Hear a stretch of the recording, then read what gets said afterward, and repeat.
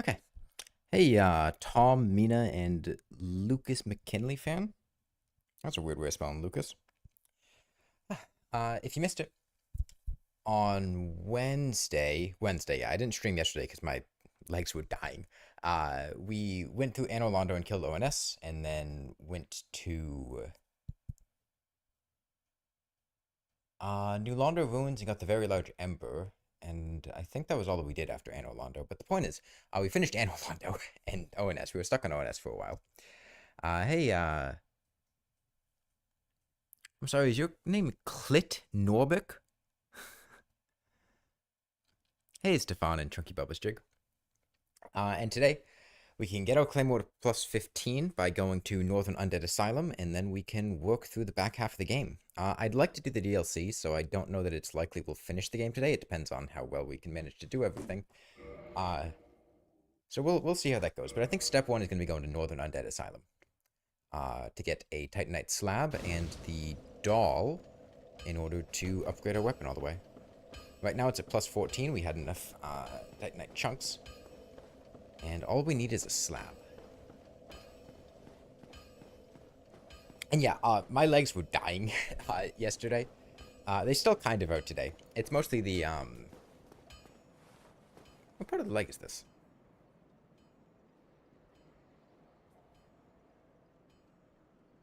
I don't know what to call that. The back of the bottom of your leg. I was dying every time I was standing up. I was laying in bed all day. I was on a dance pad for like a collective 11 hours between Tuesday and Wednesday. Calves, I thought your calves were up here. Is that your calf? I guess that is your calf.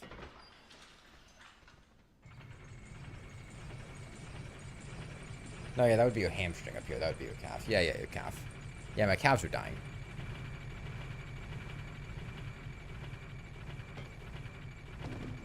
I missed it.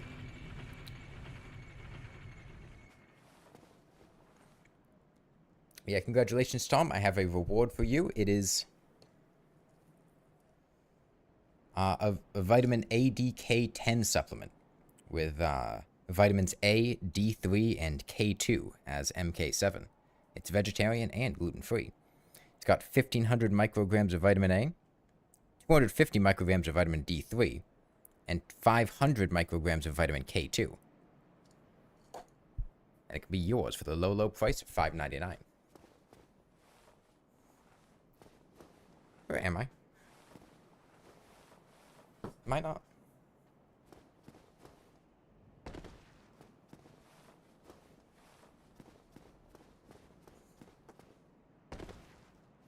Okay, I don't know where I am. I clearly messed up falling down to the top of Firelink to get to the big bird.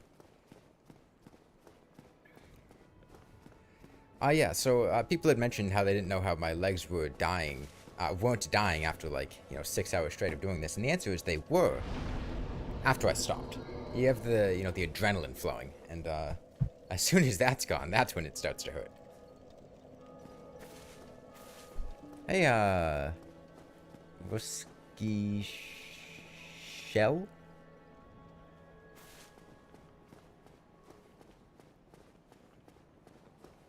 Alternatively, we could also go to the catacombs and get the Rite of Kindling, but yeah, who needs 20 Estus? 20 Estus is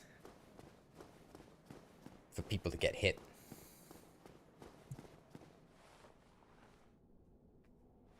Did I not miss it? Did I actually get it?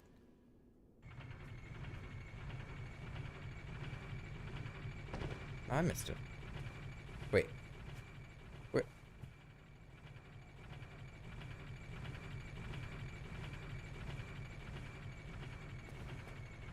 you know Big Bird was in this game? What do you mean? Big Bird was in, like, the opening cutscene. We saw him in the first couple of minutes.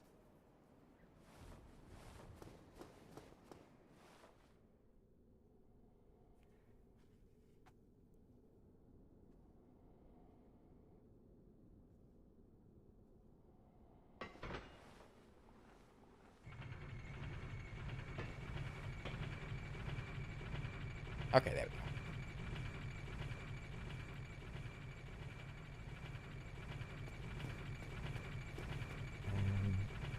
Let's get over there. Yeah, so at the beginning of the game, you start in this asylum, and you can go back there at any point in the game, really, but it makes the most sense to do it later on because it's a higher level area. And you have to do this platforming to get to the area.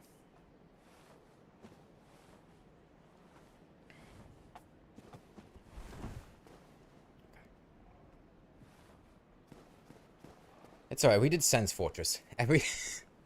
Compared to Sen's Fortress, all this platforming is a joke. We gotta get to the very, very top and sit in a bird nest and wait for Big Bird to carry us home.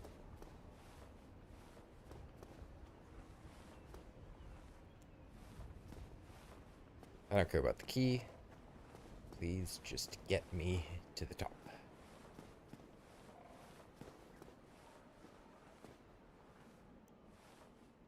Kudos for Miyazaki for accurately portraying a psychiatric facility.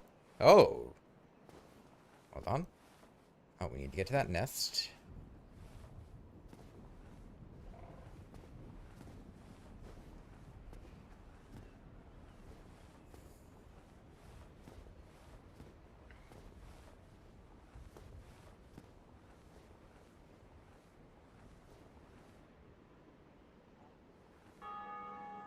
Alright, egg mode. Egg mode unleashed. And you have to sit here for an alarmingly long amount of time before the bird comes and picks you up in a cutscene.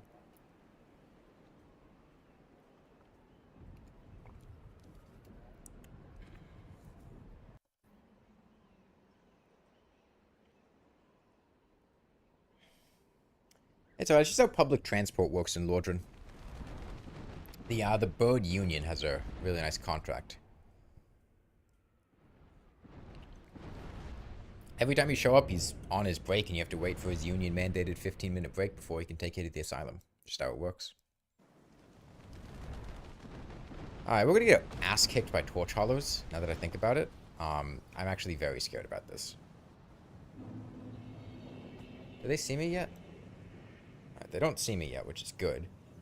You don't want to block torch hollows, and I don't think I lit the bonfire immediately to the right of Asylum Demon. Huh.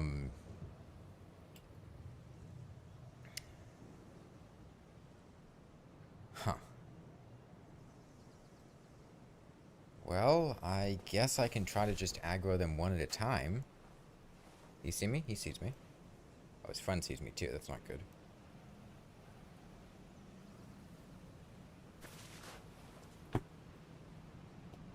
Come on. Jump. What are you gonna do, buddy? There you go. Thankfully, I one-shot them.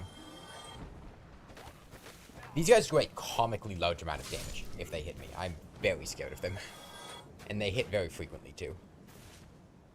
Torch hollows are terrifying.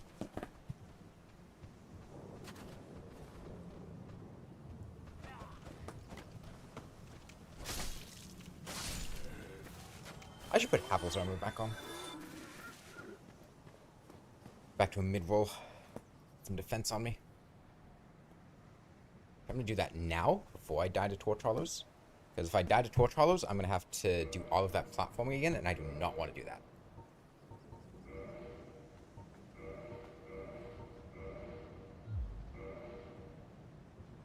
There's a bonfire to our right. Also hollows in here. But we should be fine.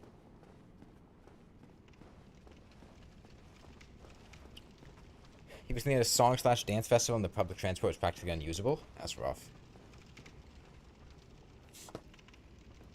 Yeah, I mean, I'm from the US, so I'm no stranger to public transport in a lot of areas being pretty awful.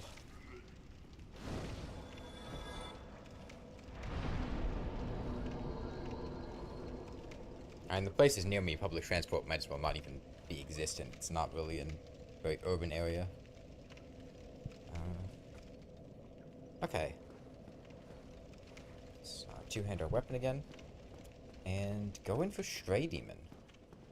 I don't remember. I think he's to the left once you fall in. No, he's to the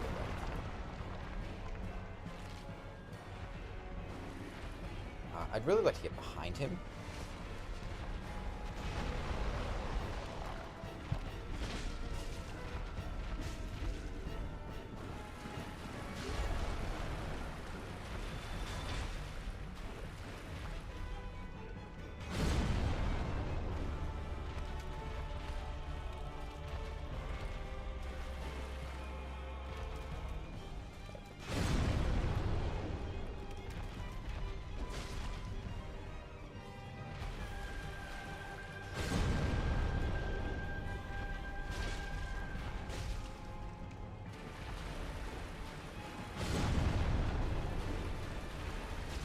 I do have to be careful of the lingering hitbox on this.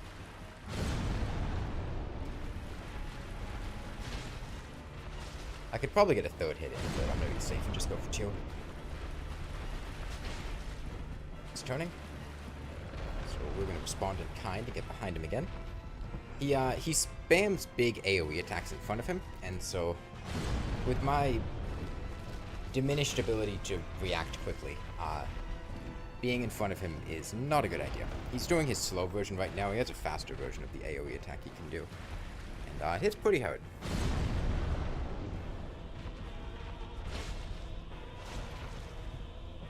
That's bad. We're just gonna eat him. Oh! There's a double hit on that. I see. I didn't realize his staff actually had a hitbox. And I think the poise might have denied me the iframes from getting knocked over. Okay, I've never actually tried to just face tank that in his face. I didn't realize it was going to hit me twice. Okay.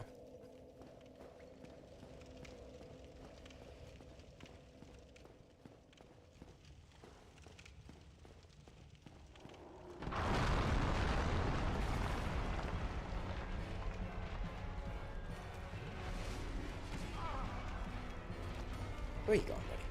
Come on. That's bad. That's very bad. Yeah, that's the fast version.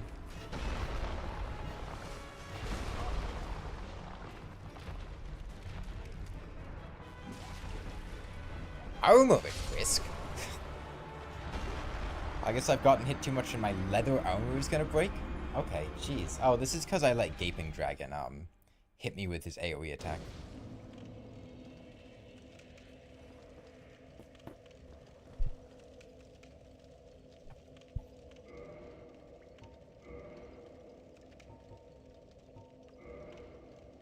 Just switch to you. Do I have to wait to put on Havel's head as well? There's no way, right? I do! Okay. Awesome.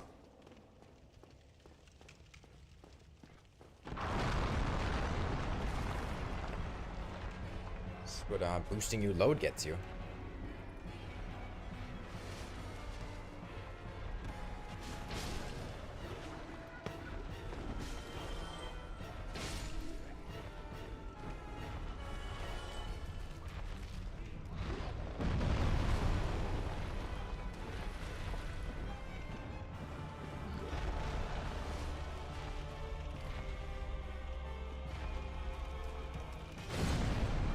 I'm pretty sure we can get 3 hits in here if he, Oh.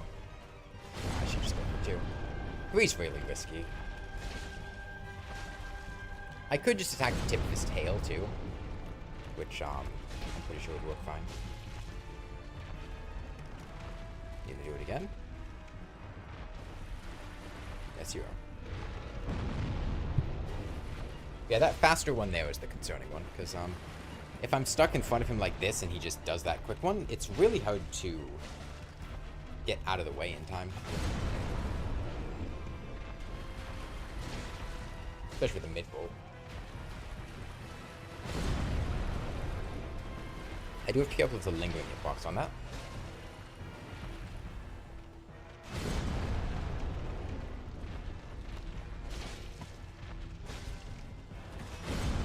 The dance pad. I do like this dance pad. You know, at first I remember being kind of ambivalent about, you know, this particular dance pad being good because it was just a random one I bought on Amazon. It wasn't like particularly great. It's a soft pad, whatever. But after trying a different one, this one, I really missed having access to this one. And it feels so much nicer to play things on.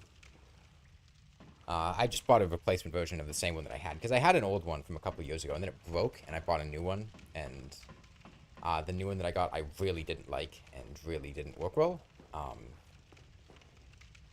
Then I just bought another version of the first one.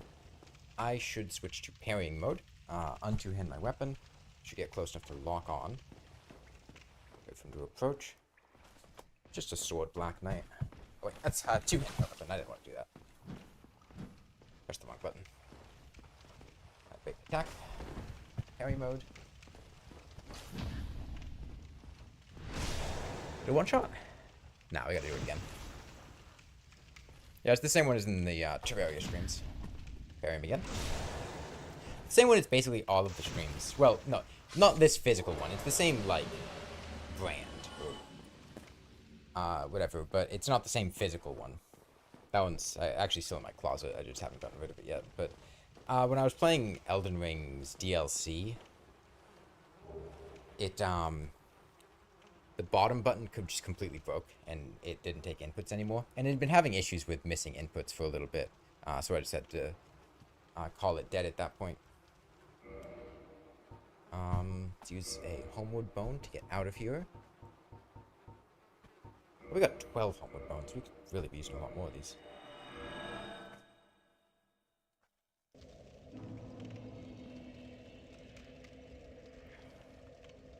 Okay, let's level up a bit. What's the crown thingy? I think that's like chat participation or something. Honestly, I'm not 100% sure. Claymore's got good dex scaling, so let's level dex. We're getting 5 points of damage per level here, which is fantastic. And Painted World. Let's do Painted World. Let's see. Opening anor londo bonfire, I think would be the best place. Walk down to the spiral staircase, do the thingy.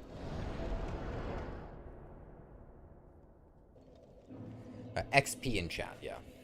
So is XP like per stream? Does it reset every stream? I haven't really paid attention to the.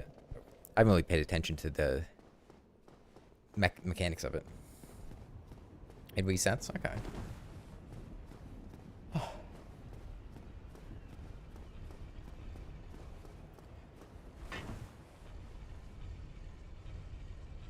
I've asked this before, but am I insane? Why do I do this to myself?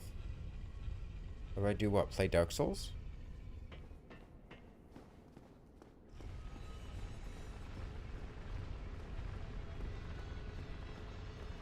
You had an incredible 400 XP last stream.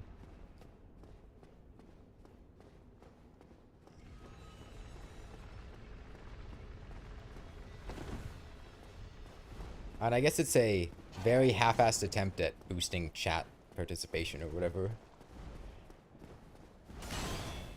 No, I don't think any part of this is particularly weird or even difficult. I mean, don't get me wrong. It took me a while to get here, but that's because I was playing really, really poorly. Not because the challenge was particularly difficult. This is gonna be rough, but at this point we have the poise from Havels that we can eat a few of these hits. Is that other guy still on the staircase? Oh yeah, he is. Hello. Yeah, that's fine. That's fine. Go to the sunlight altar.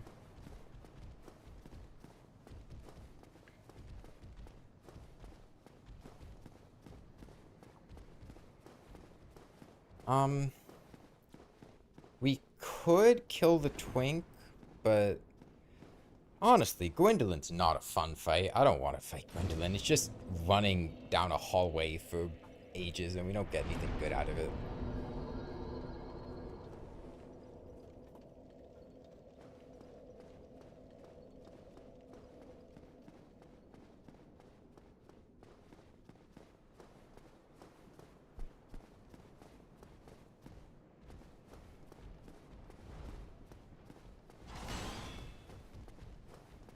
Does your position not reset when I rest at the bonfire?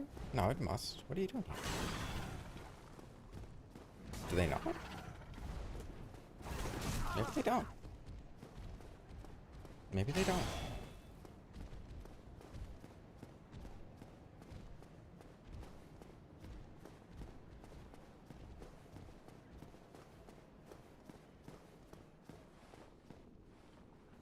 Yeah, no, things have been taking a while, but that's more just because I have been rusty on a dance pad, and it's taken me a bit to get my coordination back up. I'm gonna go straight to that painting, and then press the use item button, or the use button.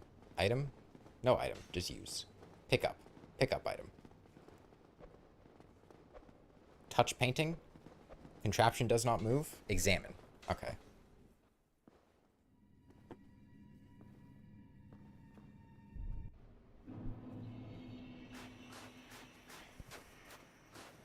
And now we get to travel to Dark Souls 3, but not Dark Souls 3, because it's Dark Souls 1.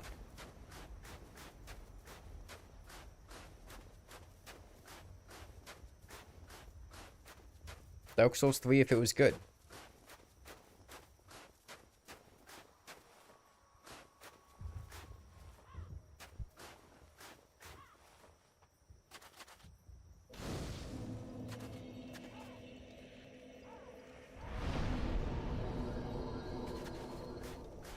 Holy shit, it's Ornstein! Oh, Ghost of Ornstein, what is your wisdom? Oh, wow, fuck you too, okay. We're getting ass beat by these hollows, man.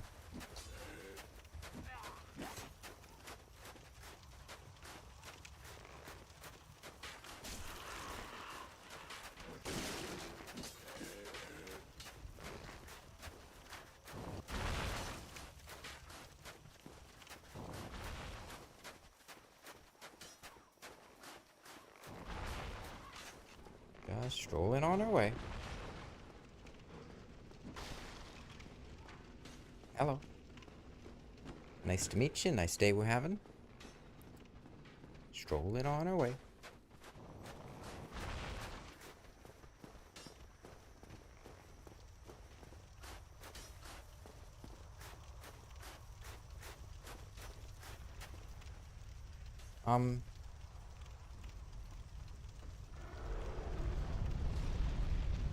I should have thought this through a bit more.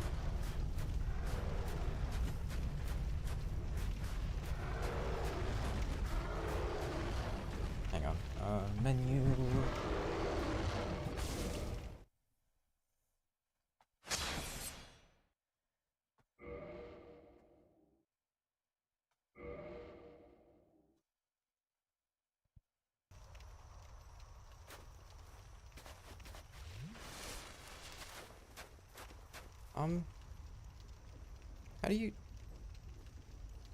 How do you get down those stairs here? I know there's a skip where you can jump off the side here, and I know you can kill this dragon. But these dragons suck to fight. I think there's stairs here. And like the camera controls to get the skip down would be annoying.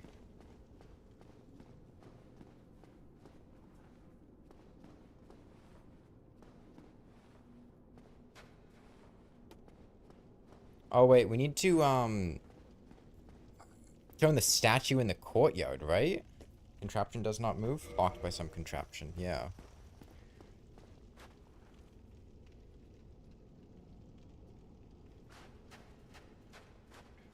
Oh wait, no, it's not in the courtyard. It's in the bone wheel sewers. That's right. Bone wheel sewers. Okay, well let's get the shortcut first.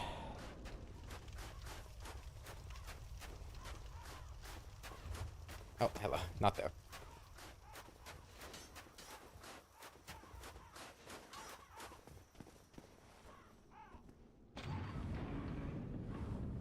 Like these dragons, you hope the game will feature more of them later on? Yeah, especially the bottom half of the dragon. Which there is.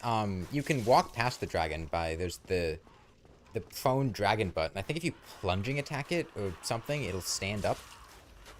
And then you can just drop past it.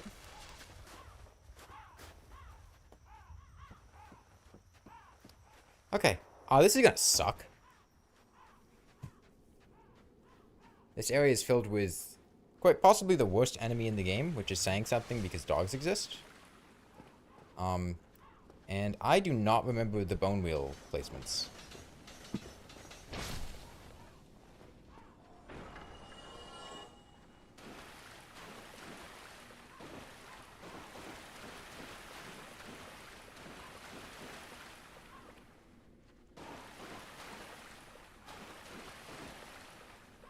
I think we're safe here.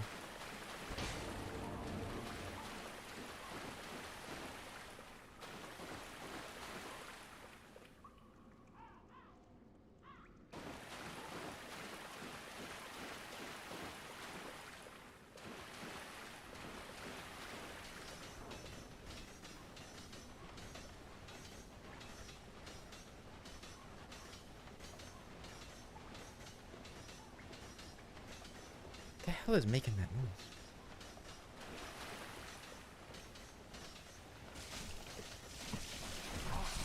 Okay, it is a bone wheel.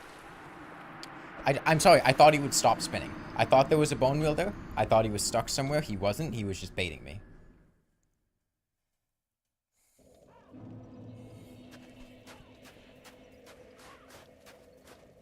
Yeah, I don't remember the layout of these sewers too well, to be honest.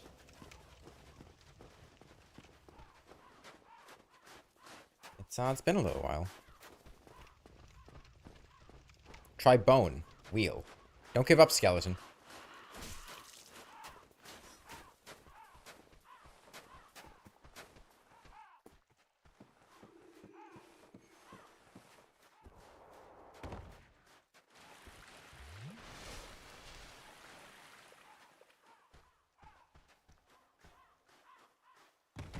Hello? Get out of here. Are you not dead?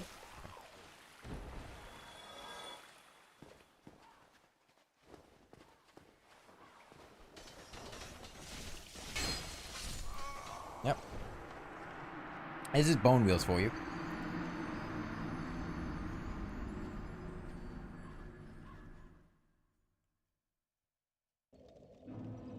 On the bright side, we have enough poise that we don't just get instantly stun locked. On the less bright side, kill him so he doesn't follow us, because last time he followed us.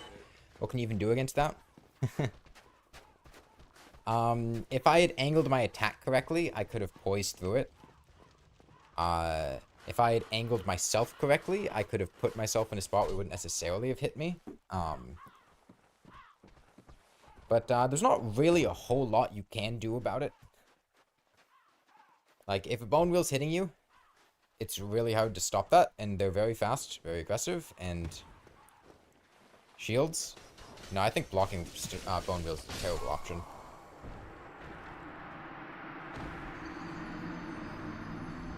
Because, they'll just drain through your stamina. And you can't, they attack so rapidly that you can't unblock during it. You get, blocking, don't you? Especially with a grass crest shield, the stability is not good.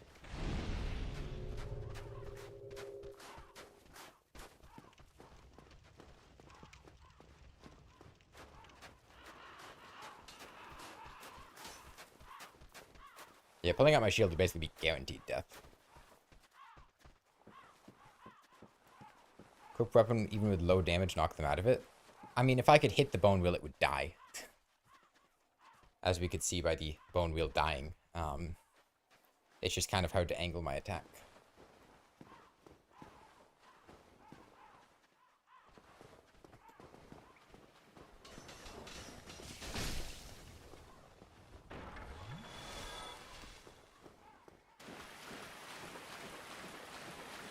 not this way. I think it's to the right where that illusory wall was. If I remember correctly. Yeah, I think it's through this one. And there is a bone wheel on the other side of this. Yeah. Well, this is just the open area, so. We're lucky we can manage to find the thing before we die. I don't remember where it is. I don't think we're going to get lucky. Yeah. Somewhere in here there's a lever that I need to push. It's somewhere on the right. I don't remember where exactly. Push that lever, that's the last time we have to go in there.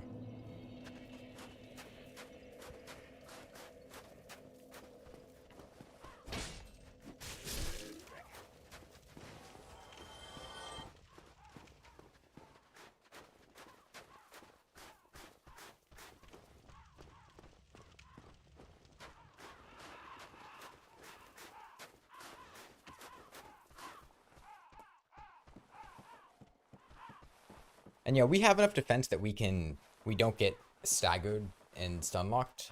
If you read, or sorry, poise rather. If you do this without poise, they're even worse because you can't just sit there, eat a hit, and tank through it. Like this. Oh, thank you, thank you. That's the worst part too, is that it's just inside of a small narrow hallway, and if you angle your attack wrong, you hit a wall and you just die. And it's a little tough to angle my attack, given the circumstances. But it's fine. We don't have to kill that many bone wheels.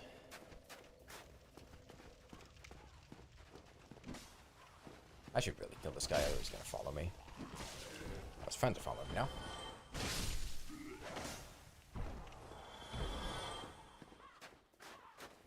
Yeah, in the sequels, Dark Souls 2 and 3, bone wheels are a joke, comparatively.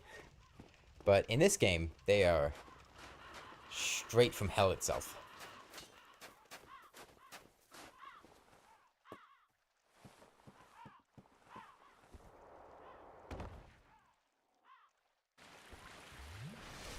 And I never really come down here on account of the bone wheels. There are skips you can do to avoid it, which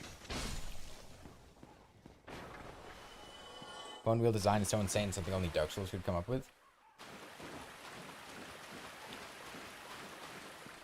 Okay, well, this is where we're going. Let's hope we can find it this time. Oh, is it right here? Oh, it's right here. Okay. It really is right to the right. Alright. I could have saved yourself a couple minutes of trouble there. The more you know. Yeah, now we're dead, though. This is Soul for Brave Warrior. There's another item pick up here. I didn't get it in time. Now we can just move on to the boss. We don't have to see another bone wheel until we go down to the catacombs.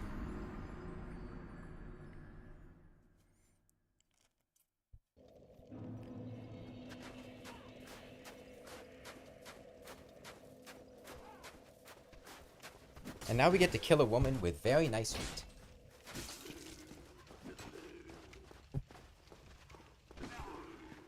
I think there were other things going on with her, but I don't really remember. The important thing is the feet.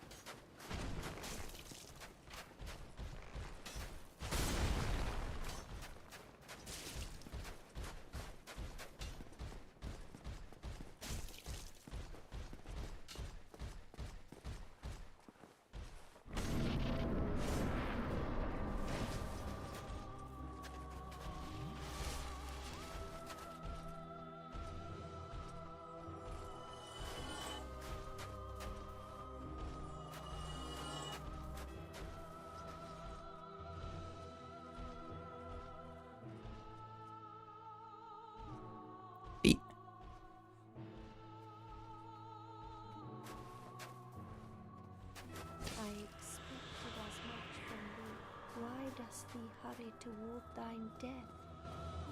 Okay, we need to find where she is, firstly. Oh, this is gonna be a mess on a Dancepad, man. Oh, there she is.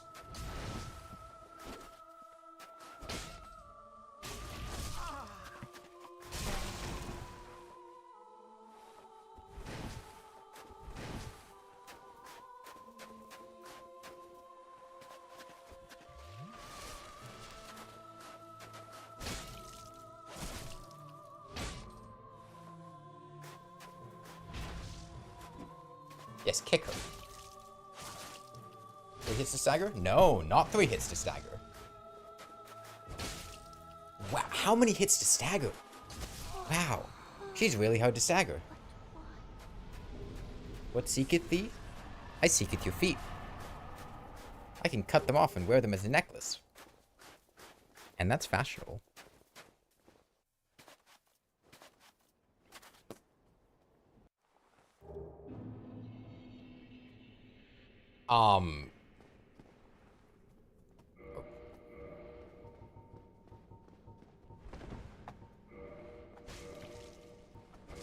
Hell of a spot to put me back into, game. Jeez. Alright.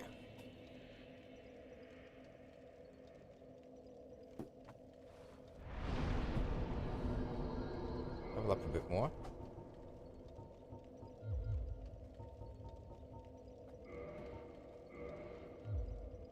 We're gonna warp and kill the Hydra. Let's go to Undead Parish. So we can get Dusk to spawn, so we can get the necklace in Duke's Archives to save Dusk, so we can go to the DLC.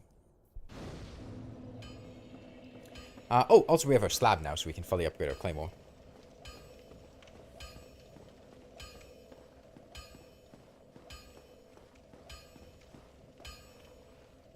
Well, hello again. You need Reinforced weapon. Claymore plus 15. Don't get yourself killed.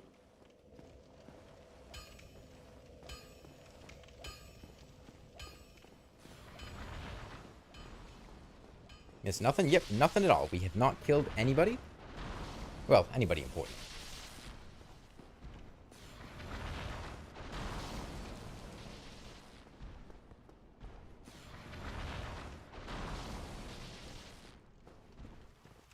There's something about just like the casual walk animation as you're strolling through areas not sprinting that I really enjoy. Just taking a casual stroll through through the painted world. Kiting little torch hollows, doing little circles around them.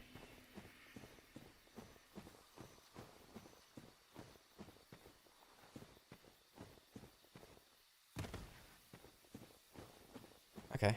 We could probably get a revenge on the Black Knight Halberd Knight, but honestly, he might just kill me.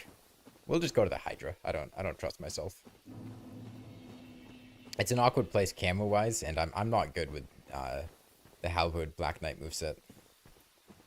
What's the next objective? I think the next thing we'll do will be Duke's Archives, but in the meantime, I'm going to get the necklace so that the Crystal Golem in Duke's Archives drops... Oh, sorry, I'm gonna find Dusk so that the Crystal Golem in Duke's Archives drops the necklace, so we can go to the DLC at a later date.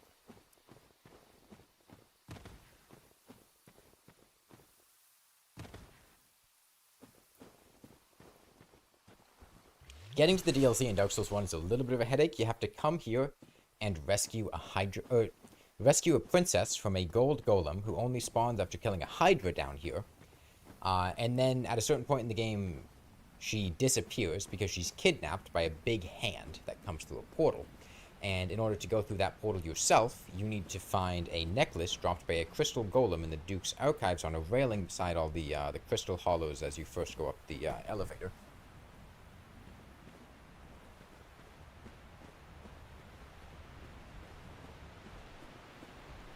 And the game really does not tell you very much about that. It's very difficult to find the DLC without prior knowledge.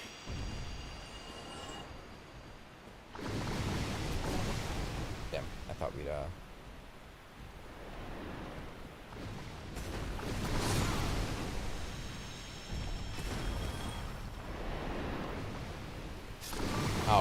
I pressed jump, not roll. That's my bad. And if people actually found the DLC when it was announced? I don't know. I'm not sure how much information from oh, right, we have to rest at the bonfire for it to count as being there. I'm not sure how much information FromSoft actually gave about how to access the DLC. Or what the content of the DLC were. Like, if you knew it was related to Dusk, then you'd have a decent place to start.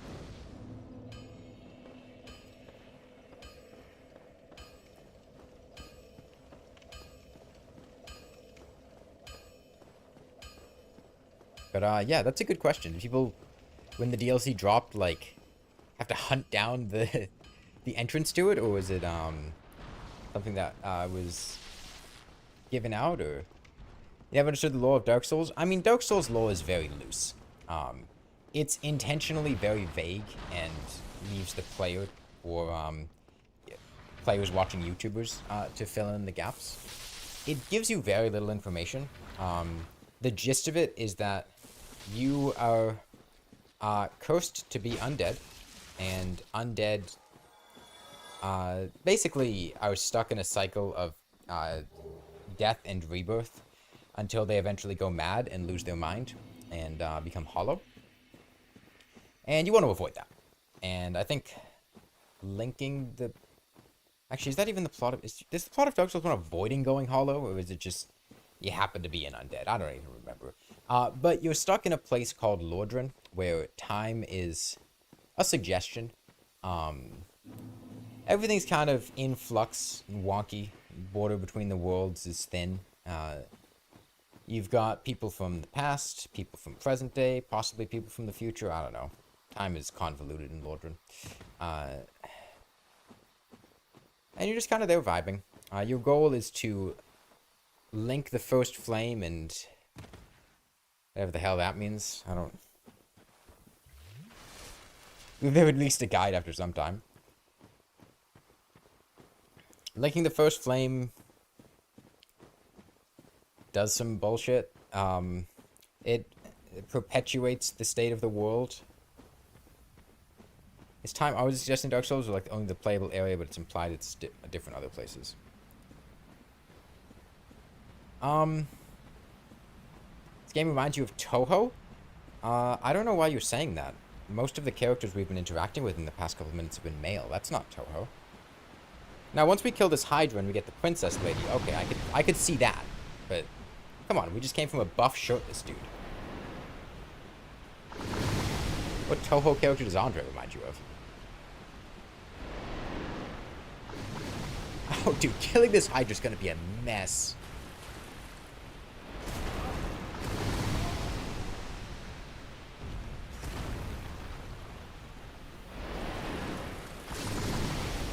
Dude, it's gonna kick my ass.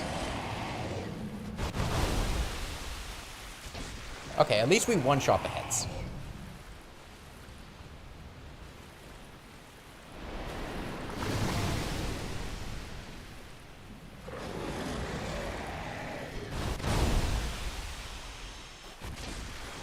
Well, we might do enough damage that we don't have to kill every head, if we're lucky.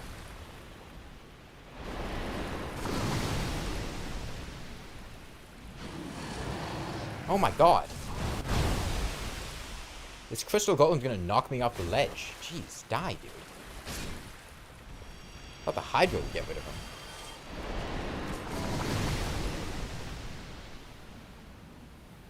Great.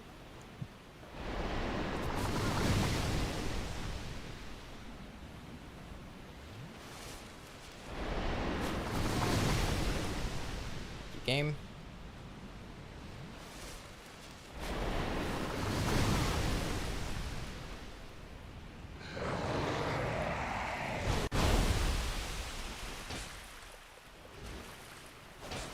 That didn't hit any of them? Are you serious?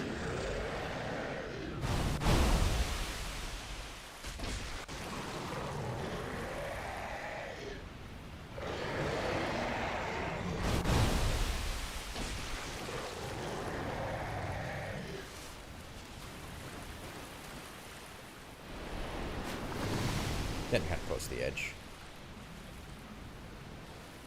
Seriously?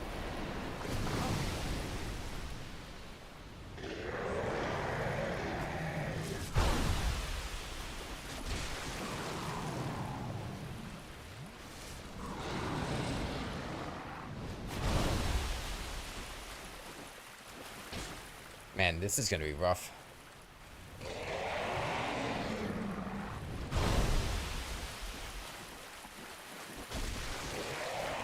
Is that enough, or do we have to get the other one? We have to get the other one.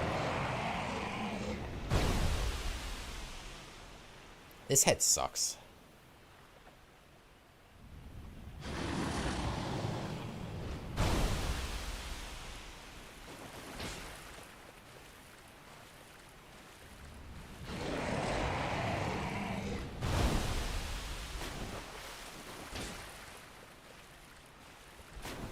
Problem is, there was a ledge here, and if I walk too far forward, I will fall to my death.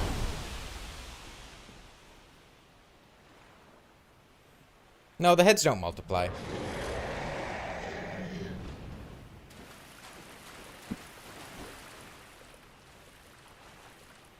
I'm not mistaken, I'm actually very close to it right now. Yeah, I am.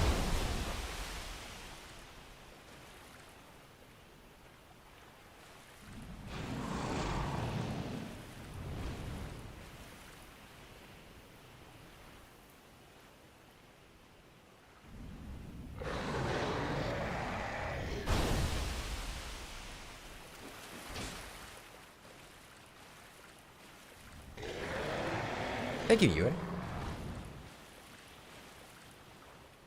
You said it one of them multiply? I mean, Hydra heads in Legend don't multiply immediately, I don't think. Isn't it more just like a gradual regrowth thing, or?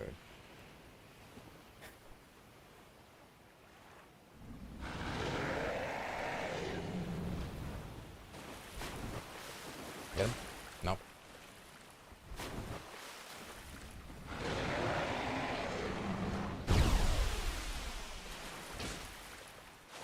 Come on.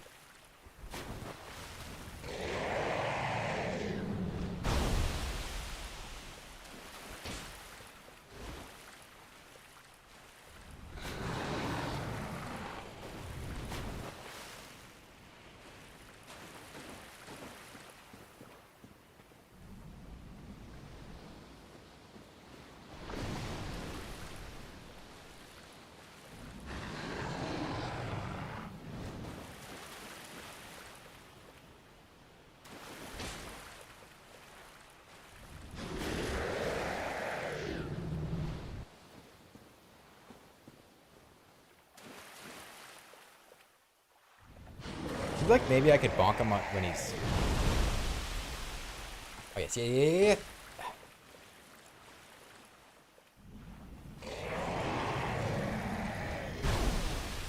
When he was coming back here, there was a bonkable moment. Now? Almost. The problem is he literally moves. His head doesn't stay in a consistent location. Okay, we got it there.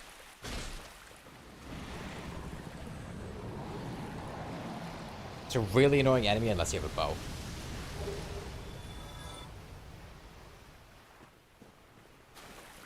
Okay, and now we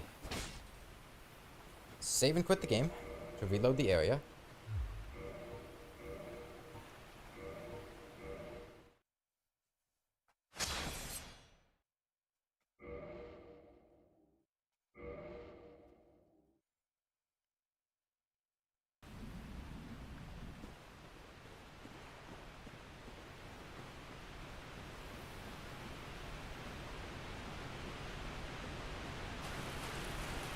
The other characters in the game's not even afraid of those comically gigantic beasts.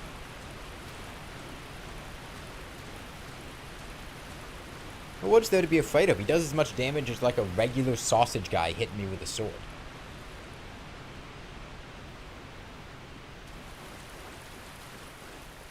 Alright, we need to kill a gold man here. Because he's got a princess inside of him. And I'm being careful here because I don't remember where the cliff is and I don't want to walk off the ledge.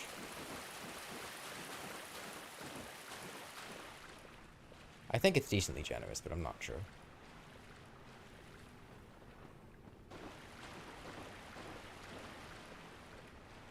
There he is.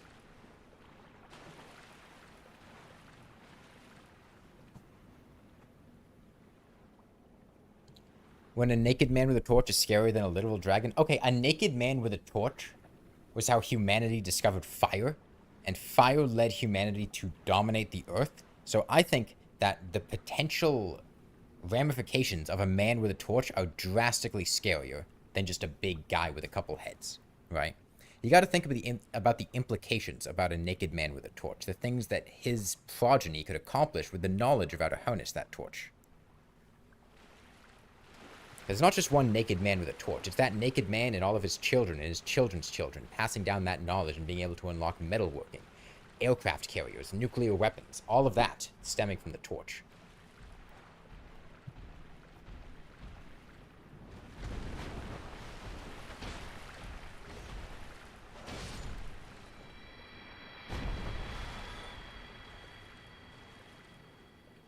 So, most I concept my what the Sure.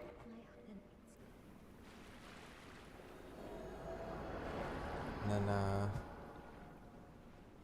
we still have to summon her? We just quit now. I'm pretty sure once her equipment shows up here, that's your indication that it's good to go. Hello, Denhattan.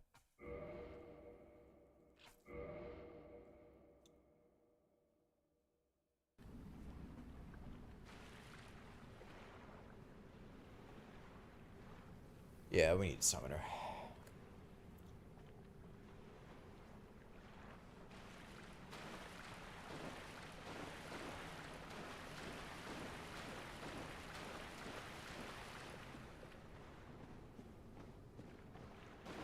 Yeah, fun fact. This lady sells the, what is it? Ulysseal Ivory Catalyst or something? Which is a sorcery spell thing that, well, let me take a step back. Most of the weapons in this game scale their performance based on your stats. The Ulysseal Ivory Catalyst specifically does not scale based on your stats, and it's a flat amount. So, players will rush to Dusk in order to get the Ulysseal Ivory Catalyst at a low level so that they can invade other players at a low level and use a catalyst that grants them a very powerful spell bonus.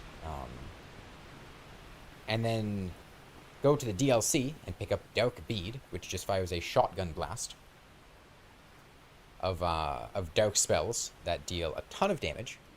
And then they will just go to the first areas in the game, usually the Undead Parish, and just one-shot people with an extremely powerful build. And as a new player, it's basically impossible to counter that. Your only hope are getting to the boss before they catch you, or having someone summoned that is equally overpowered and is able to kill them.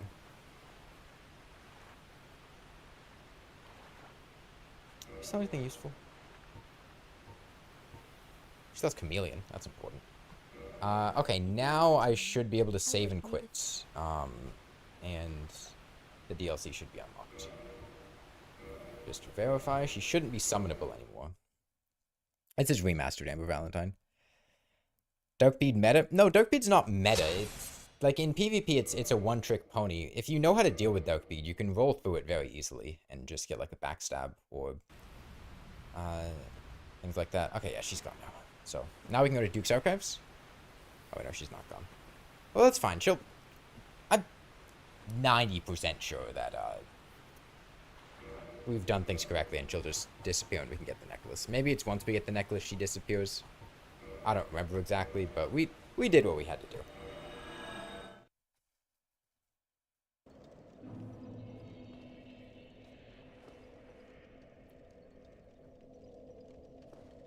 But the problem is the Darkbead Twinks just pick on the new players who have no idea how to avoid a Darkbead and just get one shot.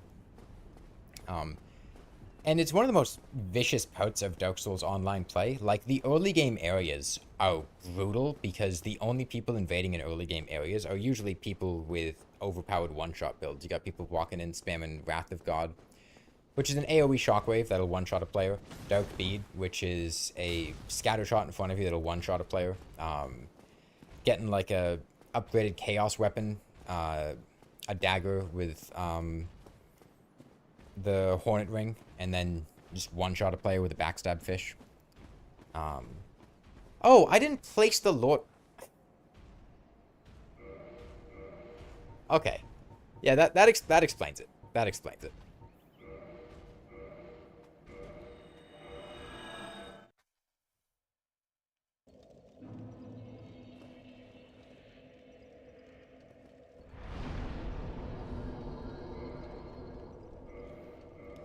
Yes, in my infinite genius, I did not place the Lord Vessel. Pyromancy is also the one-shot player, as does it scale from your stats. Yeah, but pyromancies in general are just weaker. David, right?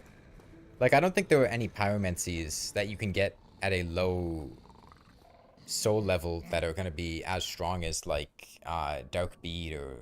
I mean, even Wrath of God you don't see that much. Dark Bead has, like, low stat requirements, and I think that's one of its stronger things. Whereas, I'm trying to think of the pyromancies in Dark Souls 1. I don't remember any of them as being, like, super strong. When I think of pyromancy, I usually think of, like, power within to buff yourself. Maybe a meme build with, like, what's, like, Iron Skin one, where you just, like, stack a shit ton of defense and then Iron Skin slow walk everywhere.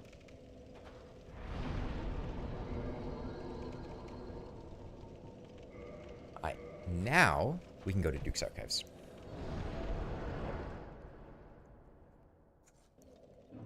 Yeah, I used to do Undead Parish co-op as a Sunbro, and I don't remember seeing very many pyromancies.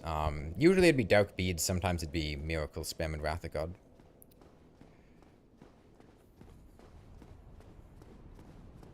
I remember having a very fun, what was it? I think it was a Great Shield build, with the, like, Iron Skin pyromancy and just, like, full Giant's armor. And just sit there slow walk everything with a Great Shield. The problem is, like, if you do that, you have a very limited window of time to change off your build to counter an invading phantom before they just invade and kill your host before you can do anything because you're slow.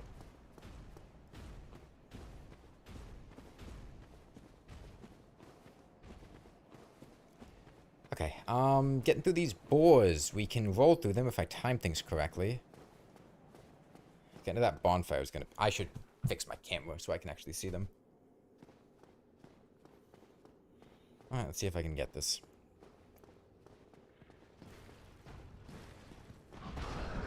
Alright, that's one.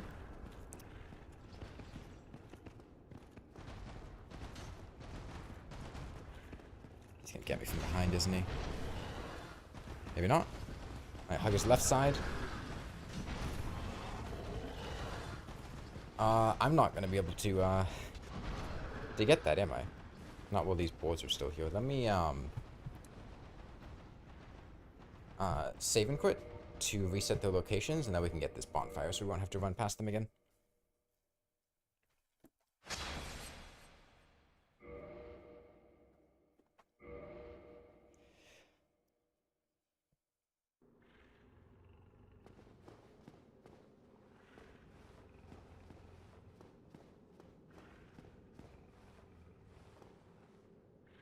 No. Do I have to kill the boards for this to become available? I don't remember that being the case. I guess maybe it is. Alright then.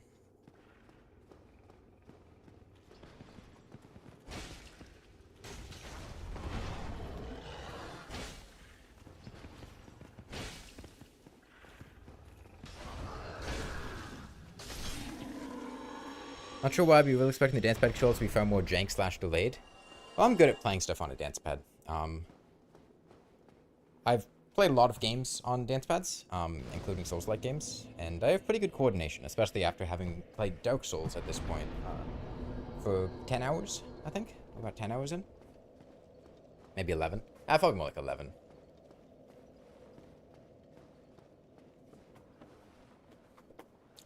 This makes sense because it was made for a rhythm game.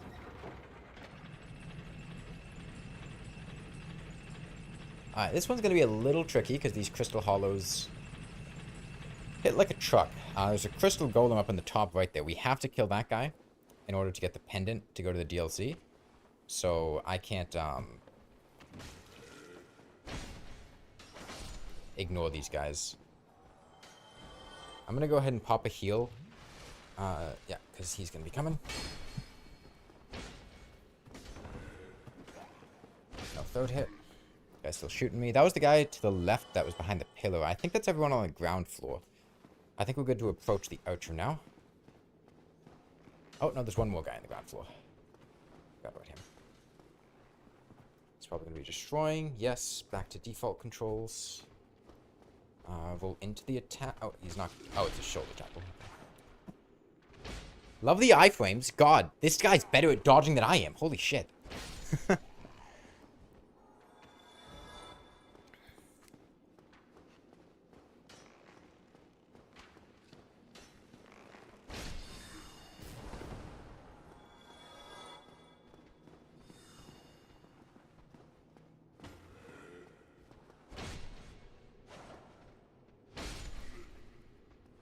Oh, I didn't realize I was getting followed. That's fine. He didn't get buffed by the channeler, so we're good. Got a counter hit from hitting him after he was dodging.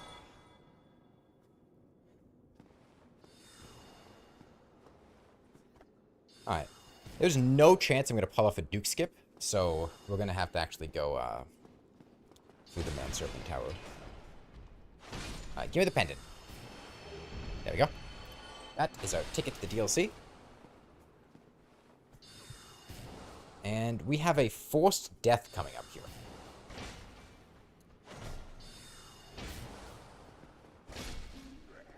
Scripted. There is one way to bypass it with a skip on a staircase, but the camera requirements to do that are going to be super difficult to pull off on a dance pad, so I'm not even going to bother trying. I think his buff's worn off by now, so we should be good to go. Oh, that delays way longer than I thought it did. Ah, messed up.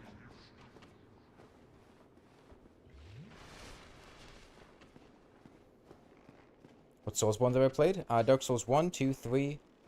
Let's count Sekiro. Oh, he is Chandler buff. That is bad, and he's got a friend too. His friend's gonna kill me. I need to get here and heal immediately. Dodge. Oh, I didn't turn around. Turn now. Should be good to just brute force this.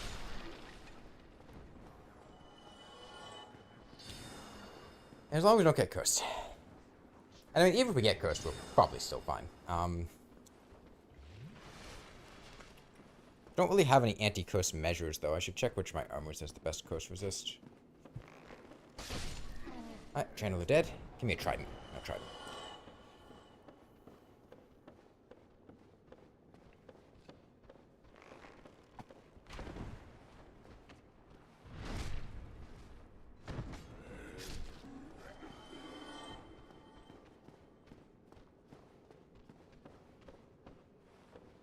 Yeah, Duke Skip is sending this elevator back down and then jumping off to the railing as it's falling and then rolling off to one of those platforms right there. It's very easy to mess up. The spacing on it's a bit specific. And you do have to adjust your camera on the fly, and I'm not very good at doing that on a dance pad, so we're not even going to try.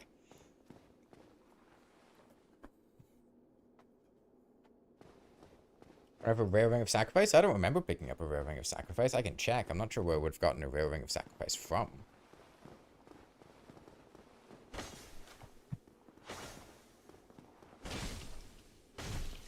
Dude, get some poise. Your armor's that heavy and you don't even have any poise? What a sick joke.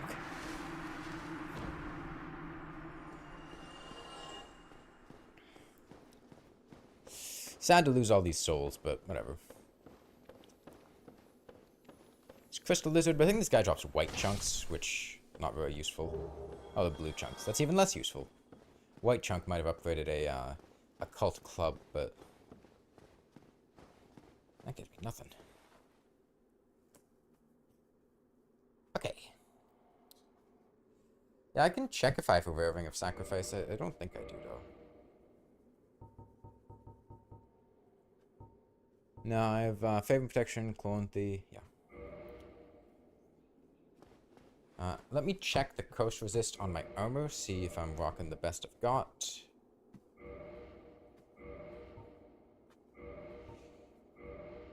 Let's see, F? Is it? I guess that works. Oh, hold on.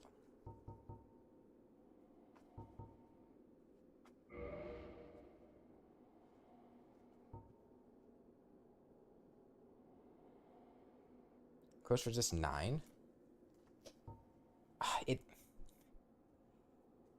I can't, because of the way my bindings are set up, I can't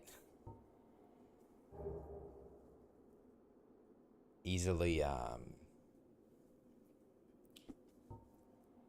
okay. You know, it's got better than tattered cloth. That's good enough for me.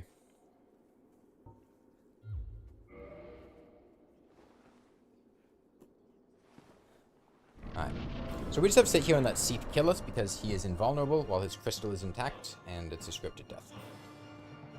Ideally, we don't die to an attack that applies curse, because then we will be cursed.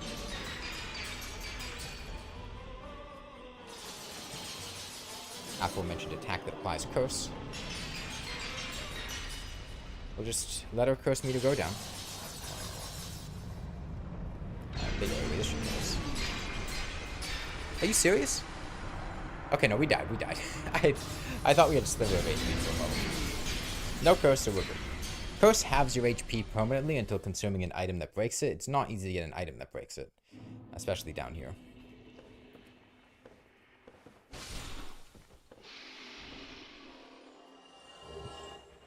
Get rid of the snake. Thankfully, they let me keep my weapons in prison. It's a very,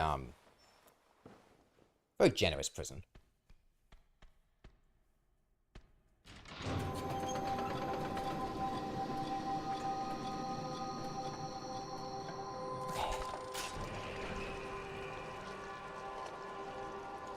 We have the lovely tentacle woman. They used to be princesses, now they have squid faces. What do you mean scripted death? Can't you kill him and dodge attacks? You can dodge the attacks, but you can't deal damage to him because he is invulnerable. Lock on, please. Well, whatever it is.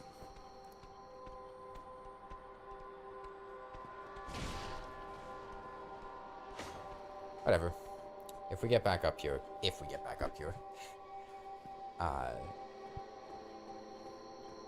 we'll just have to deal with those guys.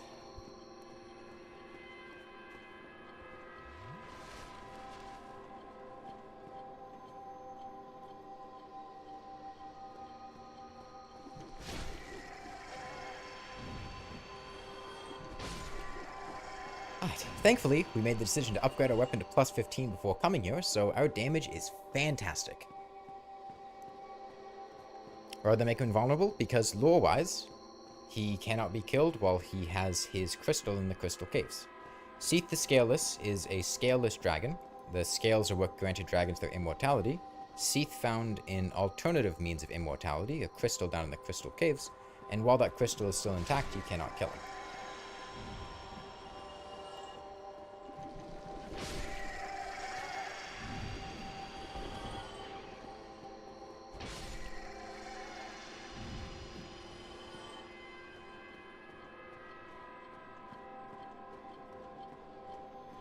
Because magic, basically, yeah.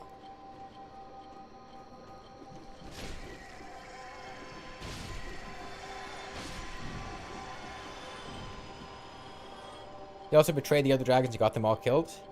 Yeah, he did. He did. But that's not relevant to why we can't kill him. You know. I'm not here to judge the man. dragon. It's his call, his decision.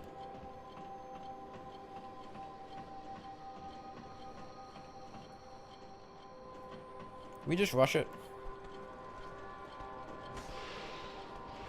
I think we just rush it. Come on, get it. Grab it before they hit me, grab it before they hit me. Okay, we're good. Now we can let it go. And break the crystal? Well, the crystal's not there, it's down in the caves.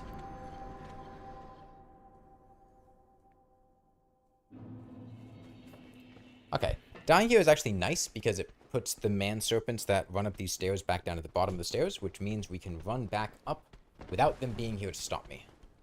Yet.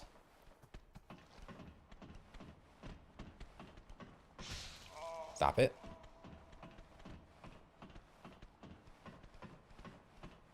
Otherwise, we have to fight these guys once we get up here, which can be a little bit of an annoyance.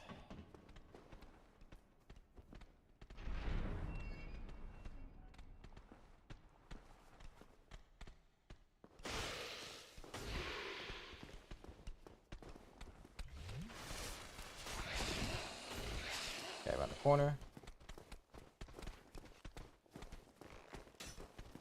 There's another guy around the corner here, isn't there? Yeah. It's fine, though no match for my casual strolling pace.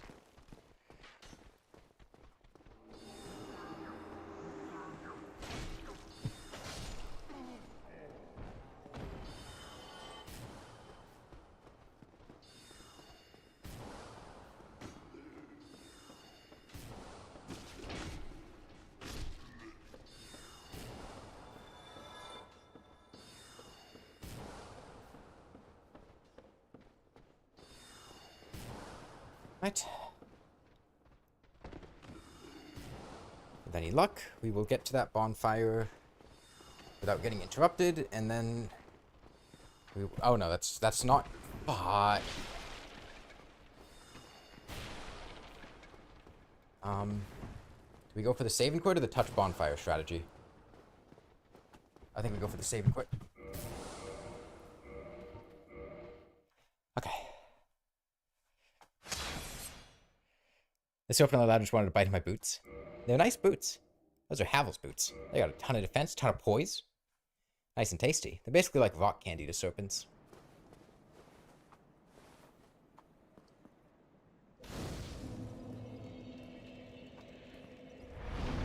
Right. Hit the bonfire. Now we have to go back up and open the door to leave, though.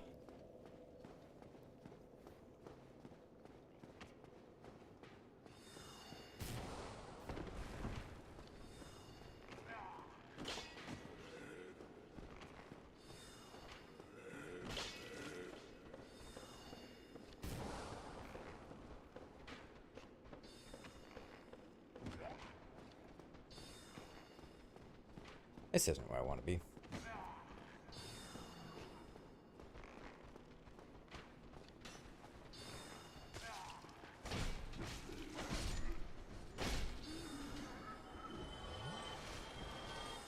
Wasn't sure which of the levels the staircase up was on. The answer was not this one.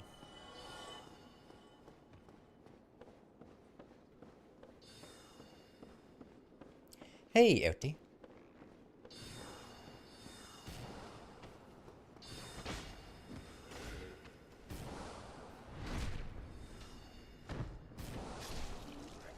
Are you serious? God, that Chandler buff doesn't fuck around. Holy shit.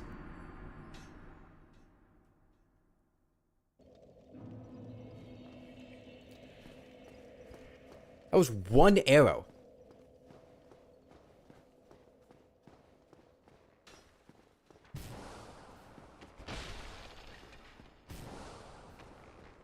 The classic Elden Ring 2-shot, yeah.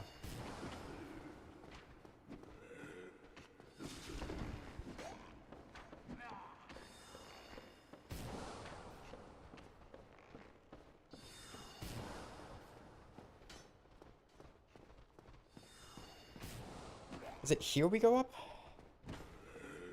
No, no, it's not.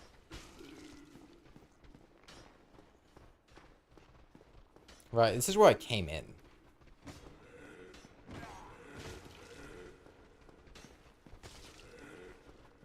Hello, friends. Oh, right, this is where you Duke skip in. Yeah, that's why I'm thinking this spot. I was hoping to get a heal off because there was going to be an arrow coming down at me. It's like a Rune Wizard on your first day of hard mode.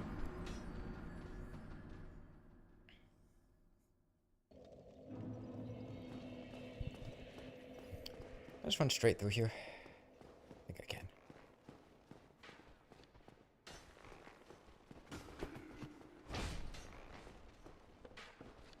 Alright, we go up another level.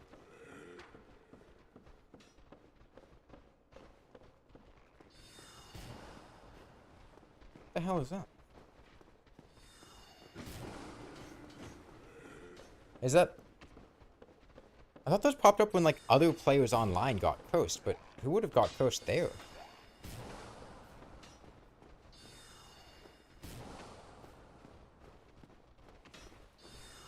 Oh, we have to go to the left side. Damn.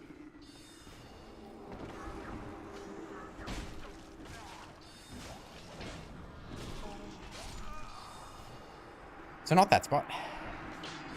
Most of these deaths are just coming down to map knowledge and forgetting the exact path I need to take, sadly. It's been a little while since I've done Duke's Archives. And, like, if I take a wrong turn, it's faster to die and run back than to try to kill the 8 crystal hollows following me.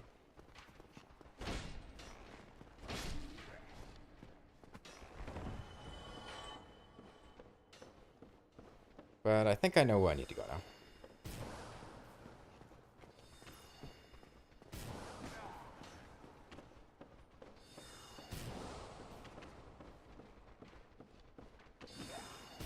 Would McCall have a death counter? I disagree. I don't like death counters.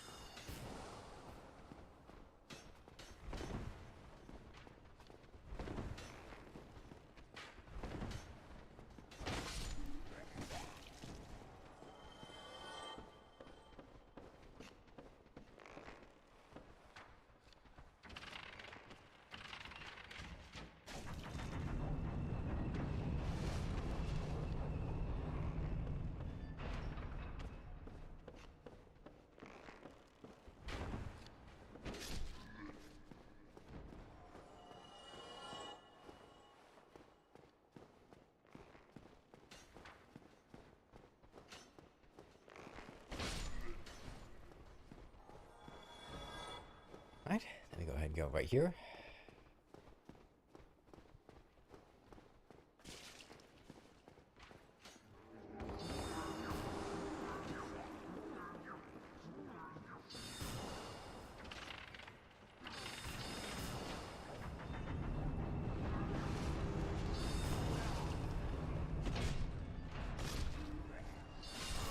Yeah, thank you, Channeler buff. Thank you, Channeler damage buff.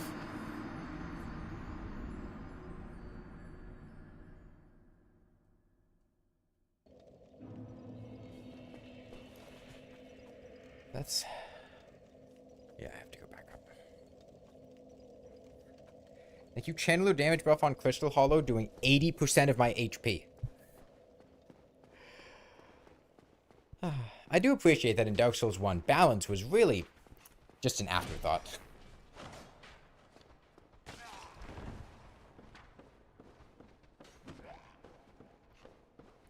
Because you can see the damage difference on how much damage a Crystal Hollow does when it's not Channeler buff, right? Like, that's how much they normally deal.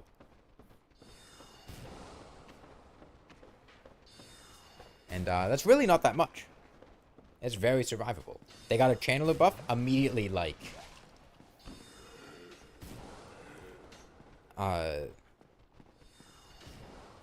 fuck everything you know and love. They're all dead.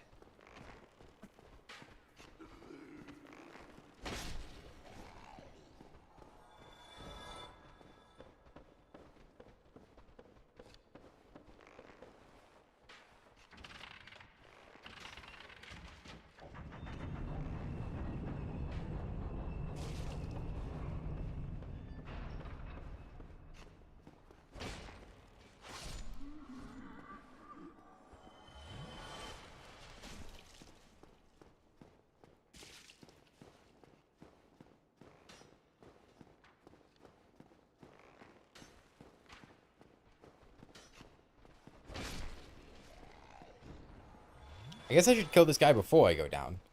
Assuming he's the one that followed me. Was he even the one that followed me? No, that's an Oucher. He wouldn't have followed me.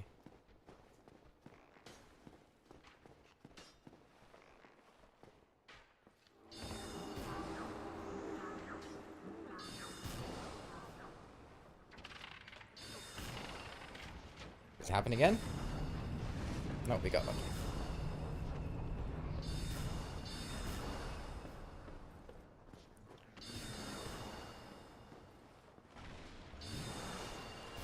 Alright. And there's a guy with a bow here that we have to be careful of.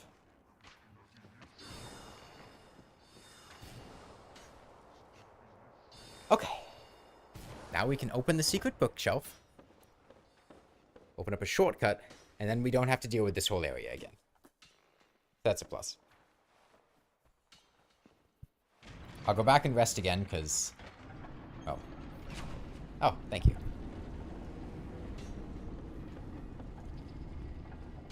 We used all my Estus.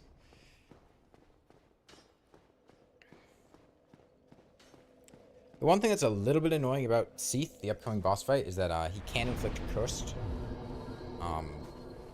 With his crystal skills, which at this point we can fast travel, so it's not that big of a deal, but it'd be a mild annoyance if we got cursed.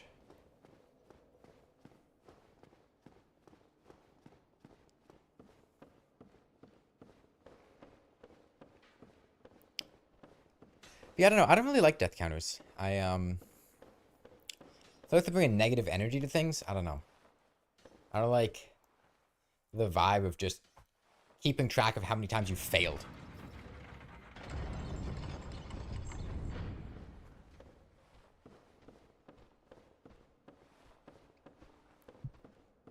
Right. On to Seath.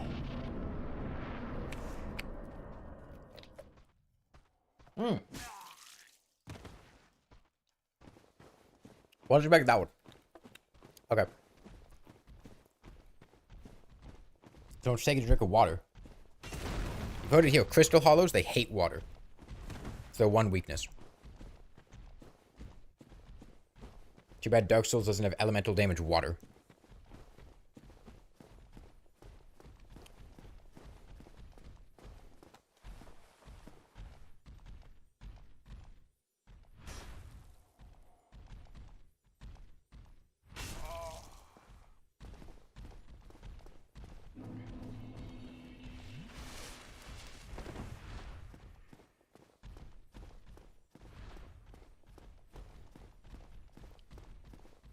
Yeah, this place is pretty rough.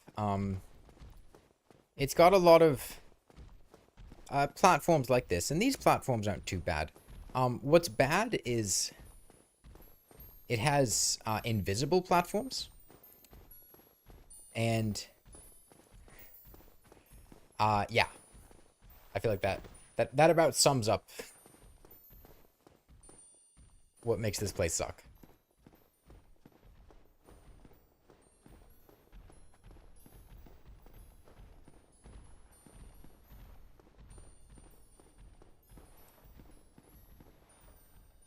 Thankfully. Once you know where they are, it's not too bad, but...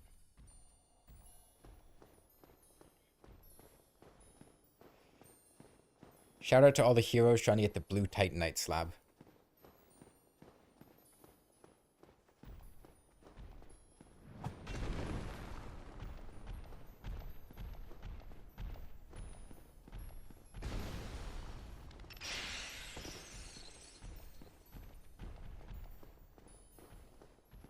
There's also a chance, if we're unlucky, that, so there are a bunch of clams up here, and clams are an awful enemy.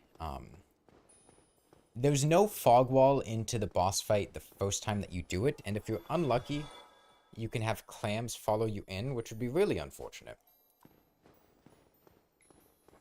So I hope that's not the case.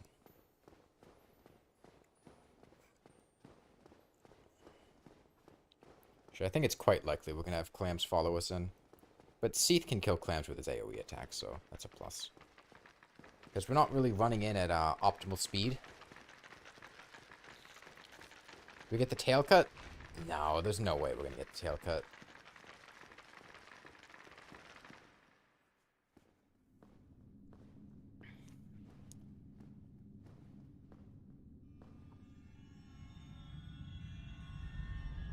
You can get the tail cut decently consistently.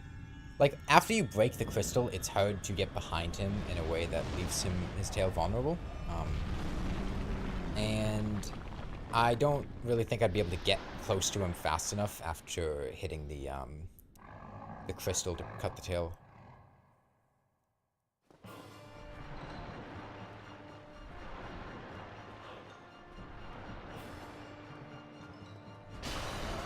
Alright, there goes the crystal.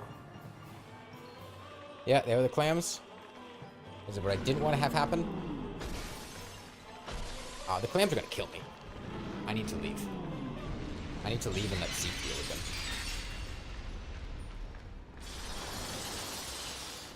I can't even see what he's doing because of the clams.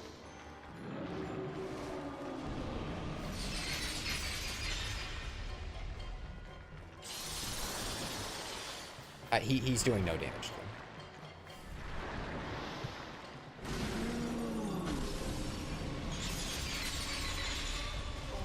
And we're gonna get clamped.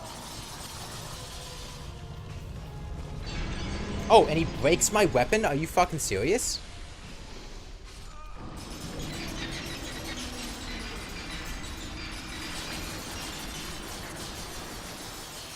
Okay, remind me to just fucking save and quit next time. What the hell?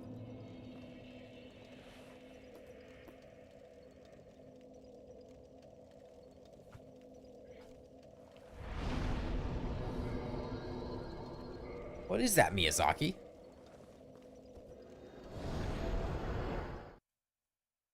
Okay, well, on subsequent attempts, clams can't follow you in, so fine. I thought I remembered Seath being more efficient at killing clams, but I guess not.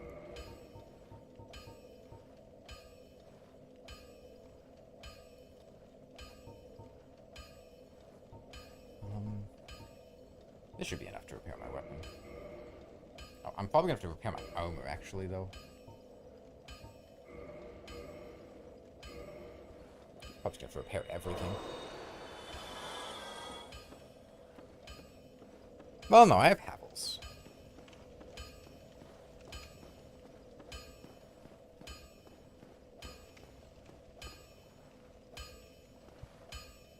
Well, hello again. Need Repair equipment. Well, I guess it was Grass Crest that was at risk.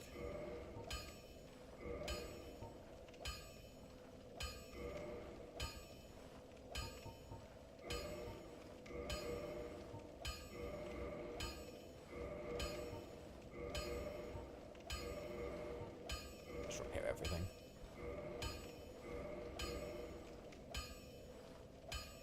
don't get yourself killed. Okay. Well, I mean, Seath's not a hard fight at all. We just got really screwed over by the clams there. I guess what I should have done is killed them before I entered the fog gate. It's not fun fighting clams, but I think that would have been my best bet, because, I mean, once we're in the fight, it's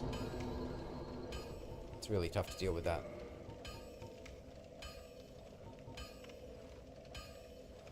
Oh, no. Don't.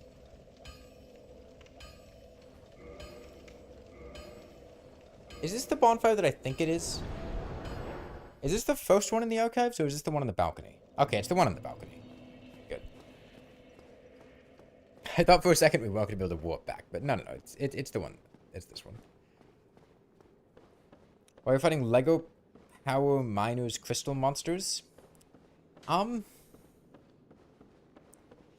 they wanted to throw hands.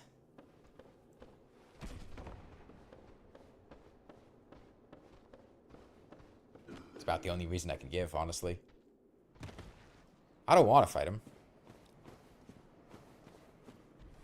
But, well, they want to fight me, so.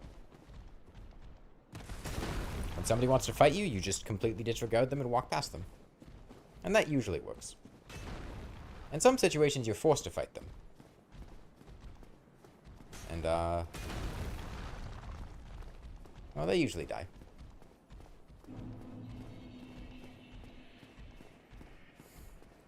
Oh, this is Regice, the Pokemon. Ah!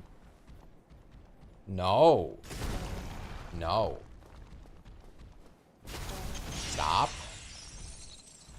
C, because of my camera, we're dead. Thank you, camera. Special shout out to today's sponsor, the Dark Souls camera.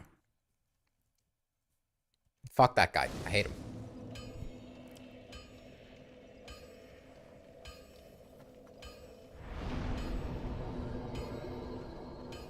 Duke's Archives.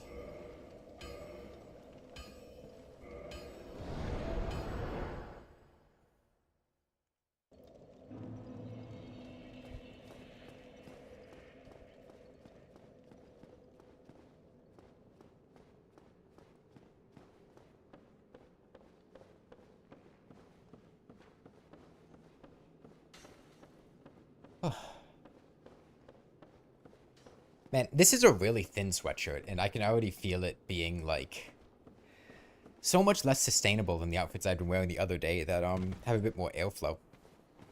And seriously, this thing is, like, paper thin. And it's not like I have an undershirt. It's just been so hot outside. Back from tending bread dough? Nice. I'm baking some bread. Baking bread's a lot of fun. I haven't gotten to do it too much recently, but, welcome back, Breadman.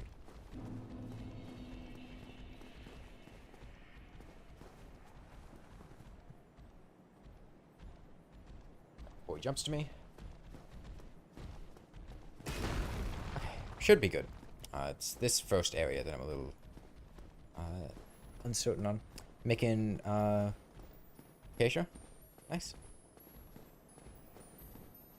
I'm gonna get a fan or two and put them behind the camera.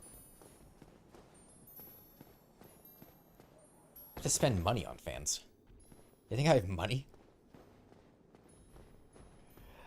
Buddy, I'm broke as shit.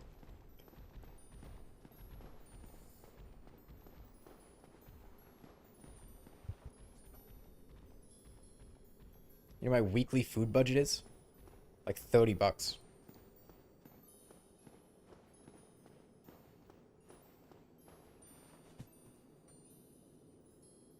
I guess that guy fell off. Okay.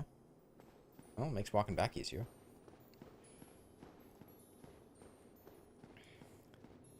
You know, right now it's like 78 degrees in my house, and my room tends to have worse airflow, so it's honestly probably even hotter in here. On the bright side, it's an optimal temperature for my gecko. She's probably happy.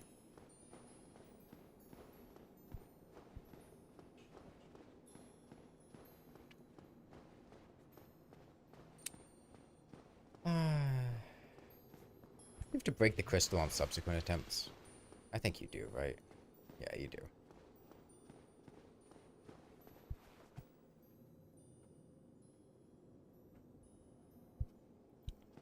Okay, well, now we can just run past these clams.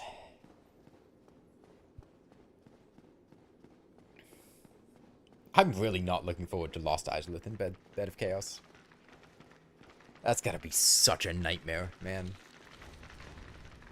Like, it's hard enough trying to navigate this stuff, but...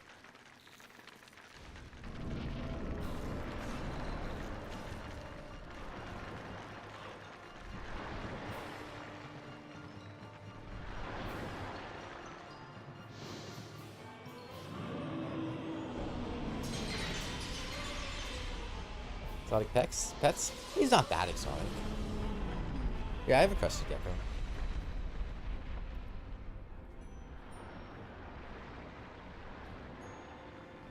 You know, we could bait Seath into destroying his crystal. Actually. Which would give me more time.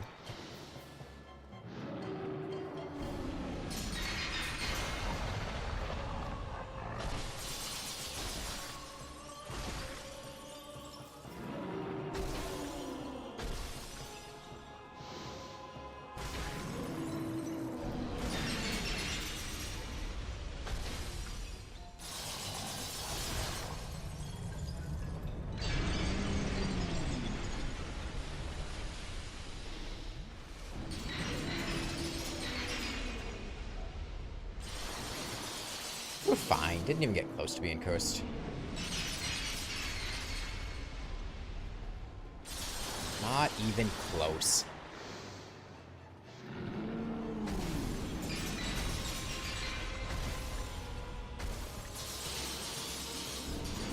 Easy fight, easy game. It's all about the clams. Once you deal with the clams, easy cake. You love the curse status so much? Oh, it's so much fun. Just instantly dying and having your HP halved until you... Where do you even buy poaching stones? Oscar? Or, no, Oswald?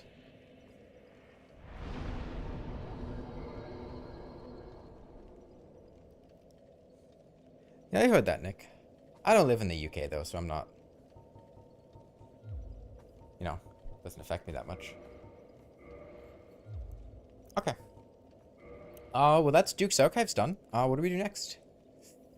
Let's see. We could do... Don't really want to do 4 kings. We do Sif. We could... do... Lost Izalith. We could do Tomb of the Giants. Maybe I do Tomb of the Giants.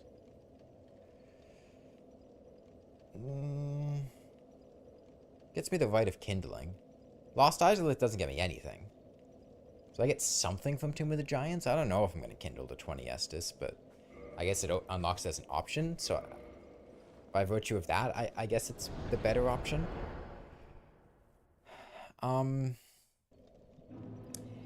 So here's the interesting question. We could... So, you have the reassembling skeletons in the catacombs, and we could permanently kill the reassembling skeletons if we were to downgrade the Occult Club into a Divine Club +5, which would allow me to kill them without needing to kill their associated necromancers, which might make things a little bit easier. But at this point, we have enough endurance to wear 3 pieces of Havel's armor, which should make the skeletons not hit too hard. I might reconsider it for the Nido fight itself, although honestly I'm probably just going to slap on full Havel's Nido fight. You sorry fool. You could not be the chosen one. Enough. I shall slumber until I am awakened again. You sorry fool. You could not be the chosen one. You sorry fool. You could not be the chosen one. You sorry fool. You could not be the chosen one. You sorry fool. You could not be the chosen one. Hey, Solly Molly Dolly. You Solly Molly Dolly. You could not be the chosen one. Enough. I shall slumber until I am awakened again.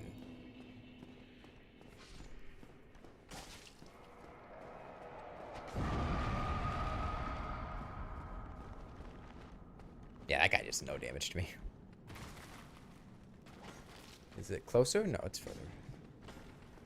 Alright, there's a necromancy boy in here. We're going to send him a lovely invitation to the front of my sword. Hopefully he accepts the invitation and comes to the him dying party.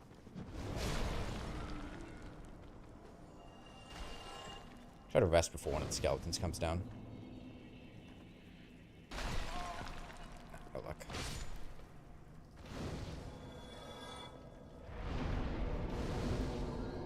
Tell the bad doggy he's not going to doggy heaven?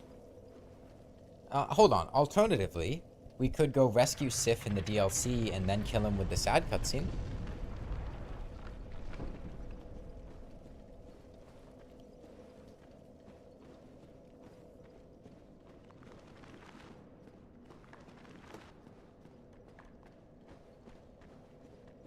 Isn't that what Dark Souls is all about?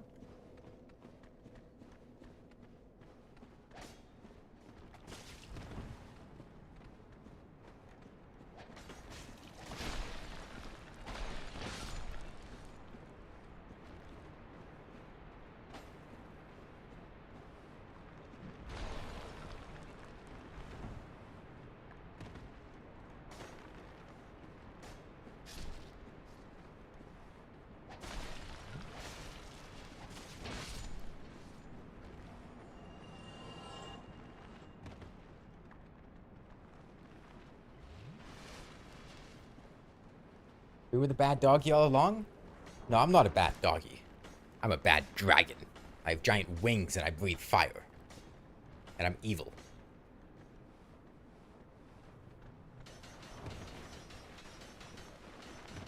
You guys remember those bone wheels from the Painted World?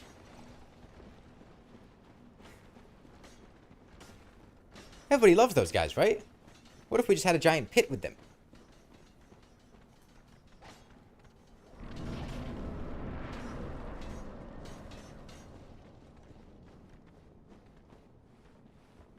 Tiny little wings? No, I got big wings.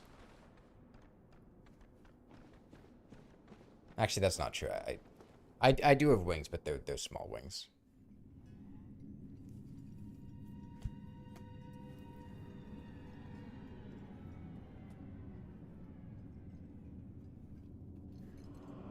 Also not really very dragon-like. More like, I don't know, succubus-like, but like they're... If you squint your eyes, they might look like dragon wings.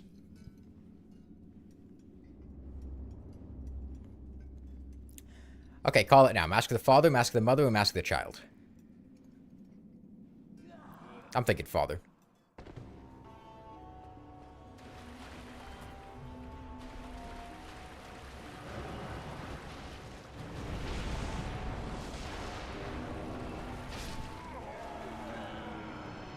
What a fucking difficult game. I mean, like, if you haven't played Dark Souls, it's one of the most challenging video game experiences on the market. Just the sheer challenge and difficulty of the bosses, the rush you get when you finally beat them. It's exhilarating.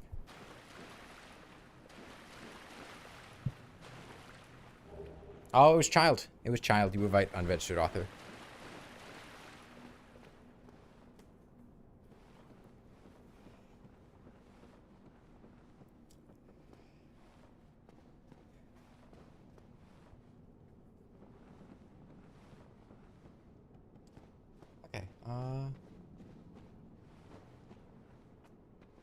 Is there a bonfire immediately here, or do we have to go a little... We have to go a little ways.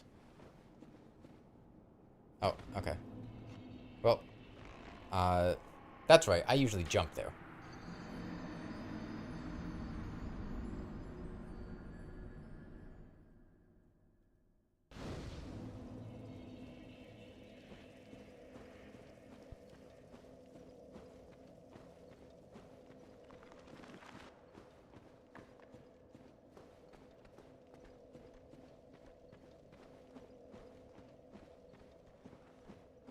Yeah, now we get to have the very fun experience of being in an area that is just, like, completely dark.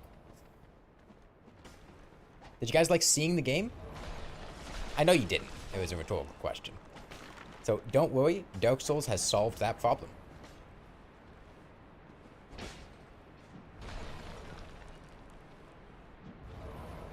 You no longer have to worry about seeing what's going on. Did they fall to their death? What is... I guess they did. Okay.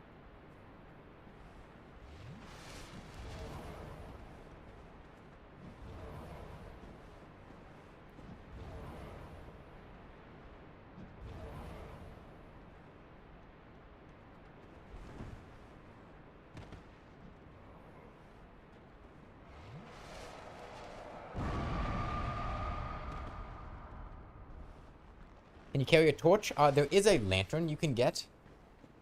You can get it as a rare drop from those necromancer guys, but they don't respawn, and the odds of getting it to drop from them are pretty low. There is a guaranteed spawn location for it, but it's in the actual dark area. We haven't gotten there yet. What is the first bonfire in Tomb of the Giants? I'm trying to remember. Is it the one to the left of Patches? Before Patches? Or is there one before that? No. I'm not too sure. I don't hit bonfires in Tomb of the Giants too often aside from that one.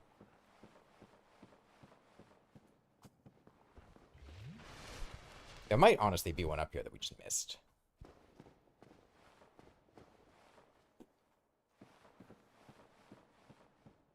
It's just the little cliffside one before Nito. No, I don't think there's one up here. Okay.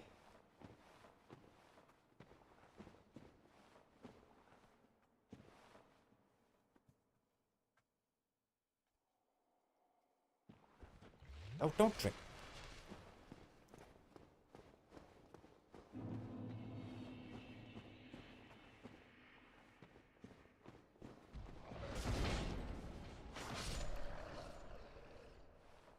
Right side, we one-shot them.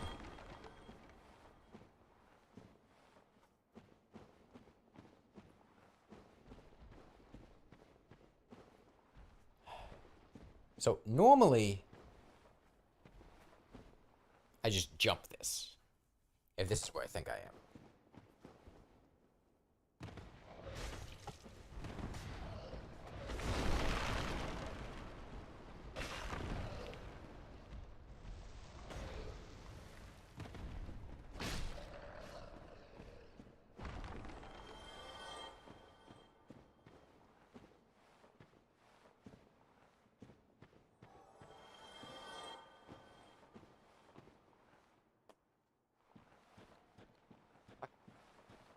This gets us the bonfire.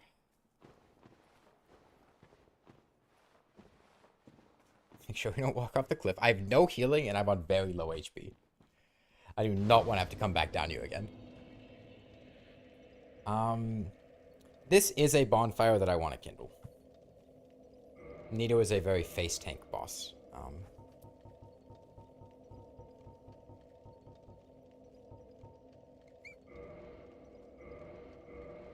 Do we fully kindle it? Yeah, sure, why not? We have the humanity to spare.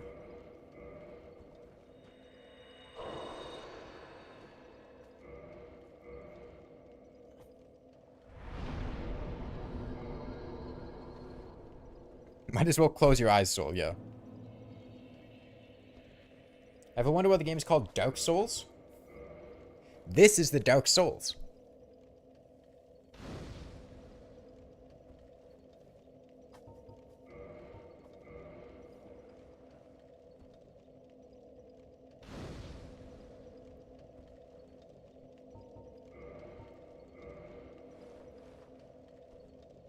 Okay, and again, because balance was an afterthought in this game, you can kindle up to 20 Estus. I'm gonna walk off this cliff so we don't get invaded by a player and have them ruin our day.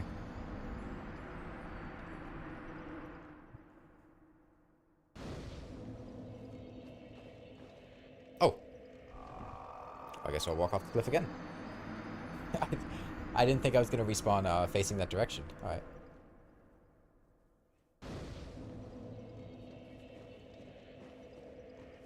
So what is it?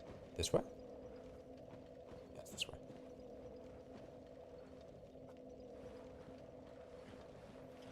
It's called Dark Souls because players play with their lights off IRL. Nah, if I played with my lights off, then the lighting here would be awful. Okay. So in the next installment of the worst enemy in the game, I'd like to introduce you to Bone Dogs. Bone dogs are like regular dogs, except much larger and somehow even worse. There's one behind us right now. We're just going to ignore him. You ignore him, and you hug the right wall and take half your hit in one attack. Half your health in one attack. We're probably going to get... Yeah. Oh, there's a Black Knight. I didn't even remember him being there. That's the... I remember him now that I think about him, but...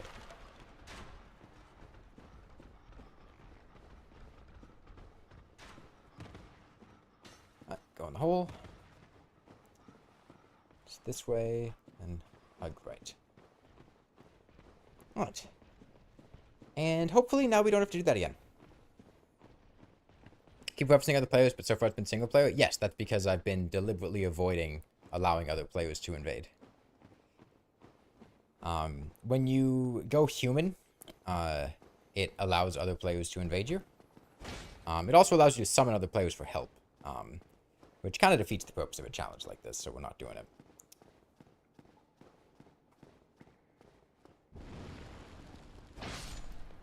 Okay, we one-shot those guys. That's good.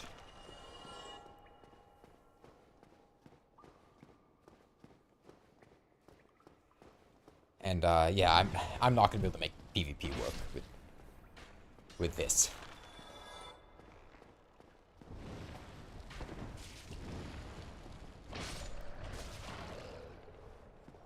Oh, he's not dead. No, he's dead. Are the players real? Yeah, they're real. There are NPC invaders that you can get. Have their own unique item drops when you kill them. And they'll invade consistently in particular areas.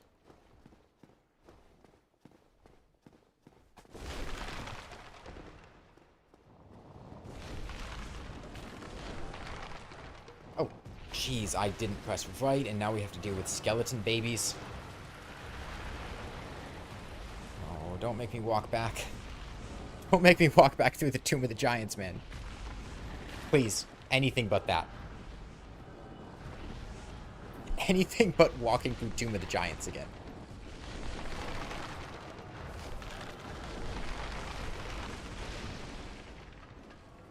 Okay, we made it.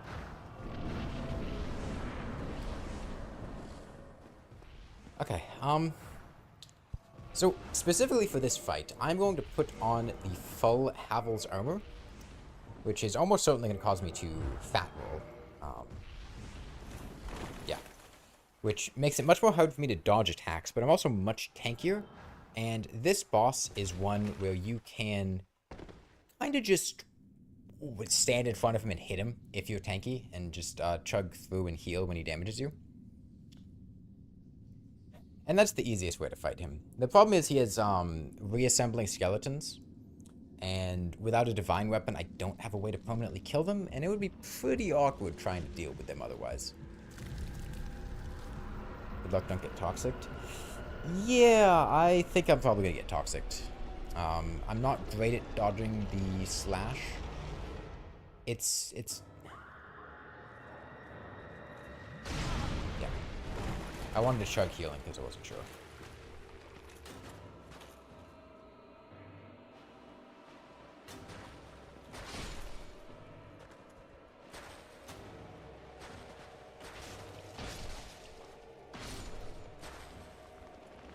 We're gonna let him get closer before we kill him.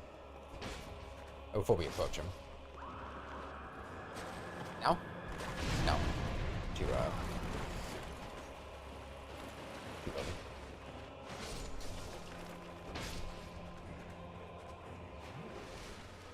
Okay, we should be good now.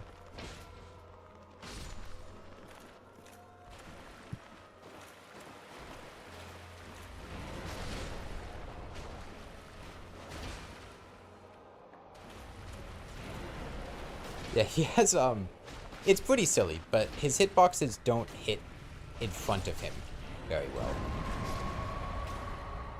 Just tank that.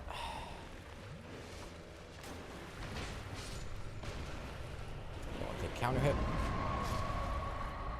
Each time he does that, he kills his own skeletons, and, easy fight.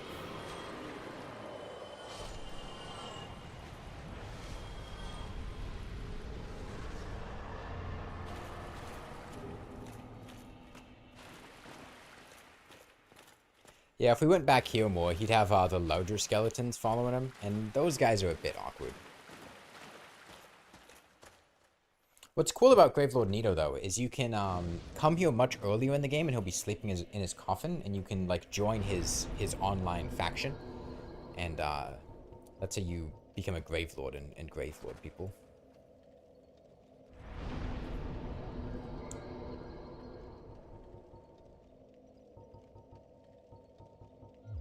I'm going to get up to 25 vitality. I think that'd be a good call.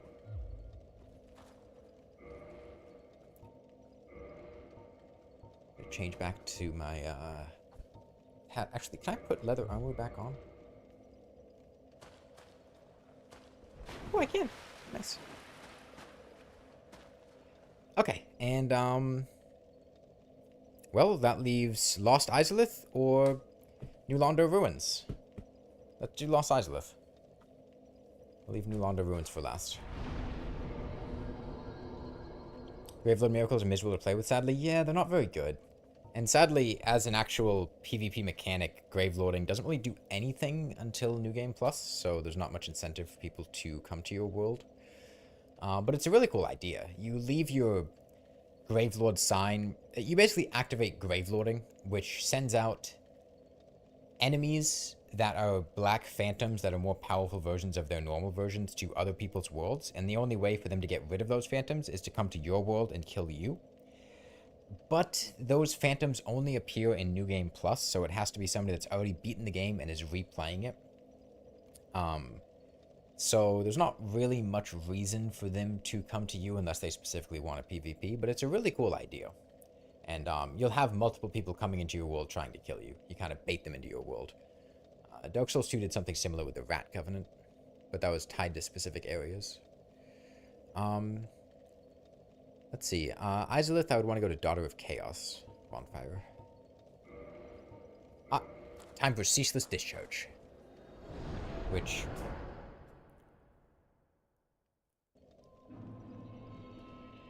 You know, I was considering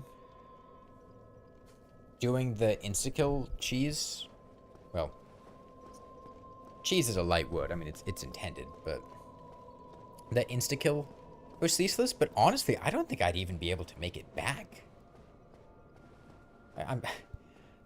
I'm thinking about it, and you got to sprint kind of aggressively to make it back there. I don't think I could do it. With my camera controls and everything, I mean, I could try. But we might be better off just actually fighting Ceaseless, because we have good damage at this point. We have a plus 15 weapon with, like, mid-20s in each stat.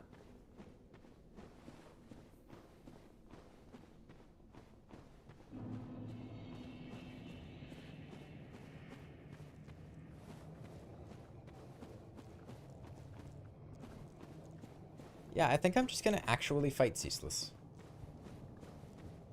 I think that is better odds of success.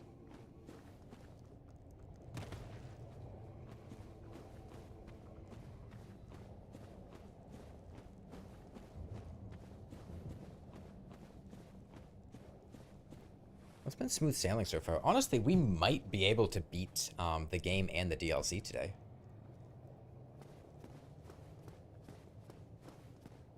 Because Lost Izalith shouldn't take too long, depending on how bad Bed of Chaos is. I mean, we can't do, like, the Toki Bomb, Firebomb strategy.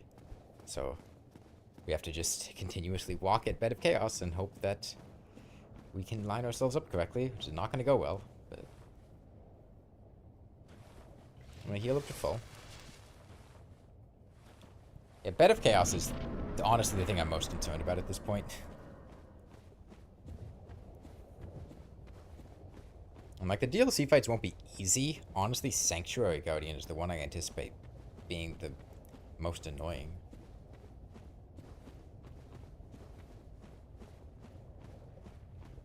I guess it depends if I want to do all the 4 DLC fights.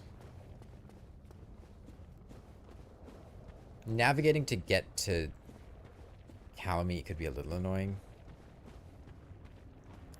Yeah, honestly, I think it would be more difficult to cheese Ceaseless than it would be to just kill Ceaseless, so I'm not gonna.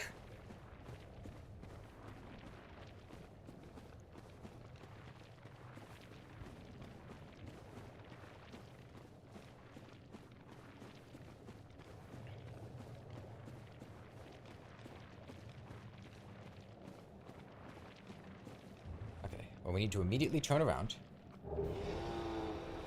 and lock on. First thing he does is spew lava. Oh, hello. Lock on, please. There we go. A big over-the-shoulder crack.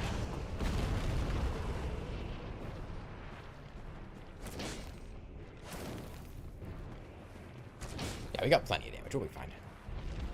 Spin? No, what's he doing? What's he doing? Sweep? What is he do? He's just repositioning. Now he's doing over the shoulder crack. Okay. Yeah. Ceaseless hitboxes.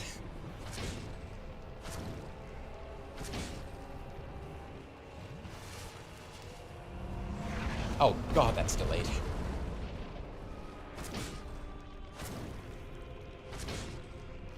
Okay, one more. Doing it again? He's doing it again.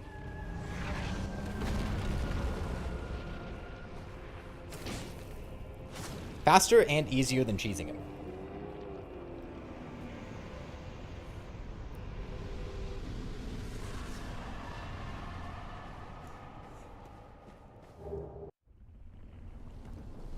Yeah, Lost Izalith is kind of the poster child for the argument of the back half of Dark Souls 1 didn't have quite as much love and attention put into it as the first half. As we go through these demon ruins, you might see some familiar faces, including a boss from earlier in the game, another boss from earlier in the game, another boss from earlier in the game. An incredibly lazy enemy that has miserable fight mechanics that is just pasted all over the place. And thankfully this is fixed in the remaster, but in the original Dark Souls, the filter on the lava, the visual filter, you'll see the lava down there. It's bright, you see it. In the original Dark Souls, it was like a solar flare in your eyes. It was blinding to look at, like, the lava in Demon Ruins and Lost Izalith, and especially as we get later on, you'll see there are giant fields of lava. Tell me that the zone rushes in a week during the release windows boss had bad hitboxes? A zone rushed in a week during the release window. Yeah.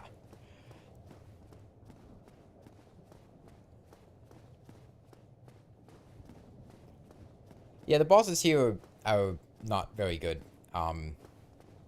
I guess Centipede Demon is probably the best one, and that's saying something, because Centipede Demon is not a great boss. Wonder if this copied boss appears in future games. Erdtree Avatar. Yeah. Just in case you didn't like fighting Stray Demon enough, let's put him all over the place in Elden Ring. Yeah, you might recognize Demon Fire Sage if you've played Elden Ring. You also might recognize him from an hour and a half ago when we fought him in Northern Undead Asylum.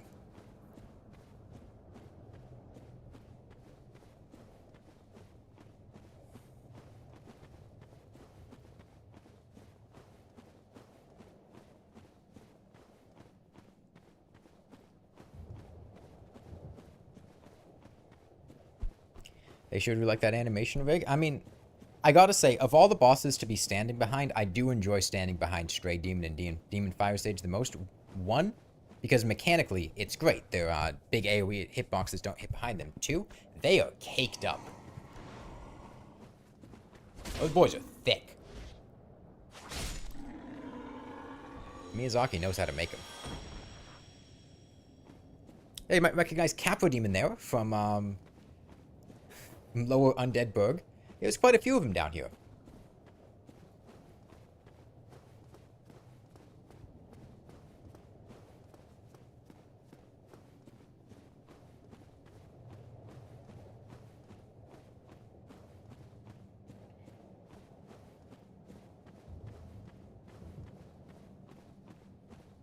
As you can see, there were just a bunch of Capra demons.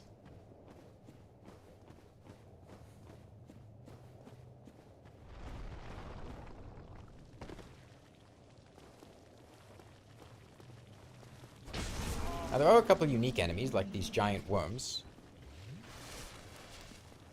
that sit in the wall and do big AoE attacks like that. You have to kill this guy to get to the bonfire.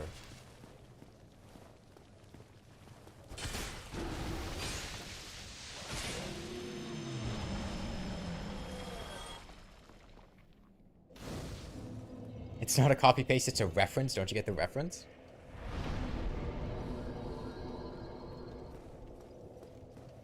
The random placement of AI dead Kappa demons is a core memory. Yeah, and then you might also recognize from earlier in the game, the boss we died a couple times to, very difficult guy, Taurus Demon down there. At least Taurus Demon's placement is actually cool. He's like... Taurus Demon is the least problematic one here because he's actually like in a cool location and he serves to like block you for a second, right? Taurus is fine. We're gonna get Stone Launcher.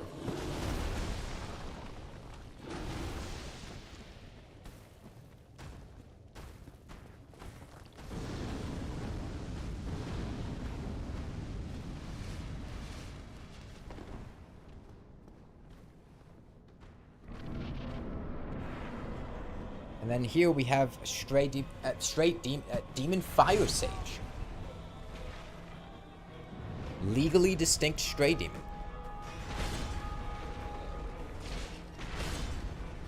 This truly is the pal world of Dark Souls bosses.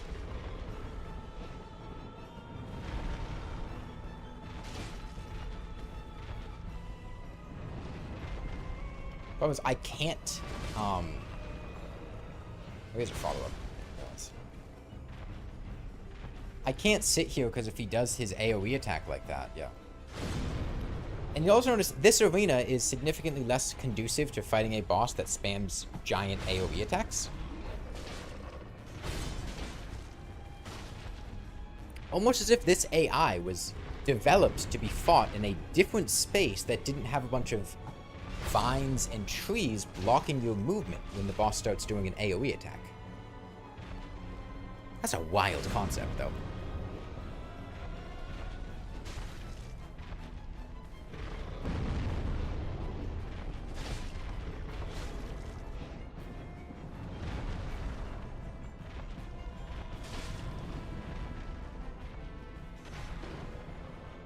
We are getting closer to Bed of Chaos. Who is definitely the worst boss in Dark Souls 1. I'm trying to think if Bed of Chaos is the worst boss in all of FromSoft Souls games. There are definitely competitors. I think the worst part about Bed of Chaos is that it's a mandatory boss. What does Demon Fire Sage drop? What? Oh, the Catalyst. Yeah. Crystal Sage? No, I'm not talking about Crystal Sage. I'm talking about, like, Ancient Dragon. Some of the copy-paste, really horribly balanced things from Elden Ring. Like, triple putrid crystallions in a cave. Honestly, as far as mandatory bosses go, I'd say Godskin Duo, because, like, that's just a horrible mainline boss, but I don't think Godskin Duo is as bad as Bed of Chaos. Godskin Duo, you at least play the game. Bed of Chaos is a platforming challenge in a game with horrible platforming.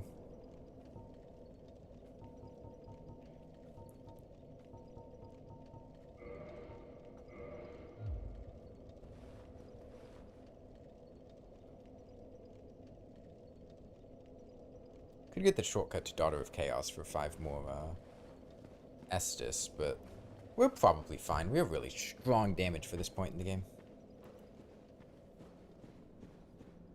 Putrid Avatar in a hallway.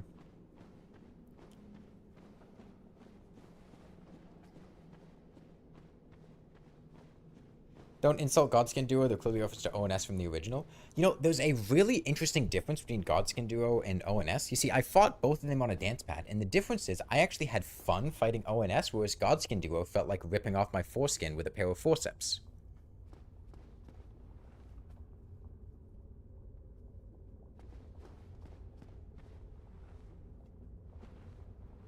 A little subtle difference between the two. Yeah, we just killed Demon Fire Sage.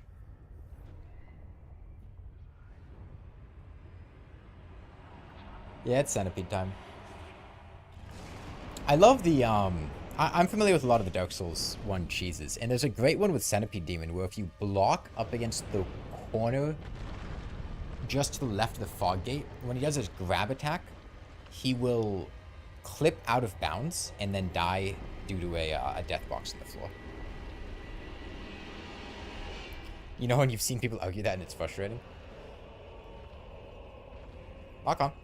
Lock on. Lock on. Lock on. Lock on. Lock on. Lock on. I'm just immediately lose lock on. Okay. Lock on, please. Dude. Lock on to the boss. What are you doing? What?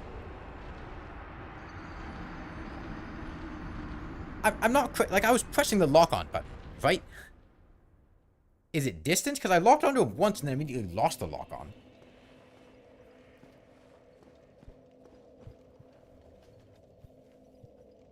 Like, I'm not crazy. I was pressing the lock-on button, right? That wasn't a misinput. The game just didn't want to lock on to the boss.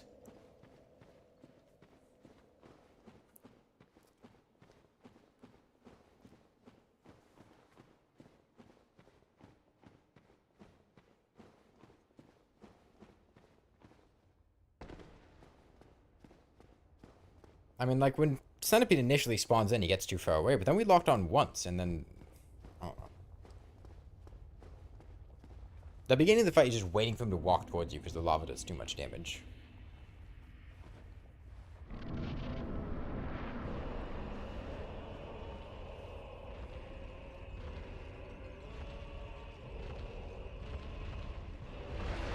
Why do you hate me, game?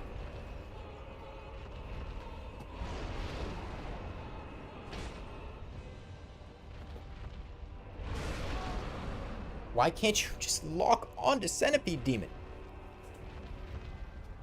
I want to be able to see what's happening.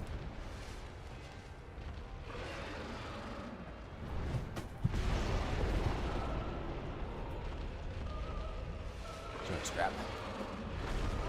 I dodged that.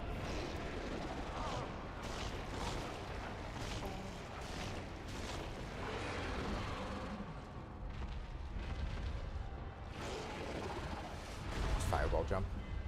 Did he grab me again? He grabbed me again immediately.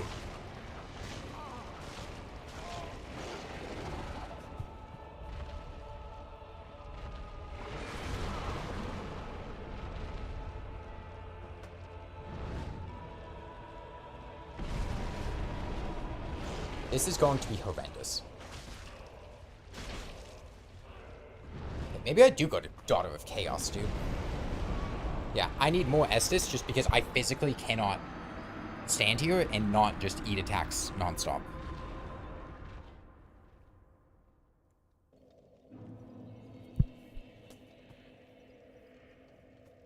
The camera in this fight is awful, man.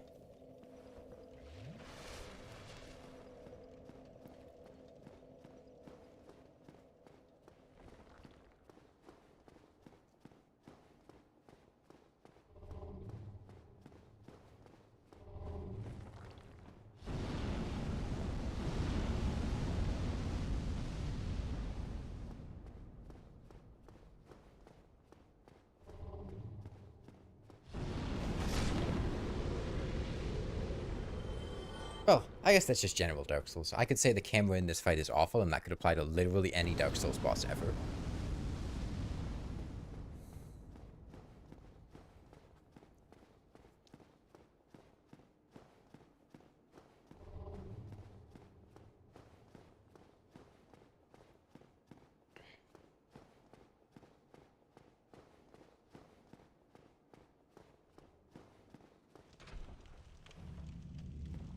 It's weird that when you play with a Dancepad, the controls get worse.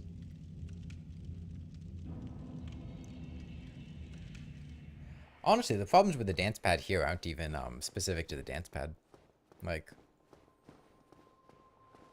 you do lose lock-on when Demon Fire Sage grabs you. Or sorry, when the Centipede Demon grabs you. And also, for whatever reason, you do have a lock-on range the size of Delaware.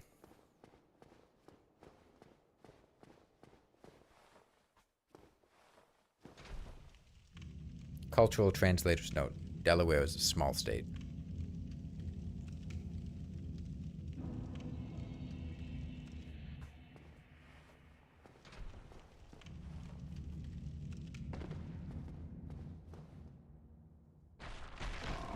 Oh, I didn't realize that was a lethal fall. Okay.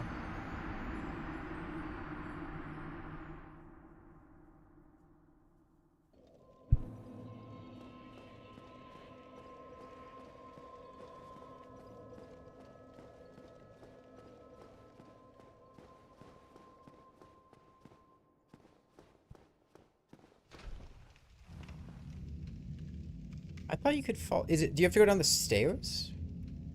I thought there was a shortcut fall. Oh, yeah, I guess there are stairs here.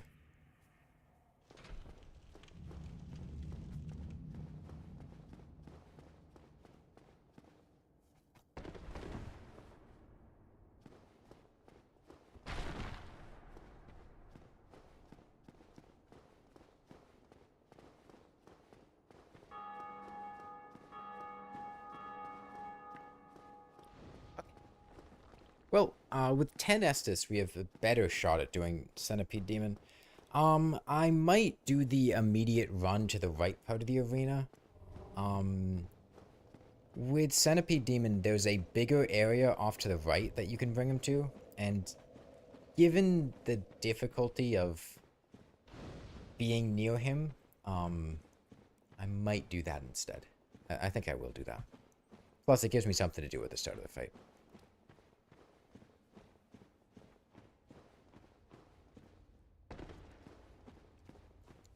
Aside from just sitting there and having nothing happen.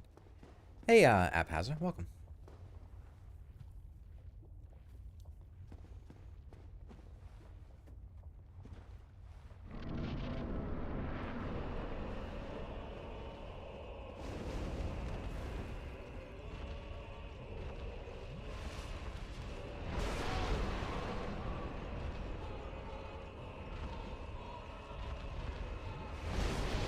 Man.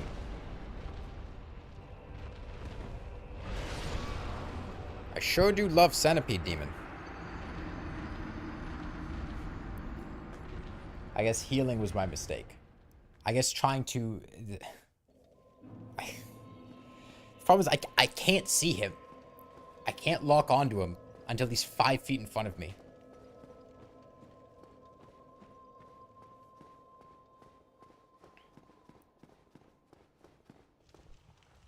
This is really cool. Actually, do you plan to do DS3 or other Souls-likes? Do the wall cheese? I don't know the positioning of it, and honestly, it would be harder to set that up. Now, what I could do is just block Centipede Demon.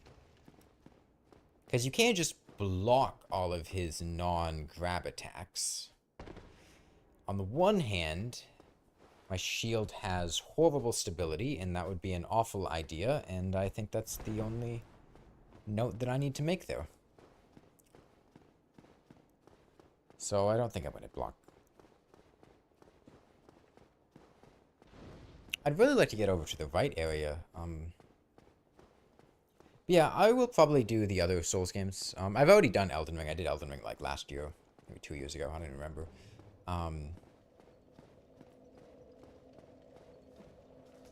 And I'm starting with Dark Souls 1 because, well, it's the first one in the series. I'd like to get acclimated enough to doing things on a dance pad again that I can play Sekiro. I wanted to replay Sekiro, and I think doing it on a dance pad could be fun. But I haven't done anything on a dance pad recently, so this is kind of a training exercise to get back in the rhythm of doing stuff on a dance pad. As it takes some getting used to.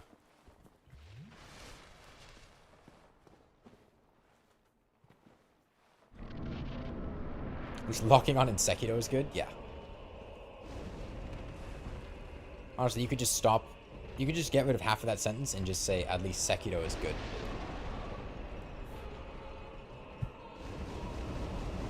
Damn it, I had to run. I thought I could roll.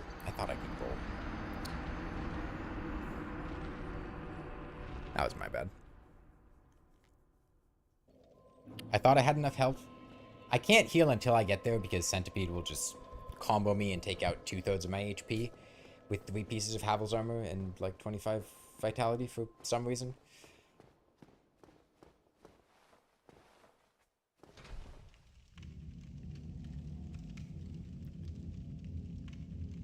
Yeah, Sekiro is fun. I do want to play Sekiro again. I haven't actually played Sekiro on PC, and I haven't played Sekiro in quite a while. The last time I played Sekiro was basically when it came out. I got it for the Xbox One and played it on the Xbox One, and that was about it.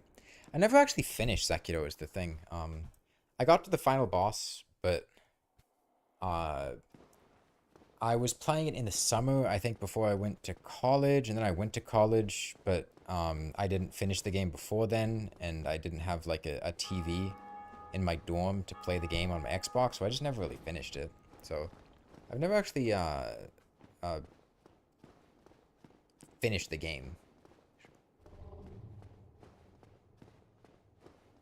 Not out due to any conscious effort, just due to the fact that I didn't finish before I was unable to... Before I had to stop playing it, and just never really got around to it because I don't have it on Steam.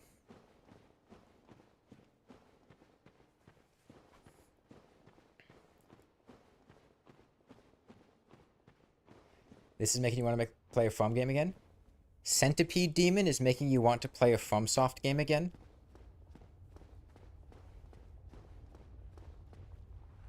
Is that a cry for help? Is somebody hurting you?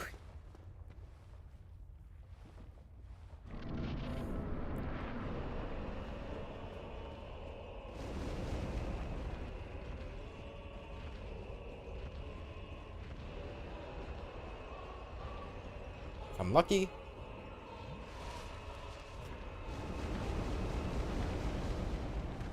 Okay, please, please, Centipede Demon, don't snipe me from across the map while I'm healing.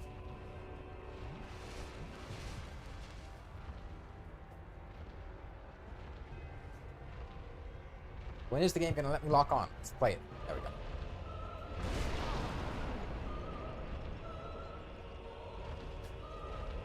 Wait, it's gonna hit me again, and we're just gonna get stuck like this.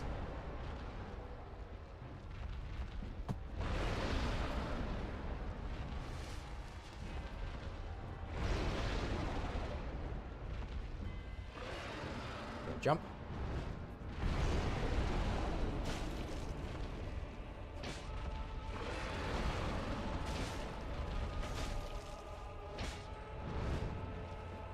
God, I hate camera breaks.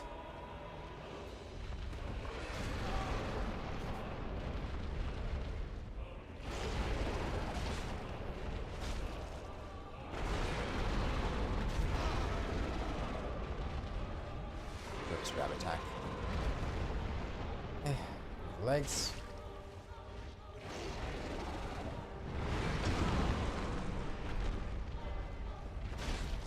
What are the odds I can just go into this? Okay.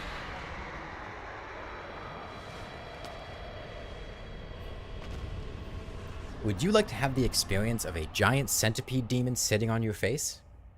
Try playing Dark Souls 1, going past Demon Fire Sage, and fighting Centipede Demon in the Demon Ruins.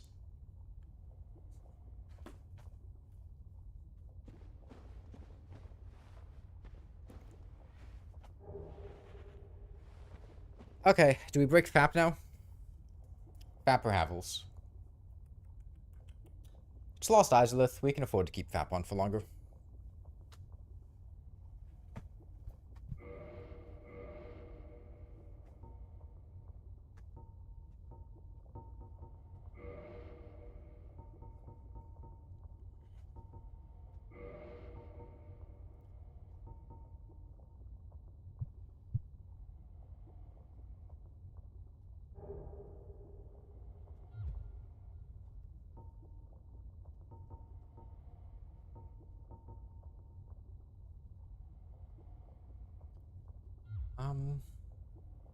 Is that enough? Am I gonna be fat rolling? Oh, good.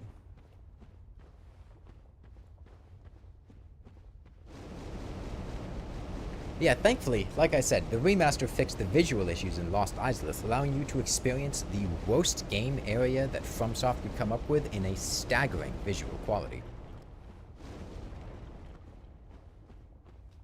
Is that where I came in from? Or is this the way I go? I think this is the way I go.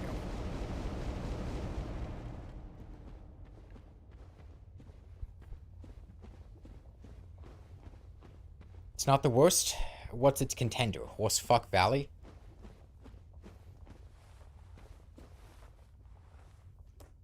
At least Horsefuck Valley is an optional area.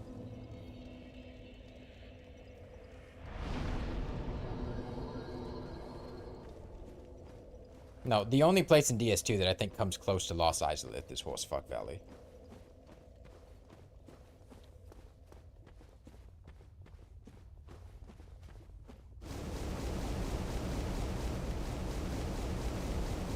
No, Horsefuck Valley. The place where horses fuck you. Frigid Outskirts in the Ivory King DLC. The optional multiplayer area that's just filled with blizzards and the lightning reindeer. And the areas like the size of Alaska.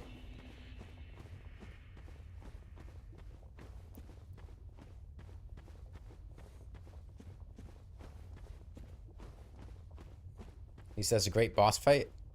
The boss fight is the boss fight from the first boss in the DLC, but 2 of them.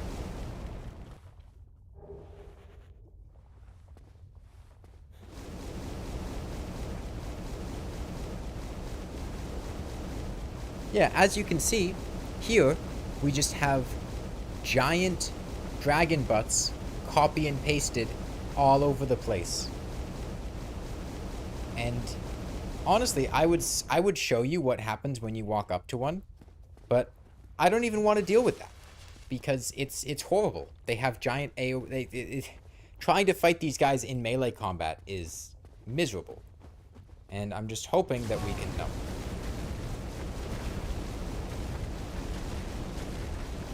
I was hoping we could run past them to the bonfire, but we may be dead. Like they killed each other, so we have that going for us.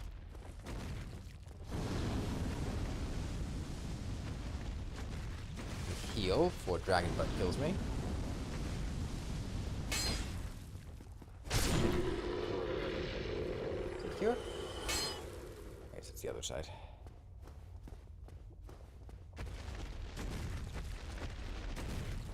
Right, yeah, it's the front entrance. Oh yes, and the only bonfire in this area is behind an invisible wall.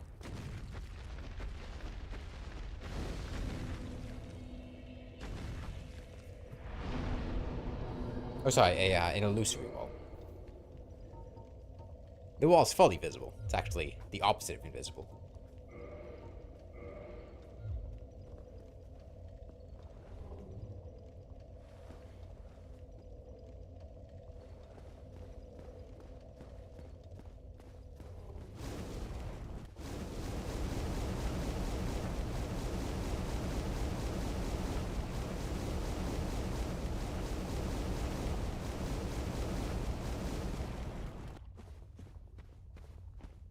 But,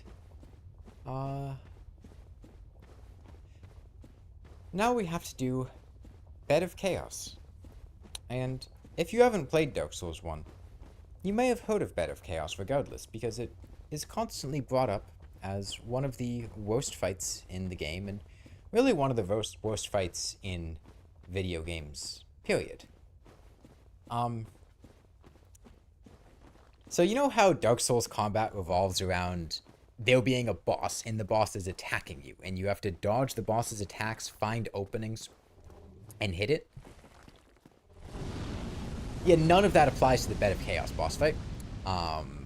It's a puzzle boss where you have to navigate past gaps in the floor and weird geometry to destroy shields to open up a weak point to go inside the boss and kill a bug that has 2 HP.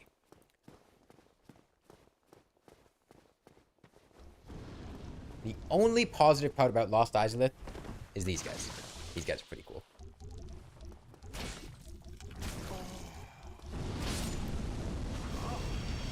I like those guys.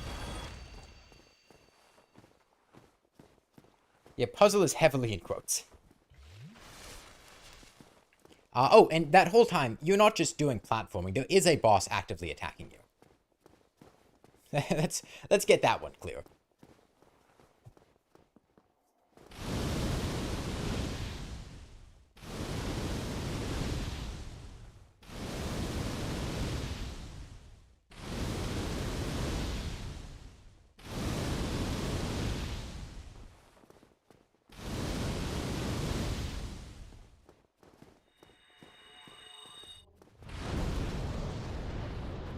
Oh, that lasts for a long time. Jeez.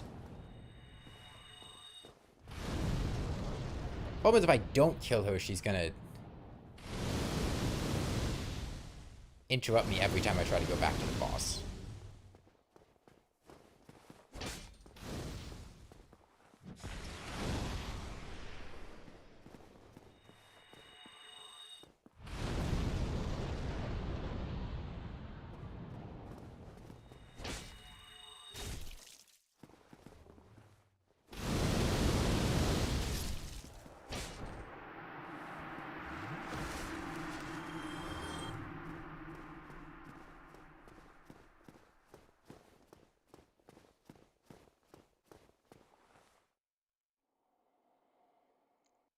You do right then left for Bed of Chaos, right?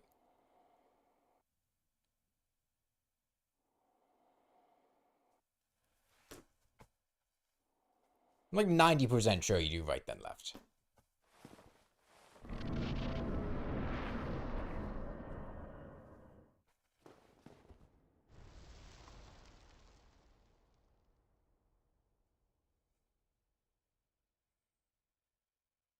You get a big long slide and that long walk up.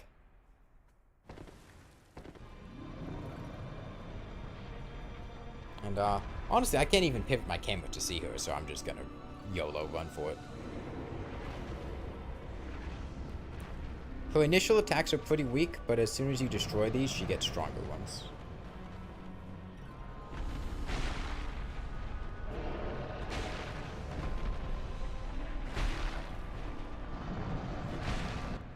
Okay, I'm gonna prep a save and quit. Hold on. Because we have to physically walk to the left side of the arena, and I don't have to walk back. Now, I do know how to fight the boss, so I have that advantage. It's not as bad as it could be. But...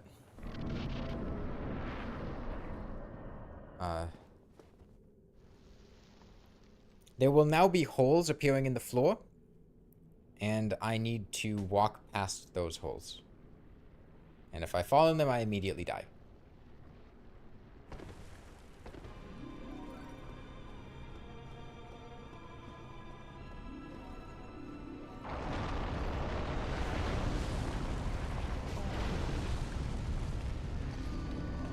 Good boss. Good boss.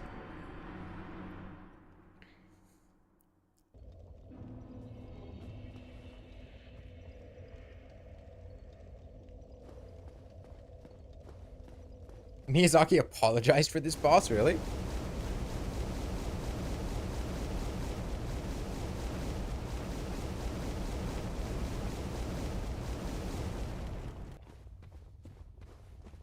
Yeah, honestly, we're probably going to do that repeatedly, multiple times. And, eventually we'll get it. There is a very, very funny speedrun strategy for Bed of Chaos, which is... there's an item called a firebomb, which kind of is like an AoE fire explosion.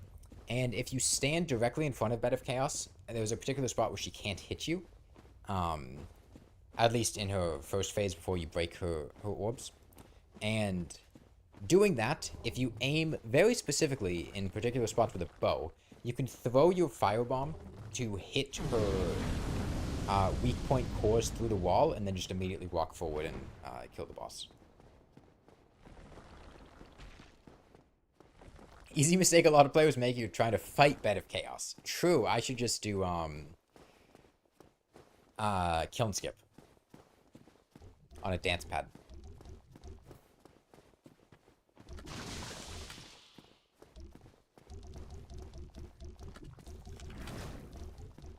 Those guys make a great noise.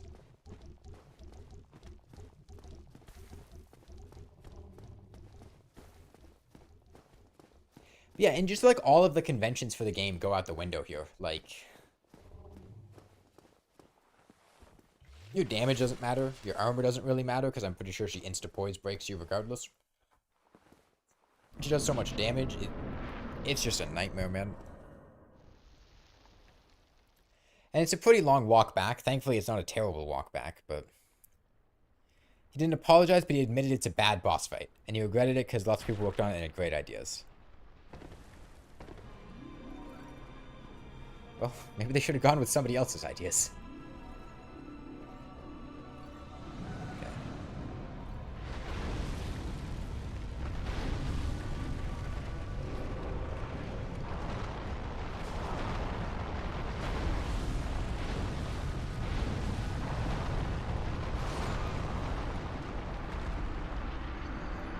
Guess I should have chugged a heal? I don't know.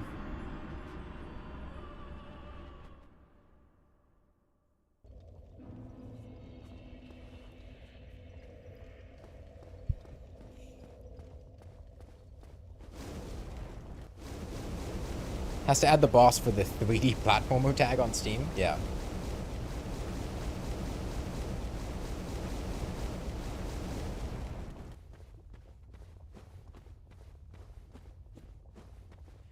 I mean, I think there are ways that Bed of Chaos could have been done that would have been a lot more fun. They just didn't. Like the concept of having, oh hey, there's a big living tree that has these like chaos cores, the chaos emeralds you need to destroy. That conceptually could work. It's just they chose to implement it in the worst possible way.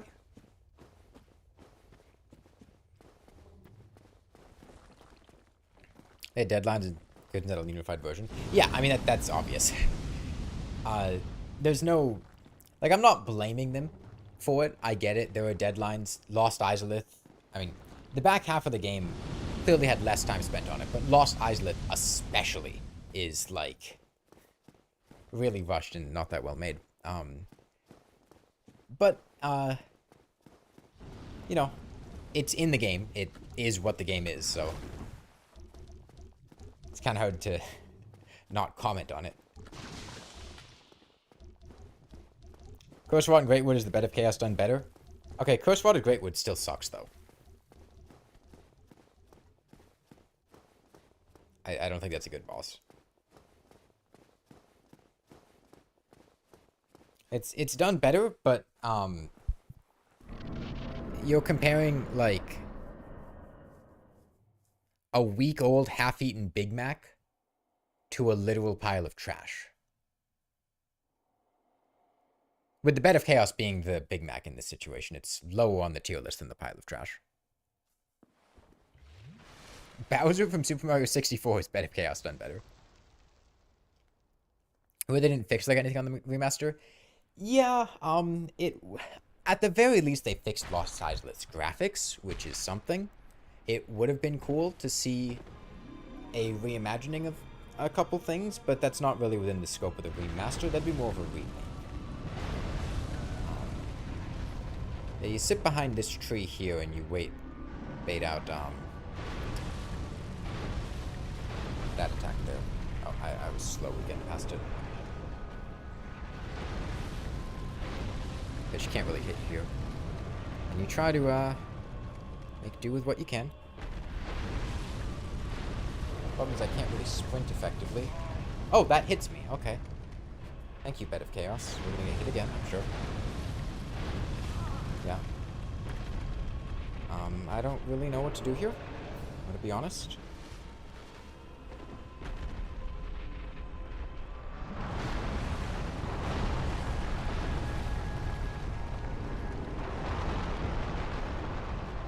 We make it?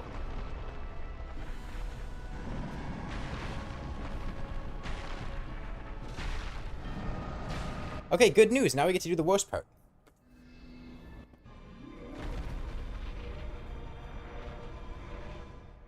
Which is actually having to fall down a hole onto a branch and then walk up it and sprint past it.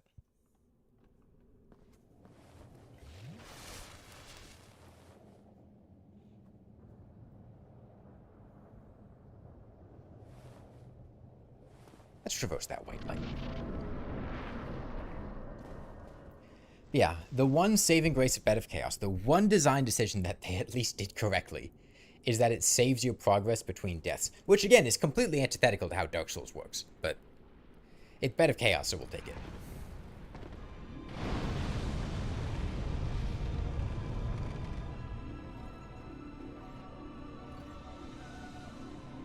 I'll try to bait out the melee attacks. And he was hoping.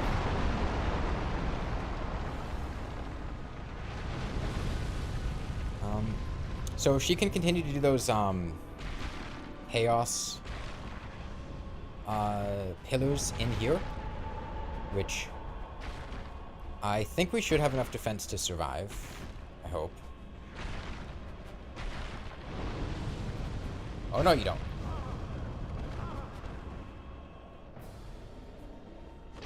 Okay, Bed of Chaos done. And you can see one design decision from Bed of Chaos being being inherited in later games, and that's just dropping a bonfire on top of the boss. Which they really love to do in Dark Souls 3 and Elden Ring.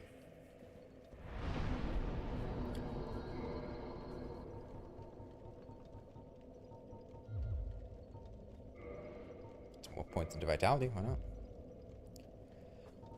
And now we can go do 4 kings. In order to do 4 kings, we are going to need to kill Sif in order to get the Ring of Artorias.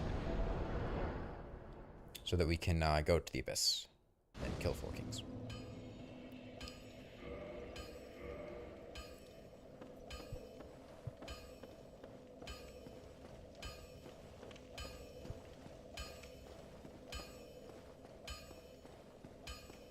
Are doing the DLC this run? I'd like to. I think we have time to. Remember any bad boss from DS3 because it's so unremarkable you can't remember anything about it? I can remember some bad bosses from DS3. First Rod is Greatwood. That's one.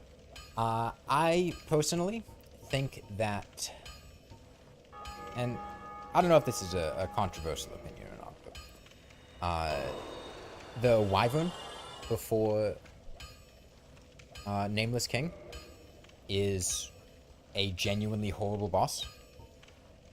It's awful. It's just a gimmick one-hit boss, but then it's annoying and bad. Wyvern is better bed of chaos. The Half-Light in the DLC, and yes, you can say things about being a Demon Souls reference or whatever, I don't care. Half-Light as a mandatory boss to beat in the DLC is bad. Yeah, you can totally not YN. I'm familiar with it.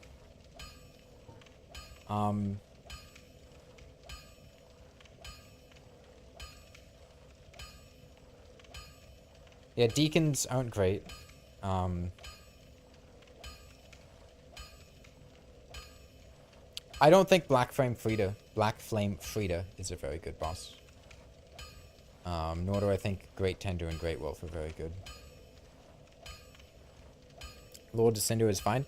Lord of Cinder is a very good boss by virtue of the fact that the typical last boss in Souls games are pretty underwhelming.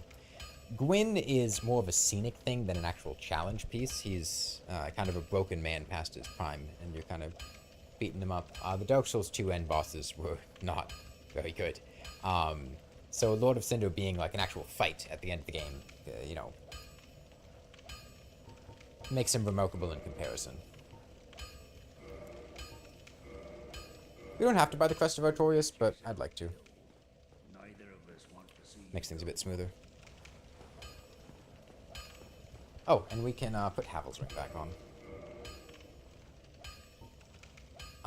Yeah, I'm trying to think of what bosses are in Dark Souls 3, and honestly, I'm not remembering a whole lot. Frida and Gale are peak Dark Souls. I think Gale is a good boss. I don't think Frida is a good boss. Artorias is a Dark Souls 3 boss in Dark Souls 1? No. No, Artorias is not that fast-paced. Dark Souls 3 bosses were intentionally emulating Artorias, though. Like, the Abyss Watchers are literally like knights worshipping Artorias, and like, it's kind of the whole thing. There's the big-ass dragon. I don't even know what you're talking about, honestly. Does the dragon have a name? Are you talking about the... Oh, the one in the DLC. Oh, yeah. The discount Kalameet.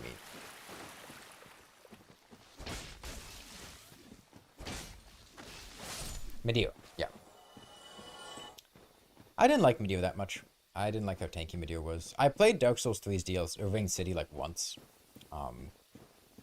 And had a fun time with Gale. Medeo was like genuinely like 20 or 30 minutes of whacking on his head, dying to some random attack, and then doing it for another like 20, or not, whacking not on his head, because I didn't have a weapon that had good range that could punish it.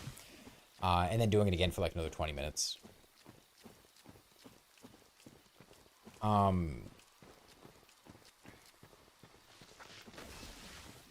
Dancer's a good boss. Nameless King's a good boss.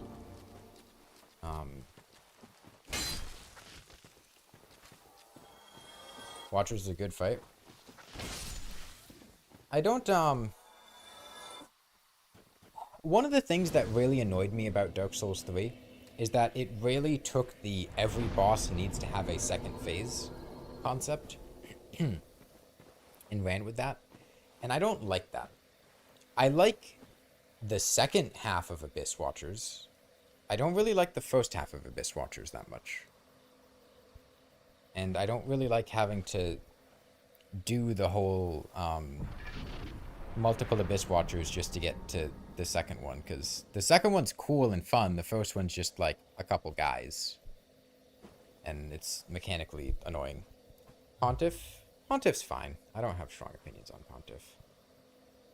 Like that boss about a dude turning himself into a malformed dragon with crystal magic. I don't remember what you're talking about. I don't like Aldrich. I don't like Aldrich at all.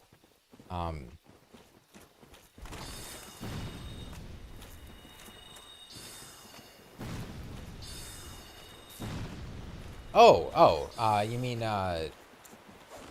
oh, Sheila!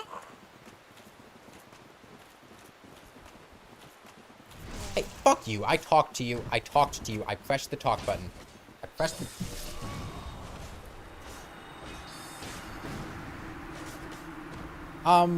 As a design, I think he's cool. As an actual fight, he does a lot of charging, and his hitboxes are kind of weird.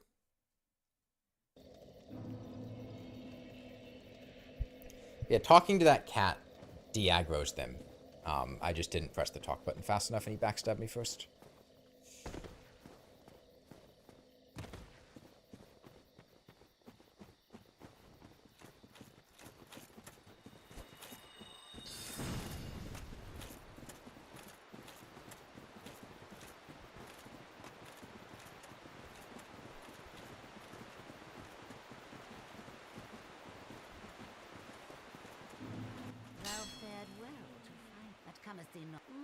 Legend of Traverse of mine.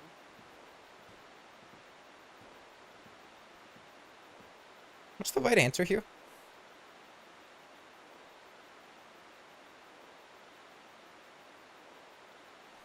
I genuinely don't remember what you tell this cat.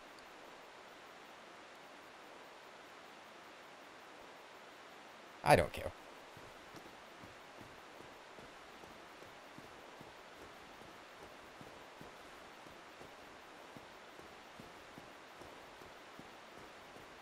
You like Vort? I don't really like or... That's the problem with a lot of Dark Souls 3 bosses. I feel like I don't like or dislike them. They're just whatever. Like, I don't like Vort. I don't dislike Vort.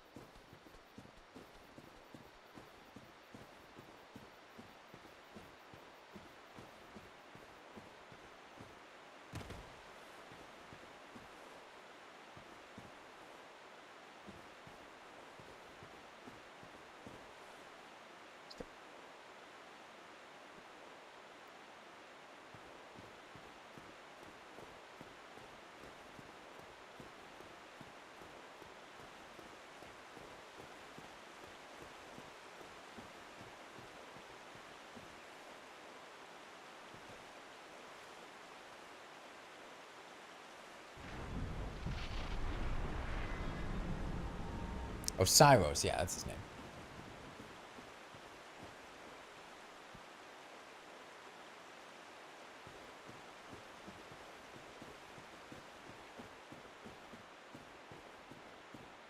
Yeah, I don't know. The thought of going back and replaying Dark Souls 3 doesn't fill me with like a, yeah, I'd love to do that again. It's more just like, yeah, that's fine, I guess. Unlike Elden Ring, which does actively fill me with dread. Let's kill a dog.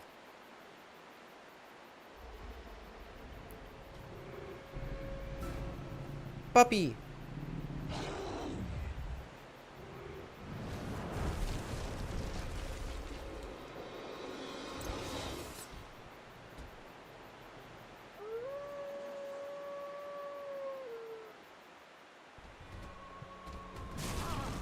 Damn, I was way too slow on that.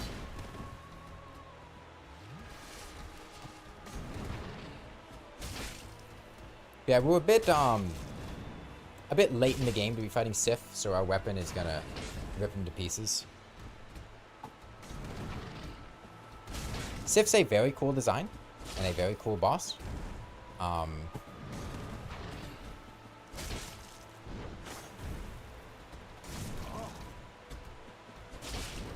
if you fight him earlier, is he gonna be limping now? Oh, come on, let's kill him before he goes. No, no, Sif, don't. It's sad. Stop.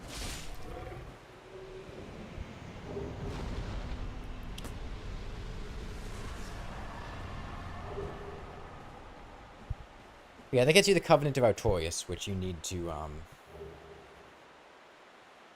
I've played the Dark Souls 1 before? Yeah, I've played plenty of Dark Souls 1. It'd be wild to play Dark Souls for the first time on a dance pad, jeez.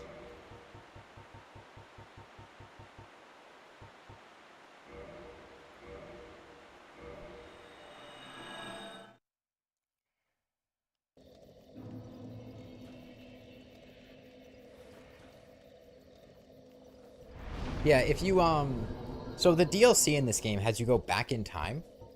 It's called Artorias of the Abyss, the DLC, and it's about Artorias of the Abyss. And that's Artorias' dog that we just killed. And you can find Sif in the DLC and rescue him as a little puppy. And if you do, he recognizes you during the cutscene, and it's a lot sadder. You still have to kill him. It doesn't let you avoid the fight. Just changes the opening cutscene.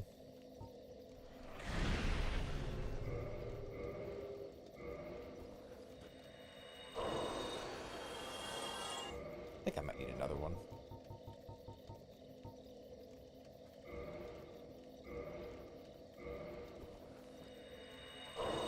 First playthrough Dark Souls 1 was extremely memorable. Yeah, I remember mine pretty well too. I will say, another reason that I might be partial to Dark Souls 1, 2, and, well, I say this, but this is not true for Elden Ring, which I guess is more indicative of things about Elden Ring, but Dark Souls 3 is the only one of the Dark Souls games that I didn't play blind, as in, didn't play without knowing other things about the game beforehand. I didn't know, well, I knew a little bit about Dark Souls 1, but very little. And I knew nothing about Dark Souls 2, but I had seen other people play Dark Souls 3 beforehand. And I did play Elden Ring blind, but I still like Elden Ring the least out of all the games, so I don't know how much that accomplished. Do we kindle, Firelink to 20? Make 4 kings a little easier, maybe? We got plenty of humanity, so, like, why not, right?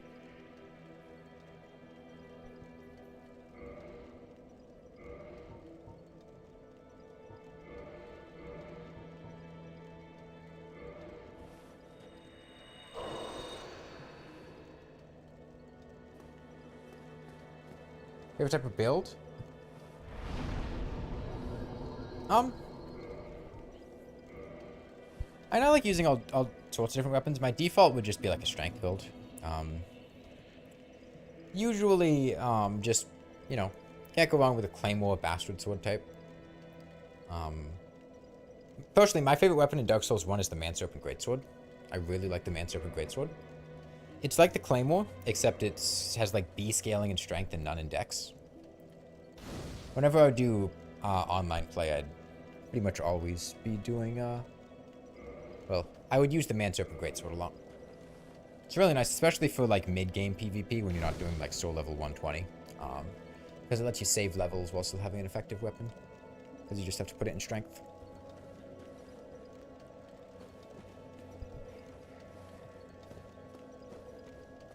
You have Ultra Greatswords? I'm not as big of a fan of Ultra Greatswords. They're fine, I don't mind them, but I'm more partial to the just regular Greatsword class. Is this what Germa's been up to? What has Germa been up to? I haven't kept up with anything Germa's done in a long time. I mean, I used to like Germa a lot back when I was in, like, high school. Like the mid-2010s. I know he's been doing pretty well for himself, though, so that's nice. It's good to hear. Gimmick build, the only acceptable to play if you aren't blind playing Elden Ring with dual torches you aren't living. I think the first time I played Elden Ring, I got, There's a lot of new games like Peak and White Knuckle. Big on mountain climbing then, huh? I went to Kaled with a +0 weapon. And at, like, minimum soul level that I had spawned in, and then basically cleared all of Kaled like that. Up to doing the duel fight in, the Red Keep or whatever. With the Lion Knight and the Crucible Knight. That was pretty memorable. I actually, my first time playing Elden Ring, fun fact, I did not go to Round Table Hold until the game forced me to go to Round Table Hold due to not letting you enter Lanedell unless you've been to Round Table Hold. Because you have to go to Round Table Hold to enter Lanedell, even if you have enough of the shard fragments. I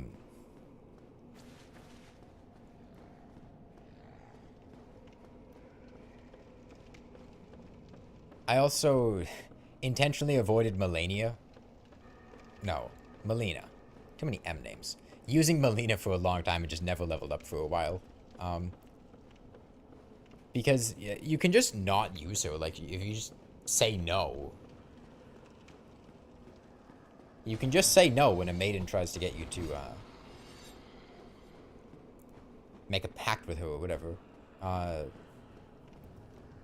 And the blacksmith I used to upgrade all my weapons, because I couldn't get to the guy in Round Table Hold, was just, the big giant guy outside of the... I don't remember the names of the places, man. The giant blacksmith. You know the one.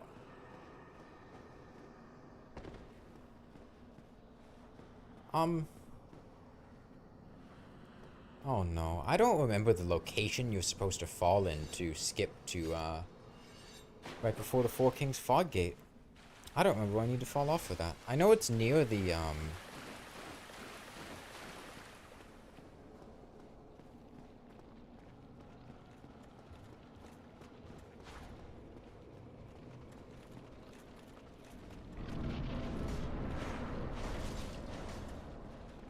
Oh wait, I'm going the wrong direction.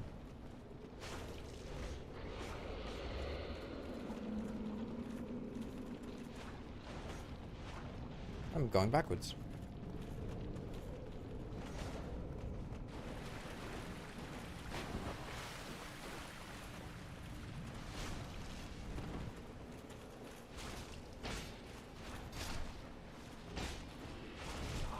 Oh, that's so Dark Wraith, jeez. I think making guide vids about Terraria, the one you did on mining, was super helpful. Well, I'm glad you enjoyed it, Lieutenant Swank. Remember there's a torch weapon in DS3 that's unusable and cool? The Follower's Torch? And there's the one from the DLC, right?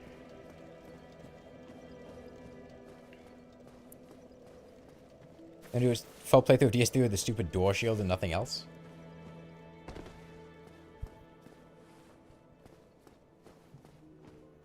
Yeah, I think another reason that I might not have been the biggest fan of Dark Souls 3 is that I didn't particularly enjoy the online play in Dark Souls 3. And I feel like that's a big part of my enjoyment of subsequent playthroughs of Souls games, is engaging with the online play, whether it be through invasions or co-op stuff.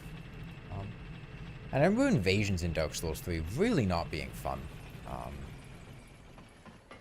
It felt like it had a similar gank issue to Elden Ring. Not as bad as Elden Ring, but you'd have a lot of phantoms when you invade somebody. And it had a very bad lack of poise issue. So the weapons you use would just be like very fast-hitting stuff, like straight sword spam. Which wasn't really fun. Plus, everyone had tons of Estus. So, you know, you'd have 3 phantoms, and the host would have, what, like 14 Estus, and then each of the phantoms would have 7, and you'd have 7, and it would just be a horrible uphill battle. And then, you know, even if you managed to kill a phantom, the host could just summon another one.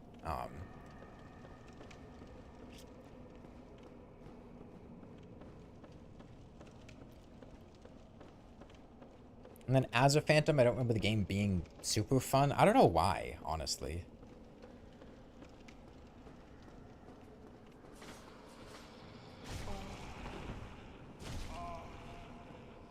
It's actually a very good question. I don't know why I didn't enjoy being summoned as a phantom in Dark Souls 3 that much.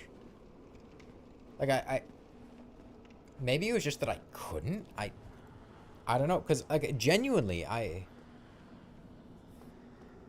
farmed the enemies for the Covenant items instead of doing the online play. And, like, I did online play in Dark Souls 3 at some point, so I don't know why I would have done that unless I just... It was such a miserable experience that I didn't want to, or I just couldn't find people. I don't know which one.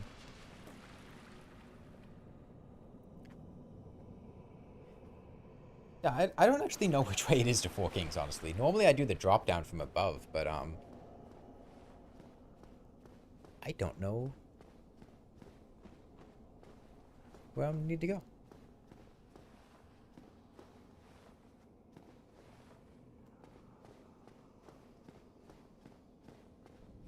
Peak Dark Souls 3 online play, though, for me was, I'm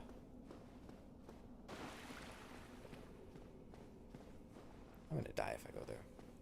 I distinctly remember making a solo cosplay build and then getting called... Oh, wait, it's right here, isn't it?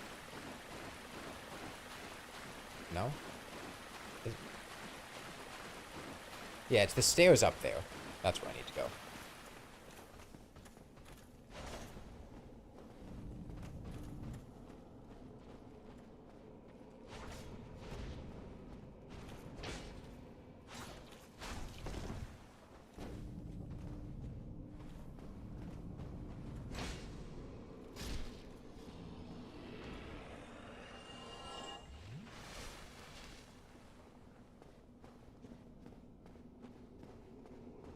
Yep, this is the spot.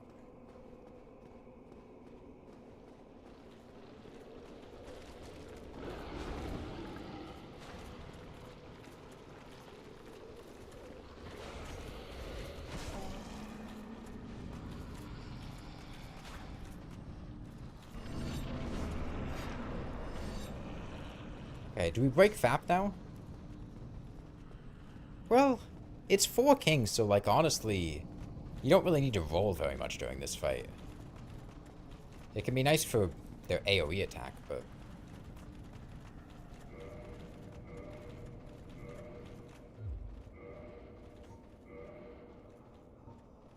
We'll be greedy. We'll keep FAP.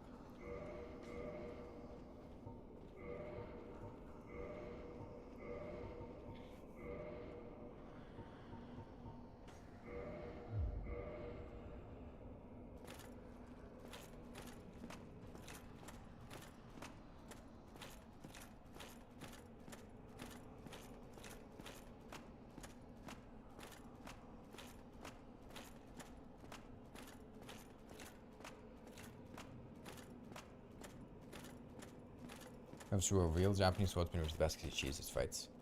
A debatably real Japanese swordsman?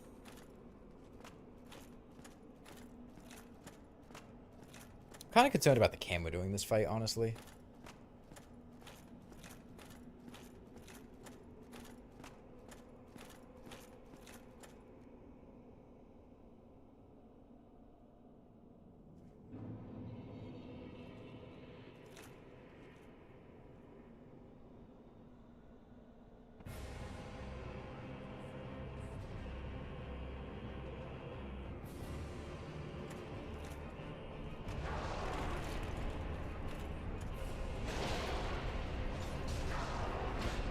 Yeah, thankfully. This boss?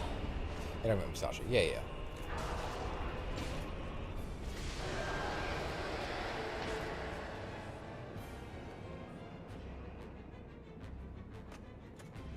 You fucking see. What the hell, Comcast? I just got a notification on my phone that my equipment for internet for Comcast has been delivered. I set up things with Comcast and told them to delay the shipment until August 3rd, when I would move into my apartment and be able to set up my internet.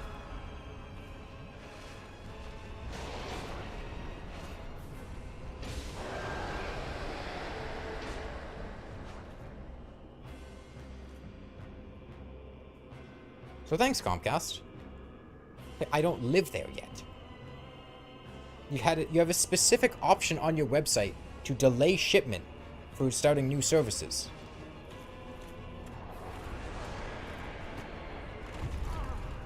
Just time the hell out of that. Yeah, Four Kings' hitbox is, or damage hitboxes are very small right up against their person, so if you just stay in their face, they can't do a whole lot to threaten. You get a 3 King? No. You can attack their hitbox as it's despawning, and if you do enough damage, you can you only have to fight 3 of them, but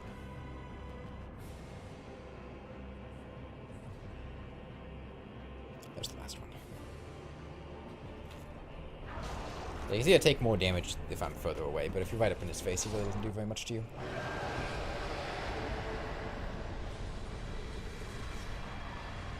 Yep, so at this point, we've done basically all of the base game Dark Souls content. We could fight Gwendolyn. I don't really want to fight Gwendolyn, honestly. It's not a very fun fight. It's kind of just running down a hallway at a twink. And I don't want to do that. And I think that's the only boss we haven't done, aside from Gwyn. But unlike later games, once you beat the final boss, that's it. You can't go back to do other stuff. So we're going to do the DLC first, and then go do Gwyn.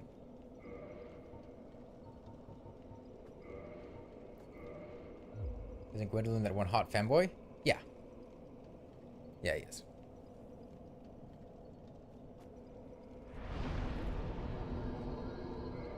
He also has a very annoying boss fight, so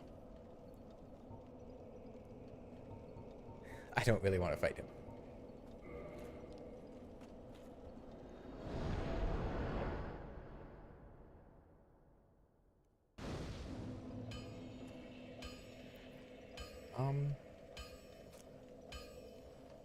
Okay, well, we can take off the Covenant of Artorias now.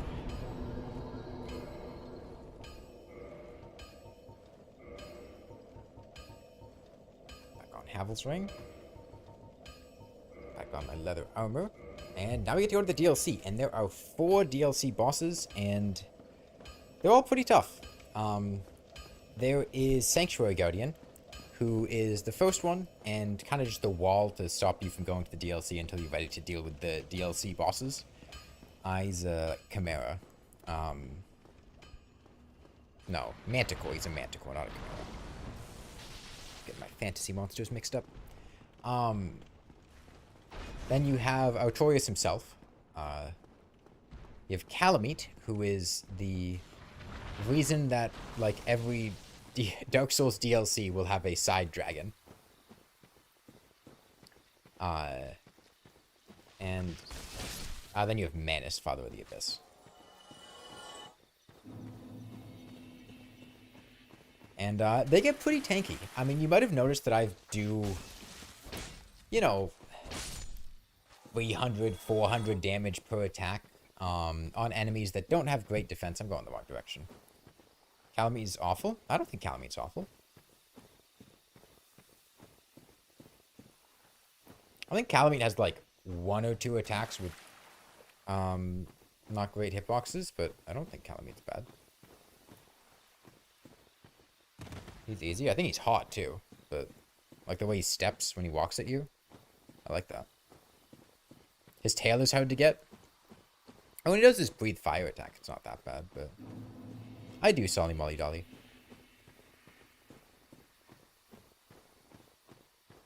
I think Kalameet is one of the most attractive Dark Souls bosses.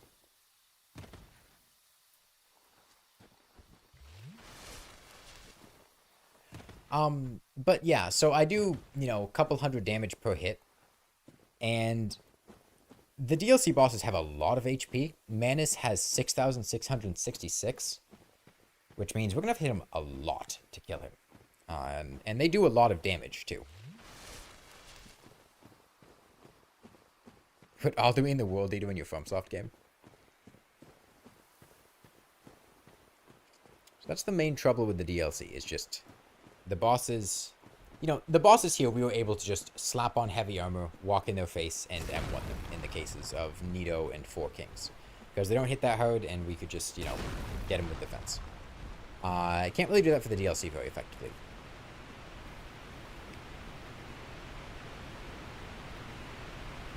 Not that defense is bad, by any means, but... yeah, it's got the classic difficulty. And here, where the golden golem had previously swallowed that girl, there is now a big hole that also swallowed the girl and pulled her back in time with a big hand. She got fisted through the hole. And you're going there to save her for reasons. But like, you're going back in time, but you're not really like changing the future, but you are changing the future. But time is weird, and...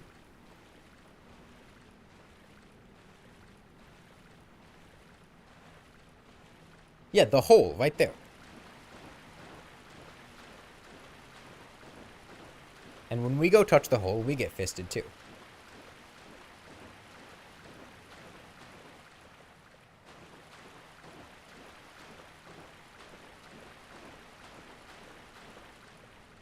A very intuitive way to get to a DLC area.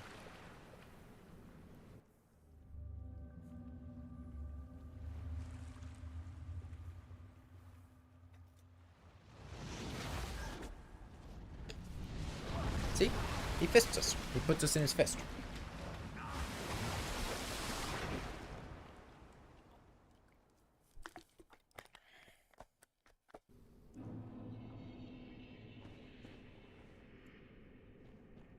Yeah, Sanctuary Guardian's HP isn't that big. I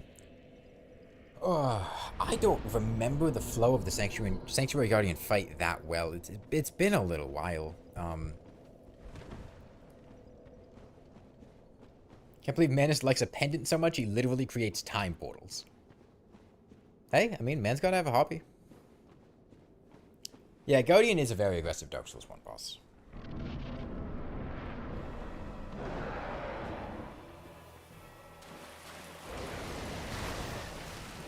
I'll walk on. Thank you. Yeah. Saw that one coming. Ah, there's the tailspin. Yeah.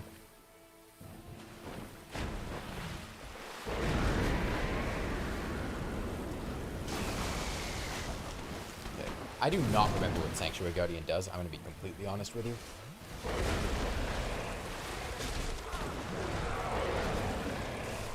Okay. I have a better feel for things. I'm just going to let him kill me. I remember how this fight flows now.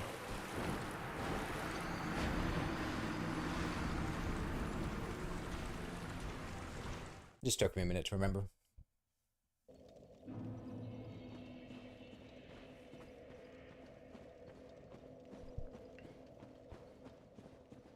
What the hell, a manticore? Yeah. It's Manus's manticore. Actually, I don't think it belongs to Manus. I think he's just here. I don't know why he's here. You can come back after you kill him and there'll be 2 of them. So I guess they're like Hydras, they multiply. Can I look on from here? No, of course not. Oh my god, would you...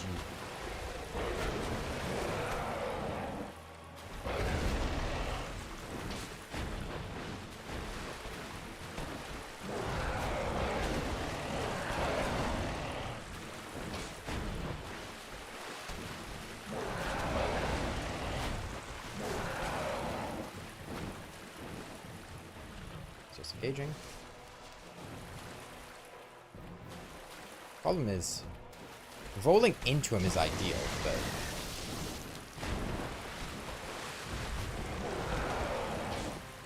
man, my spacing is so bad.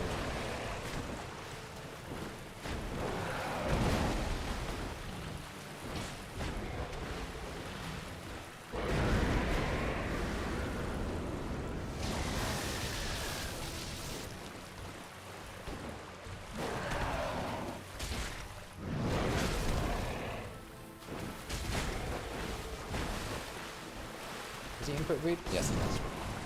That's right. When he's sitting there doing his little stalking to the side attack, that's him waiting for you to do something, and if you try to heal, he'll charge you. That's right. Hey, Tailmask. I think Gwyn sent him there so no one enters or leaves Ulasil so the Abyss doesn't get out.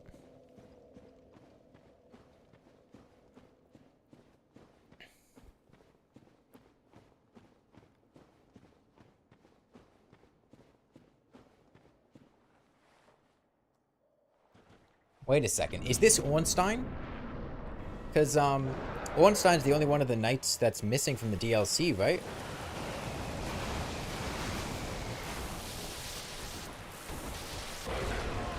So this must be,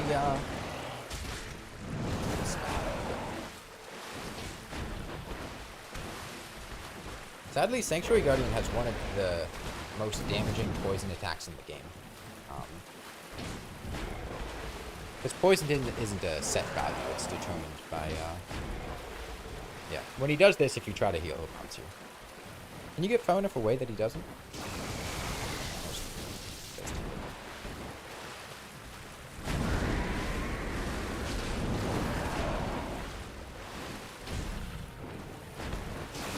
I'm really playing this poorly.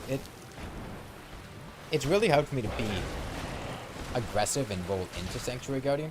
The problem is his openings are really narrow. And if I don't roll into him, then I can't punish him very effectively.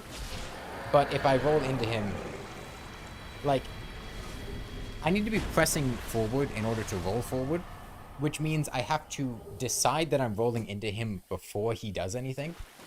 Because otherwise I just, like, don't have the time. Which means I kind of just have to eat hits, but that's fine.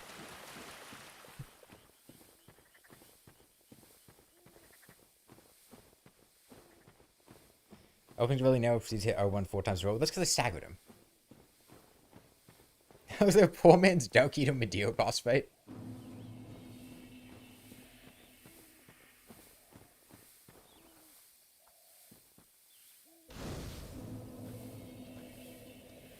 I mean, Sanctuary Guardian's fun. When you have decent controls. The only thing I don't like about him is the lingering AoE on his lightning. It's a bit annoying.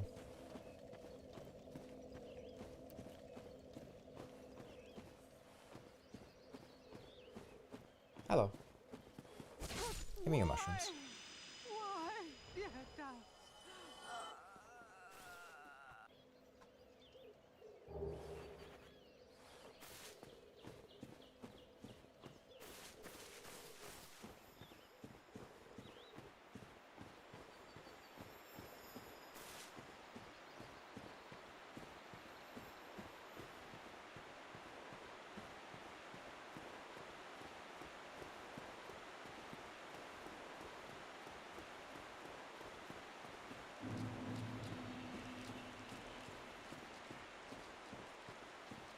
Alright, let's penetrate this royal wood.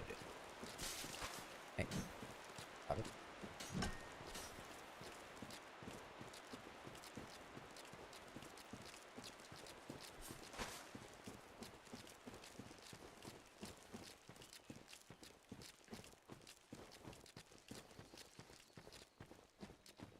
Yeah, I don't feel great about how we killed Sanctuary Guardian, but it's a really tricky.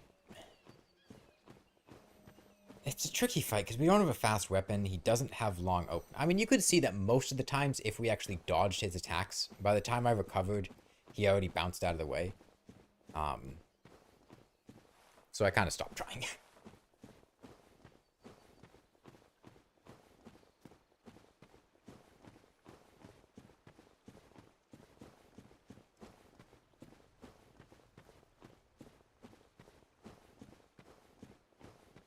Penetrate this royal wood, so cottage, but with an F. I have no idea what that means. I don't know what you just said. Oh, here he is. Oh, he's attractive. Look at those feet. Look at how powerful those claws are.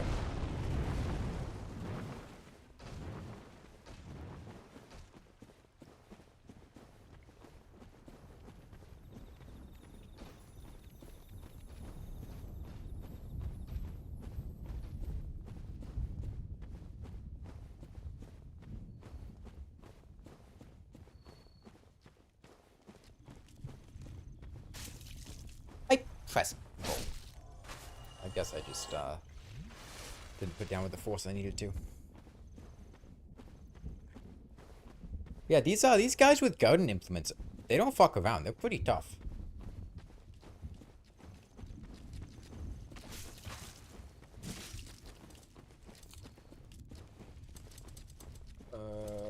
That one? Is that where we're going? I think that's where we're going. Really only run through this area once per DLC, so. Yeah, here's where we're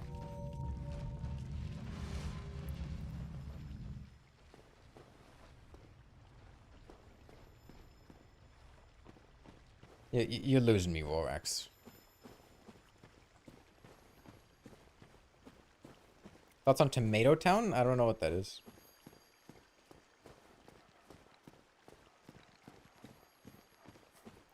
Are we still right bracket gaming? Yes, we are.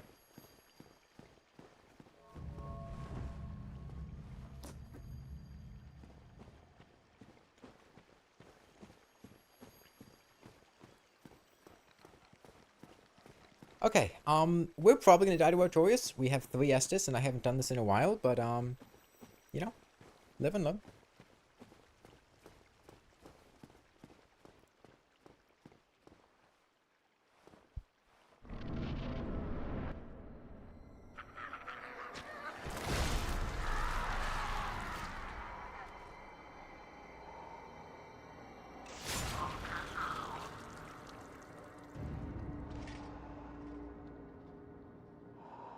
Let's hear while I remember this.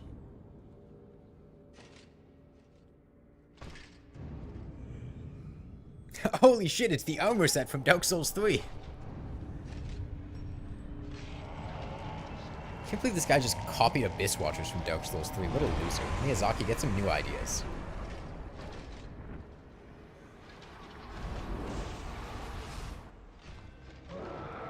Open with his jump. Yes, he does. Turn. Not where I want to be.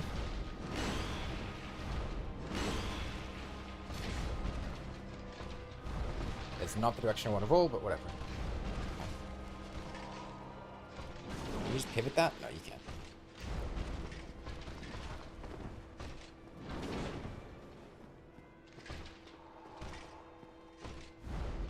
One.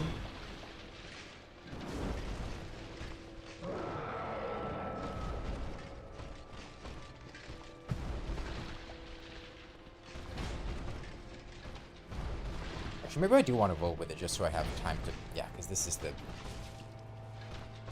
The problem with not dodging into attacks is just the... I don't really have a window.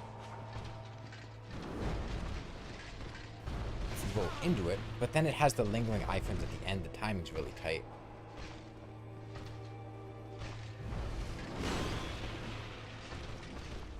You don't want to circle this left side.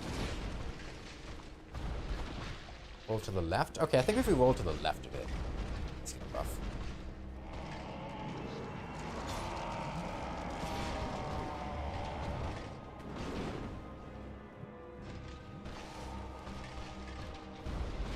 I want to roll to the left of that, not the right. Oh, that was gonna spin back. Oh,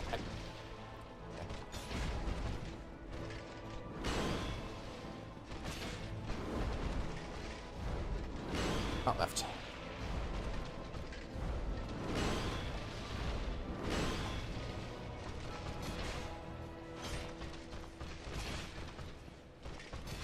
Hard game. Hard fight. So I do remember Artorias. Good.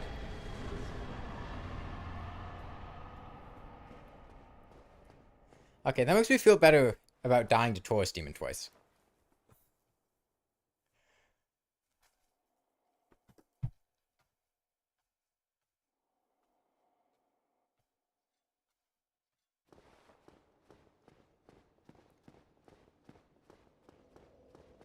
Artorias is a fun fight. I think Artorias is the best boss in the DLC. If not the game. I feel like Artorias and ONS... And I want to like Manus, but there's always something about Manus that feels like slightly off to me. And I feel like it stops me from really loving it. Am I at the soft cap of vitality yet? No, I could get more vitality. Let's get some more decks. Yeah, Manus' health pool is one thing. Okay. Well, now we have to get through Ulasil, which is gonna be a little bit tricky. This place has really difficult enemies.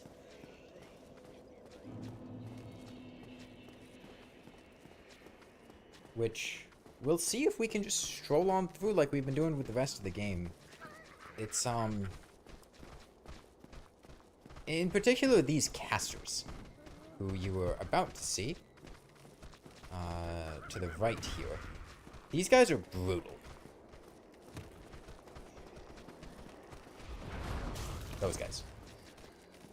They do a lot of damage, and, okay, we one-shot these guys, which is nice. Just gonna take a shortcut down here. I think there's probably guys chasing me. We can probably outspeed them. Oh, hello. There's a caster on this bridge. Yeah. Fortunately, I can't see him. Okay, I can see him now. I can see what he's doing. These guys do a ton of damage. Yes, kick him. That's what I wanted to do.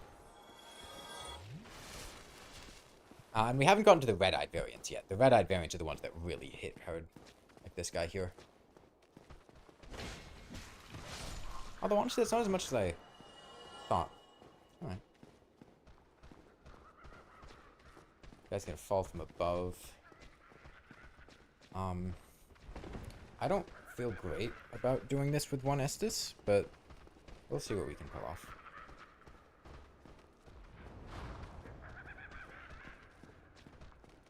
I don't remember the placement of the enemies here.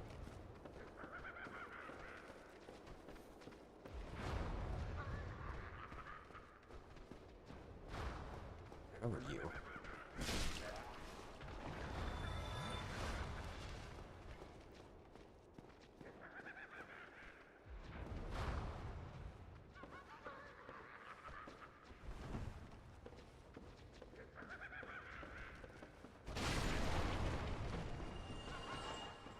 Do I still have a Lloyd's Talisman?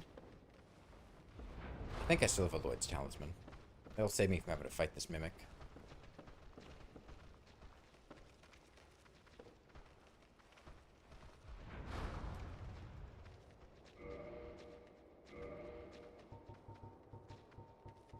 Yeah, I still have one.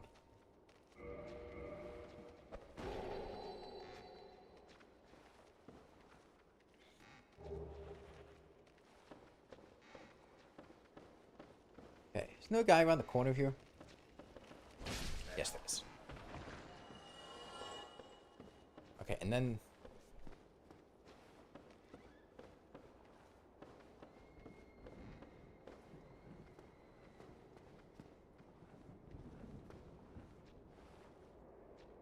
I can fall here, right? Yes, I can. Okay, it's great to actually remember this, because I haven't played Dark Souls 1 in years.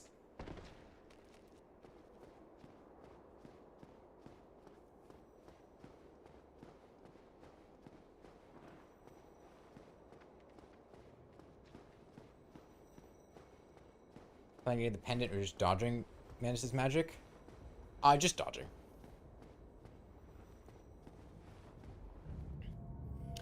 I don't remember Manus' tell super well, so I doubt we're gonna first try Manus like we did Artorias, but I'm dead. They're gonna kill me. I need to make my way back to the bonfire while barely being able to see my camera. Hold on. The stairs here. And then... Is it up here? Yeah. Okay, and right again. There's the bonfire. Triple kill. Back in one piece.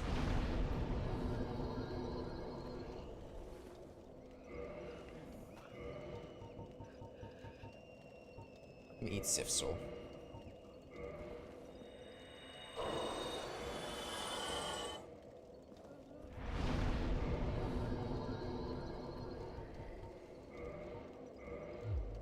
Get some more dex, get some more damage. Turn around so I can actually see what's going on. We're gonna go back down that elevator. And then we need to get past an enemy that I always remember because if you've ever done like a Dark Souls randomizer, you will see this guy pop up a disproportionately large amount of times. I think they're called chained prisoners. It's literally, there's one in the game, which is here at the bottom of the Ulasil Township. And they are rough guys. They are very dangerous.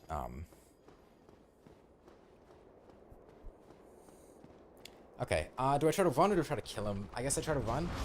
Yeah, no. That's the wombo combo. I needed to roll there. I thought I could strafe them, but they track better than I remembered. Okay. You're impressed by my ability to navigate like this? It's all, we learned through Sen's Fortress. It's a combination of navigating Sen's Fortress for a while, which makes you pretty good at walking over narrow ledges. And then also just memory of the DLC area, which I do have a pretty good memory of it. I know Dark Souls pretty well. I didn't send the elevator back up because I'm a dumbass. They're going to be following me, but that's fine. Now? Hold on. Ah, that's bad.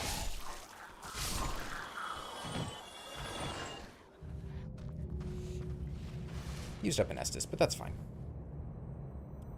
Alright, this time, I want to make sure that I send it back up so I don't have to do that again. Let me walk behind it. And then through it. I can do that if I roll that correctly, because all the attacks hit me at the same time. If I roll at the correct time, I'll iframe all of them.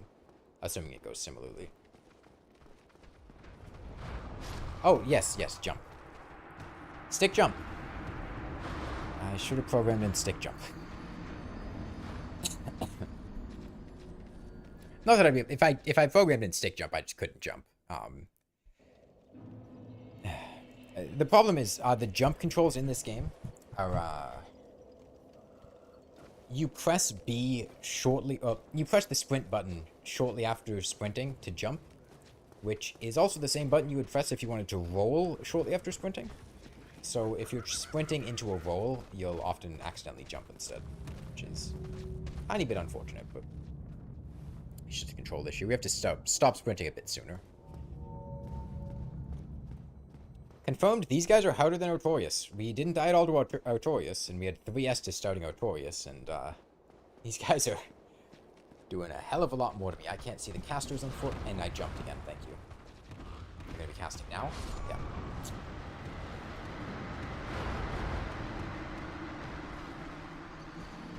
I knew it was coming, but that jump is a devious button. Maybe just kill him. It'll probably be easier to just kill him.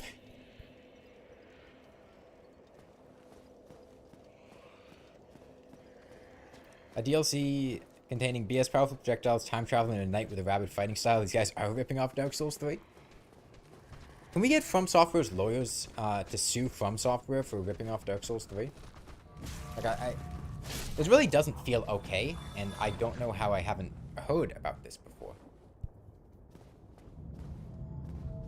Like, can From Software please copyright touching bonfires or touching something as a checkpoint, like Nintendo's trying to do with the Palworld mechanics? Like, touching something as a checkpoint is such a quintessential Dark Souls thing. Like, if you imagine just, like, you associate that specifically with Dark Souls, right?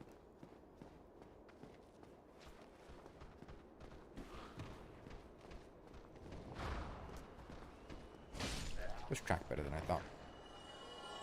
Drinking to heal. Okay, I will just face tank and chug Estus. I don't care. Is this the head? No, it's a tit. It's a tit. Okay, he's close enough to shoot me. We have to actually go in now.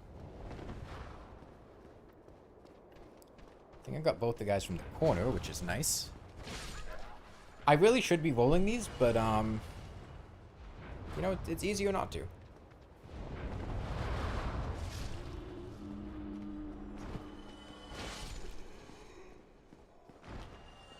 Now we just have to get past the chained prisoner. I am not going to fight this guy. This guy is pretty damn tough to fight. We're just going to bait him out. He probably does open with his narwhal attack. No? Open with... Yeah, he is opening with narwhal. Okay. Also, this elevator specifically has one enemy on it that only ever appears on your... Oh no, I pressed the wrong controls. I'm fucked. I'm fucked. I'm fucked. I'm fucked. I'm fucked. I'm fucked. When you send the elevator up, there's a guy on it. He never appears again afterwards. That's the only time you ever see him. I don't know what he's doing. I can't hear him. I can barely see him. I think he's spinning his ball around. That's fine. The guy's probably still here. We're gonna have to whack him. But that's good. What, is he gone? Am I an idiot? Is he not? What? I thought there was a guy there. Am I mixing it up with a different elevator?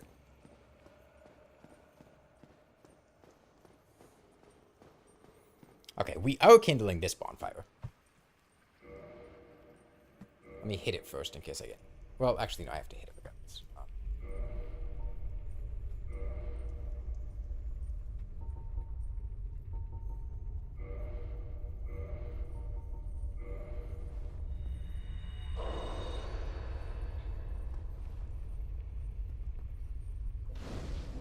Am I an idiot? I thought there was a guy that came up there. Did I miss him? Did he fall off? Maybe he just fell off.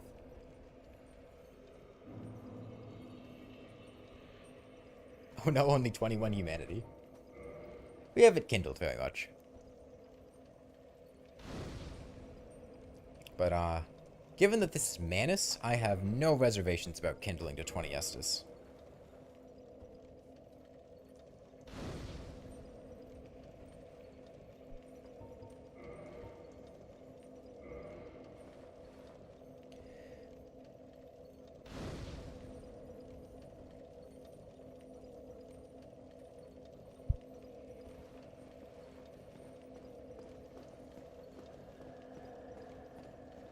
Okay, let's see if I still got it. I don't have it.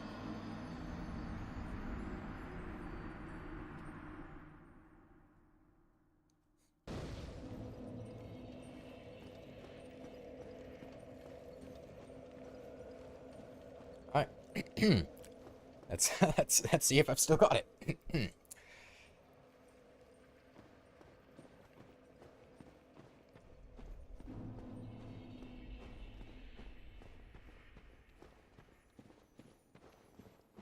It's important to recognize when you washed up Vorax, and I do not have it anymore.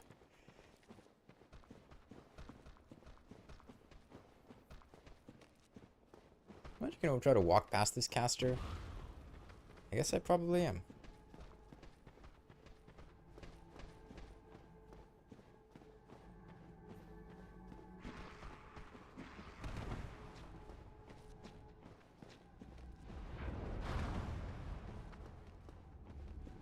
He's gonna be casting now. Yeah. Ooh, we got lucky though. He did the scatter shot. All right, no luck there, but I think we can. If we're not sprinting, we can take another hit, as long as it's not a counter hit. All right, we're good.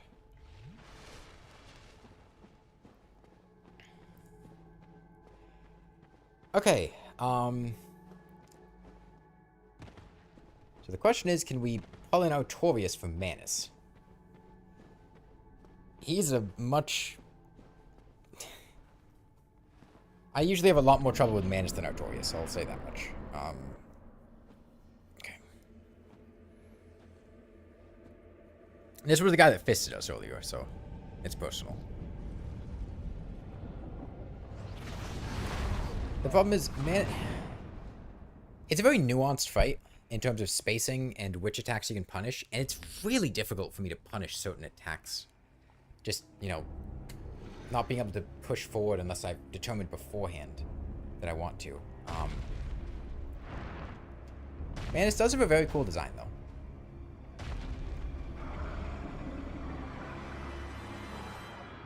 First thing we do is lock on. Okay. I can't punish that. Right, yes, I can. That's the one I can punish. Okay. That's the one I can punish. Okay. That's the one I can't punish. That's the one I can't punish. How many hits? One hit? One hit. Can't punish that. He will combo that infinitely.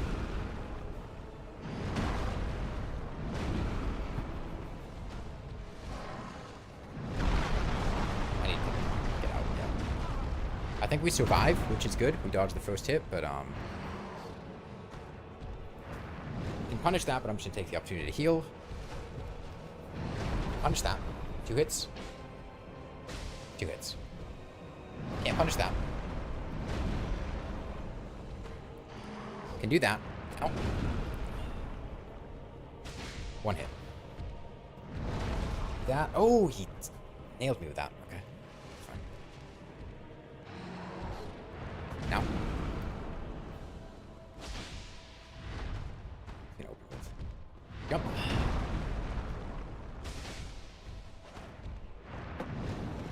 Punish it. Do I punish it? Yeah, I punish it.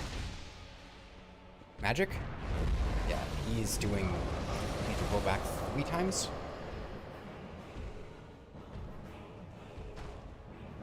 Can't punish that. Get away. This timed it. Fine. He's gonna follow through. I can take that opportunity to heal. I can get 1 hit here. That's safe. This is very bad. I can dodge the first hit, but then I have to eat the rest. Hopefully it doesn't kill me. There we go. I think I just chug on wake up. Yeah.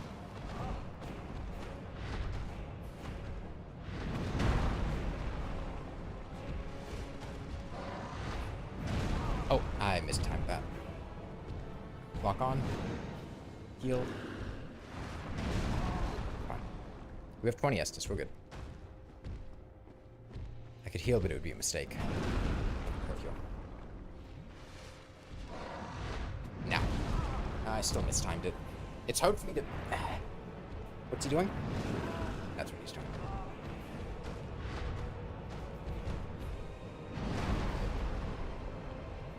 We're good. Getting beat up a bit, but that's fine. I'll get 1 hit. This is... from the top.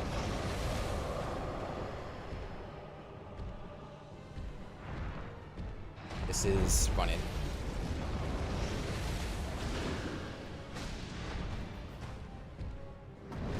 Dodge and heal. Backhand. Does he combo that one? I don't remember. It doesn't seem like it. Now. It's a lot easier to dodge that when he's not on top of you. The second hit was greedy. I can't do 2. Get away. 3, 4, run in.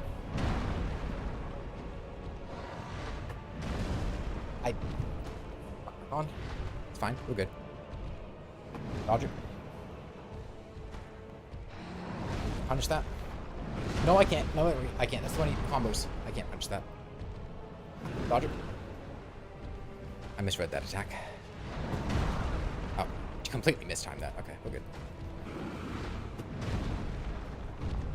Lock back on. Lock back on. So, yeah. It's not that I misread it, it's that he didn't combo it last time. This is from the top. Didn't do that very well, but it's fine. I really messed that up. Wow. We can heal here. Double heal. Hit. Scatter shot. I'm bad at it. He does the roar. That's your opening to heal. Dodge it. Okay, he's dead.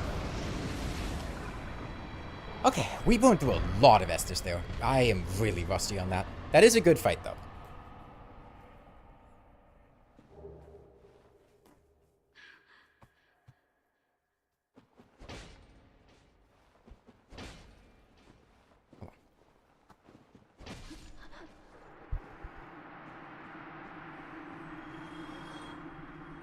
Manus is a really well-designed boss. face tanked. I didn't really face tank. I took hits, but there's a difference between face tanking and taking hits.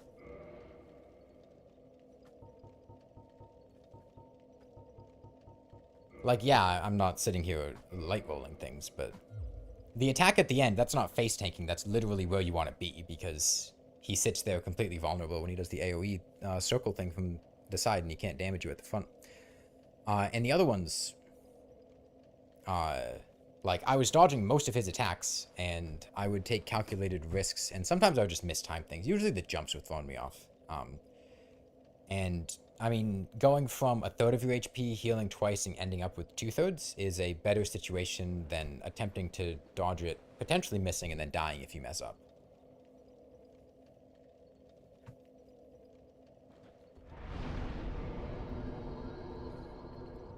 Okay, and now... Township? Yeah, Township. We need to go to, Hawkeye Cough.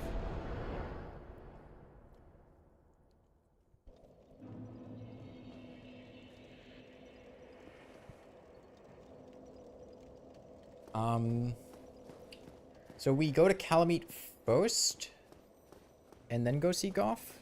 Yeah?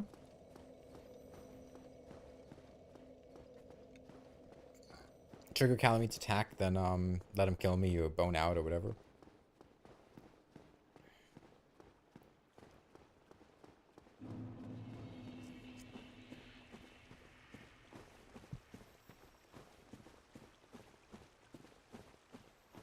Back to the Royal Wood.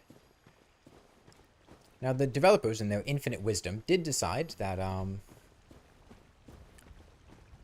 there weren't enough dogs in the game. So they decided to add more in the DLC.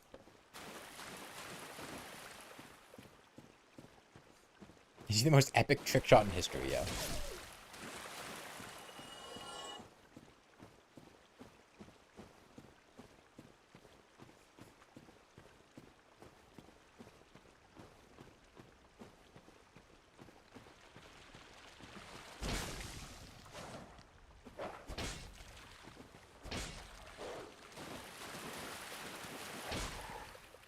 It's okay, the one consolation is that this dog and I are both absolutely terrible at the game. It's not just me.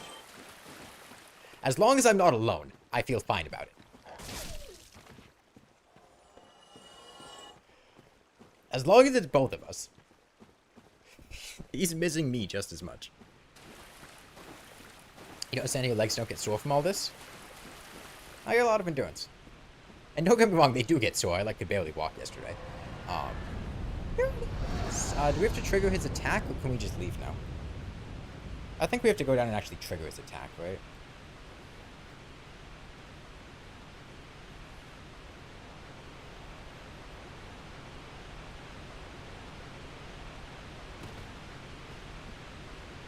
For 3 hours in a row? Well, it's been 4 hours, and, I don't think that's really that long. Is it close enough? Hello?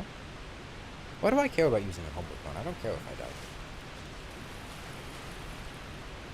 I'll just let him kill me. Grab this loot, it's free souls.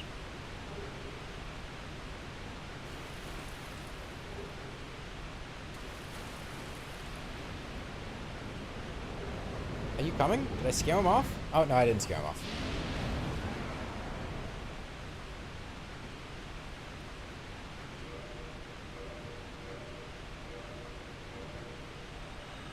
Back we go.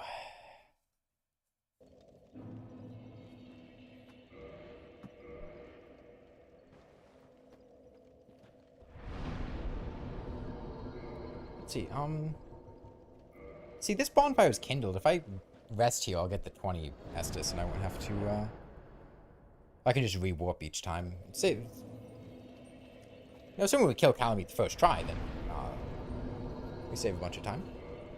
And, I'm sure I'll be fine. Bad at the game? I do think I'm playing poorly, like... I'm sorry, my standards for playing Dark Souls are a little bit higher.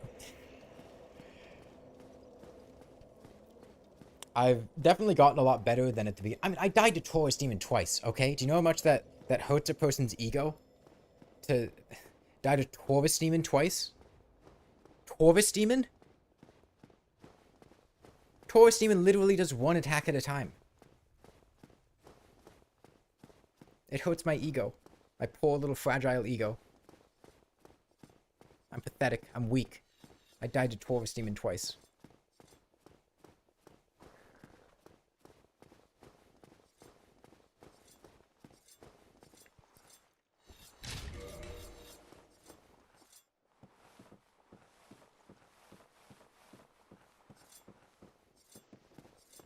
Yeah, I think I think ONS is really where I finally was pressured to the point of getting my coordination back.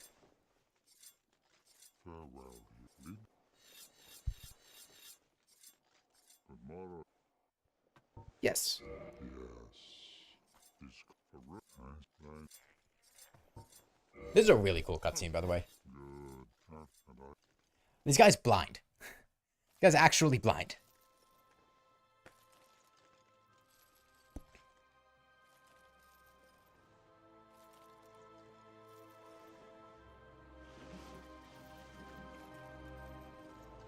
Yeah, ONS is the get good or get going moment. And it's where we were forced to actually get our coordination back. And play well. And then everything since then has been going pretty smoothly because, well, I'm pretty acclimated to stuff now. Trial by fire, or by lightning, I guess. Big shout out to the Crystal Halberd, though. I love Crystal Halberd on ONS. Except for on Snow.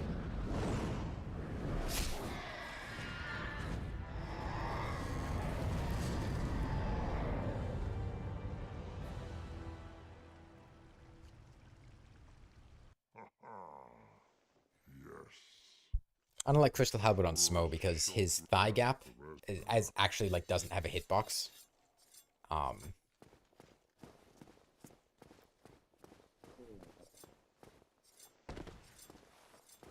So you whiff attacks with the Crystal Halberd doing basic R1s. Which almost caused us to die on our successful attempt. Alright, off to Kalameet.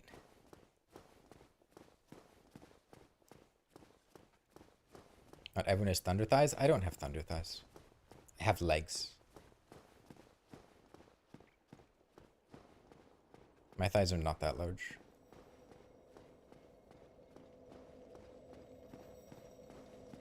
Oh, this is the wrong direction. I mean, I weigh like 125, 130 pounds. Most of it's not in my legs.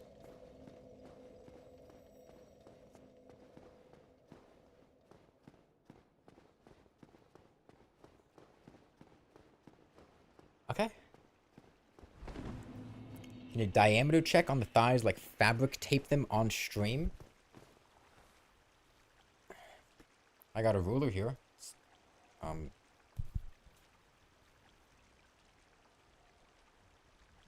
It's like a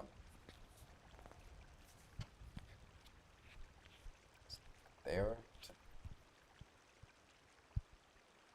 It's about 12.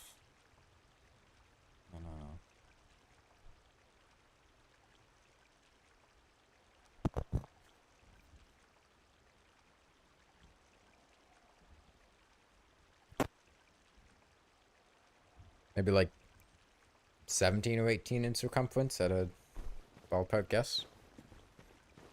With circumference, I don't know what you expect. How am I supposed to get a fucking cross section of my leg? Alright, I don't know. 6 inches? 7? Maybe?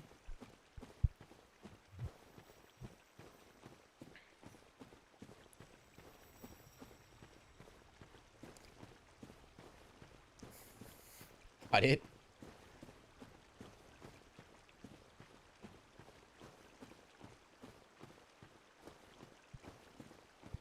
Yeah, the point is my thighs aren't that large. They're pretty normal sized.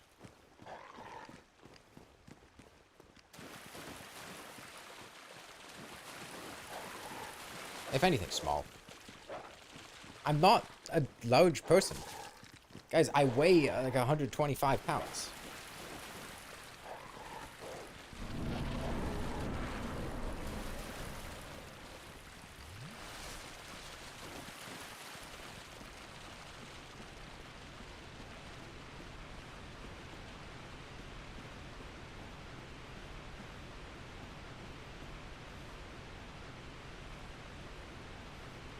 Okay, let's see if I can remember Kalameet's attacks.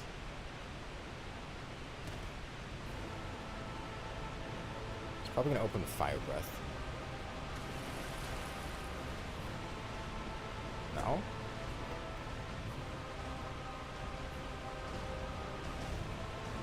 God, he's hot. Watch the right.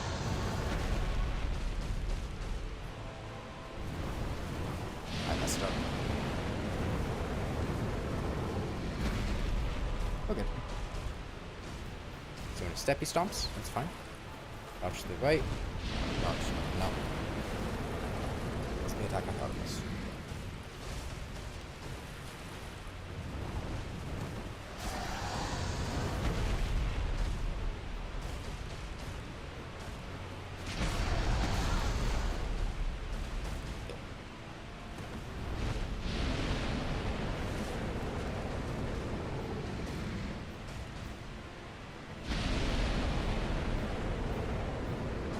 No, I messed it up. You need a lot more mobility for Kalameet, and that's really throwing me for a loop. You gonna do the second one? No follow-up. Yes. No, you... Don't backstep. Don't backstep. Oh my god.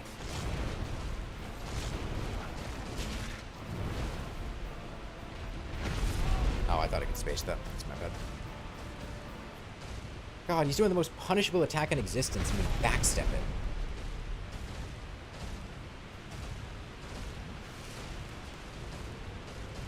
Yes, go in, please.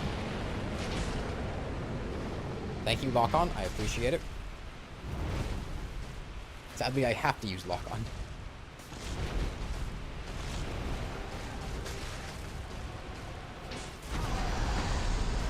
I should have brought you away on that one. Yeah, come on. I'm stepping on me. That's... We'll heal here because it's an opening and I don't have much else to do.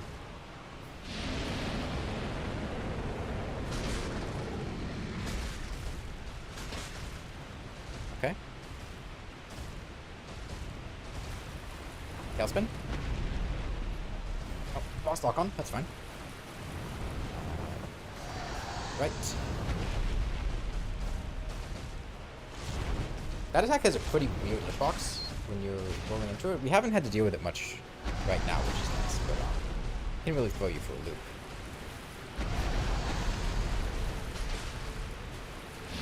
Elbow Sponge. Just get 2 hits. He's gonna sprint, yeah. Hopefully we can get far enough away. Yeah, yeah. Give it a second heal. Did I kick? What was that?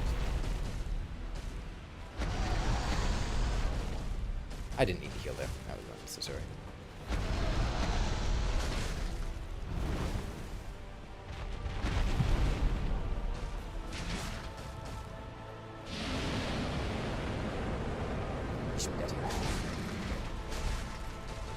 Oh, no.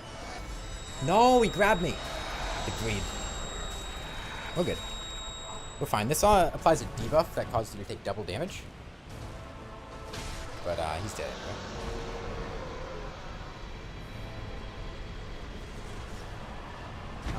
Said I was a straight man. I'm bisexual. But I mean, Kalameet's hot, right?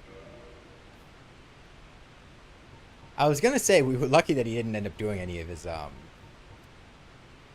grab attack, because his grab attack would really be difficult. I don't know how else to put it. Okay, well, at this point, we have killed every boss in Dark Souls besides Gwendolyn, who I don't want to do because he's gonna be annoying. So let's just go to Gwyn.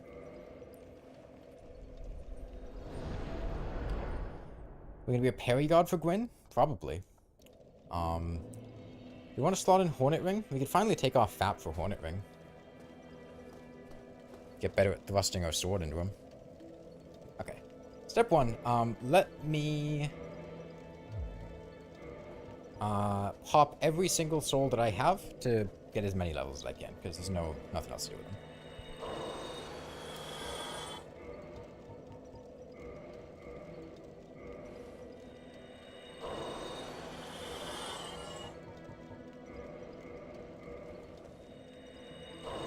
clean up your ice spot enclosures. Alright, see you, Jappy. Have a nice day. Thankfully, it defaults to yes. I hate when the prompts default to no, man. Solar Smoke. We got a lot of these. We could have done this a while ago. Yeah, so based on what you could see here, the hardest boss in the DLC is Sanctuary Guardian. Sanctuary Guardian is the only DLC boss we actually died to.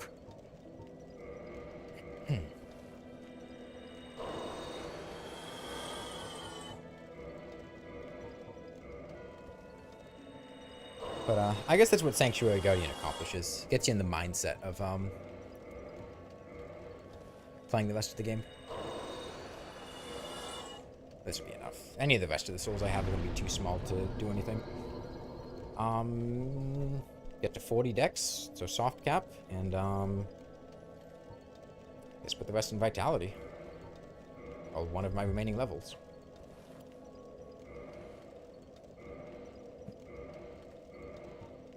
Okay, we'll be parrying. We will finally take off Ring of Favor and Protection to put on the Hornet Ring instead.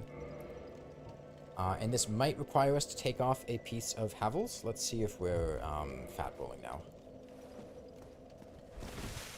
No, we're not? Oh shit, we're fine. Okay.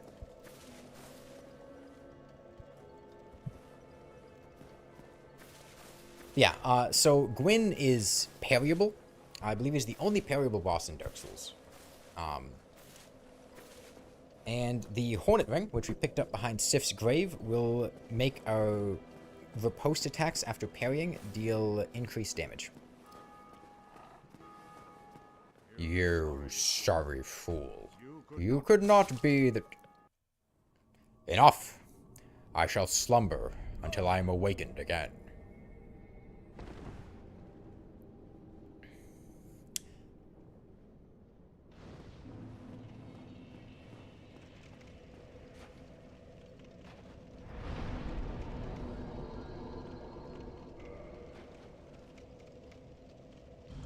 Okay. Yeah, I'm glad that we did Dark Souls, and I'm glad that we did Dark Souls 1 first, because I think this was a very good way of reacclimating my coordination. It was really like Sen's Fortress and ONS was the point where I really had to up my coordination game, and really get back in the flow of things. This is the killing of the first flame. You might recognize this from Dark Souls 3. Yeah, I'm gonna do the other ones. I mean, I've already done Elden Ring. The whole point of this is to get my coordination back up to a point where I could do Sekiro. Which, I think after I had finished Elden Ring, I was at a point where I could have done Sekiro. I just didn't. Do I try to kill these Black Knights or run past them? First, I kind of just want to run past them.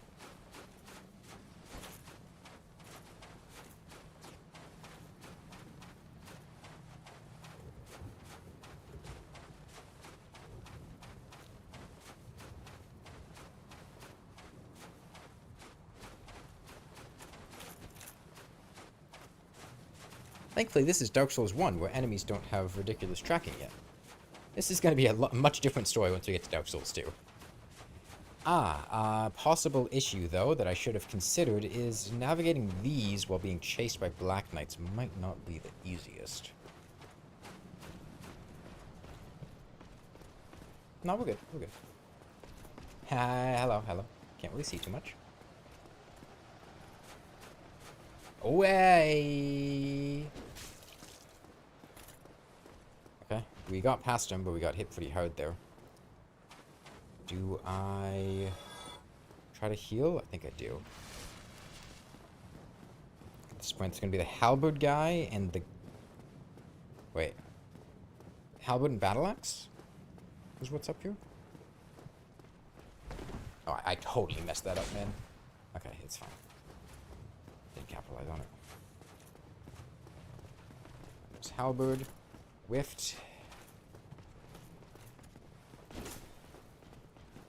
No, no, no. Oh, shit.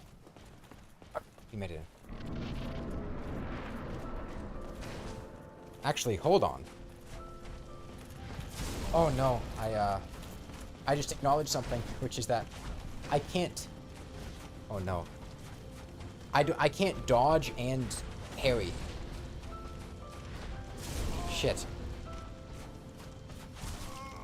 Maybe we don't parry Gwyn then. Maybe we just dodge him. Because I have parrying controls, but there's no dodge button on my parrying controls. And I mean, I could just sit in front of Gwyn. I could Havel tank him, yeah. You know what? I think I'll just go for dodging, honestly. I think with this control setup, I would feel more comfortable dodging.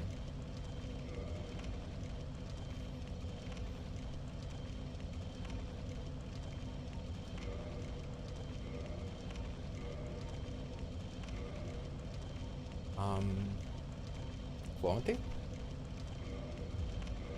Sure.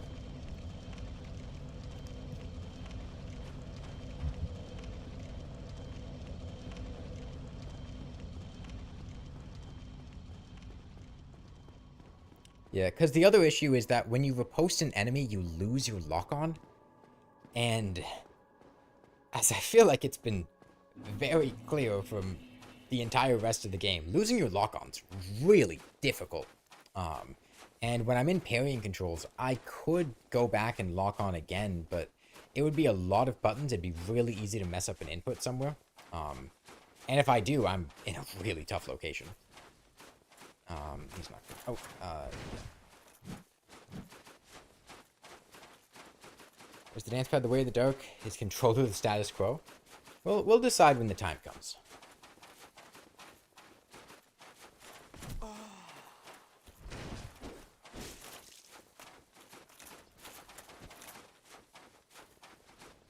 I always thought it was incredibly silly, the notion of losing no-hit runs to enemies falling on you. I know it's like a genuine concern with bosses like Sif and Quelag where they can jump on you. But just stuff like that where the Black Knight just randomly decides to jump off a ledge and then, oh, by the way, he hits you for like 2 damage.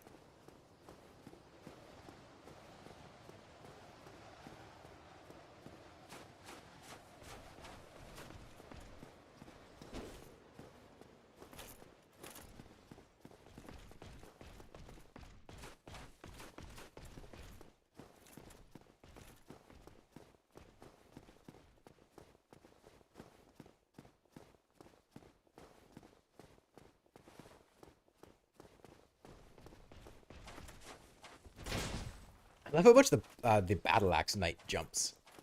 You gonna do the sprinting attack at me?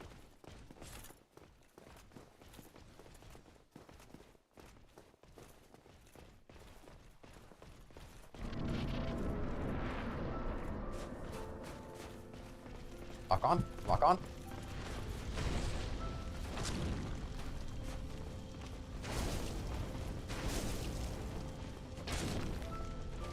Wait, are we 2 hits to stagger?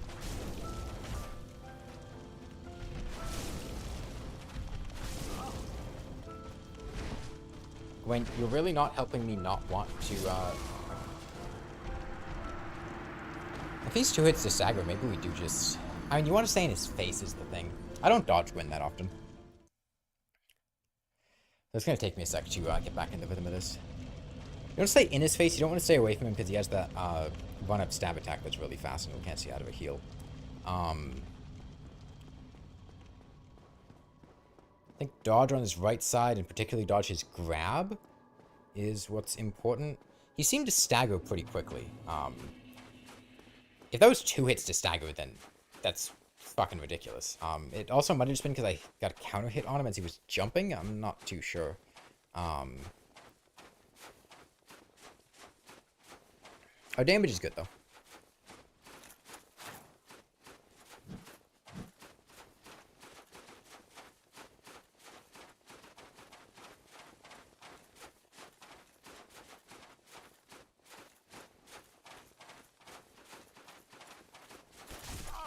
Oh my god, he actually attacked me. He actually attacked me. What the fuck? I shouldn't have stopped running. I thought he was just gonna kick me again.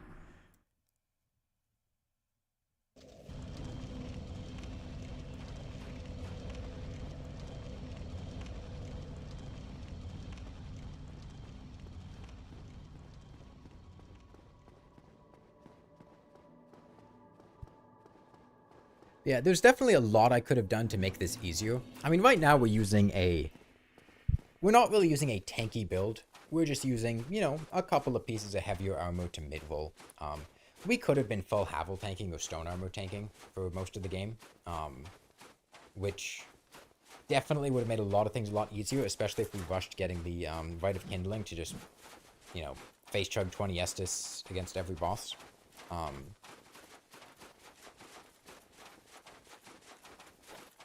The game would have been complete easy mode if we were just playing the spellcaster, right? If I didn't actually have to worry about, like, positioning or timing or anything, I could just sit away from a boss and spam soul spears. Game would be a complete joke. Could have been summoning phantoms. Not even AI stuff, just like, you know, Soleo and whatnot. Makes the game a lot easier. I'm pretty happy with how this has gone, all things considered. I feel like we did pretty well, given what we have available to us. And sure, I mean, I could have made the game more difficult for myself. I could have been trying to fucking red tearstone ring all these bosses. But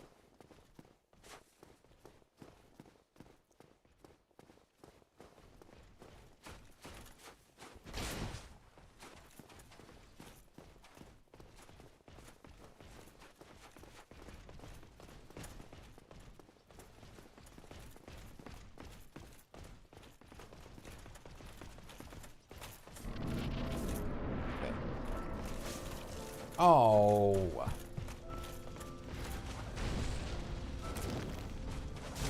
It is 2 hits to stagger. Okay. Why would I do that? You want to play the 2 hits to stagger game? I can just play the 2 hits to stagger game. I've met a guy called Ornstein, because, I'm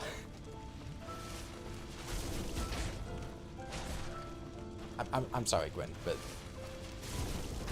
if you're not going to put on... You could at least slap on a wolf ring or something, man.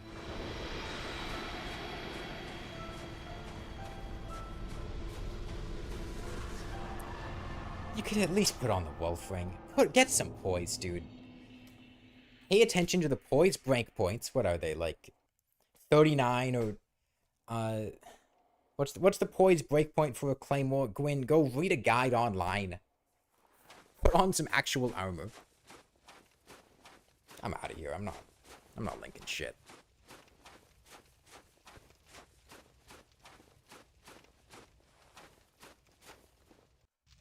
Okay, well, that's Dark Souls 1 done. I'd like to do Dark Souls 2 this weekend. Well, Dark Souls 2 has a lot more content, I feel like, than Dark Souls 1. Not necessarily... I'm not necessarily going to do all of that content, but I think it would take longer to get through Dark Souls 2 than Dark Souls 1. So, I don't think it's likely we'd finish Dark Souls 2. You sorry fool. You could not... Oh, wait, shit, you are the chosen one. Oh, fuck. Let the true dark be cast upon the world. Our world returns. Is Dark Souls 2 gonna be all bosses too? Well, this technically isn't all bosses because we didn't fight Gwendolyn, but, I mean, I hope you can forgive me on that one. Gwendolyn's a kind of miserable boss fight, especially when you have to be constantly controlling the camera.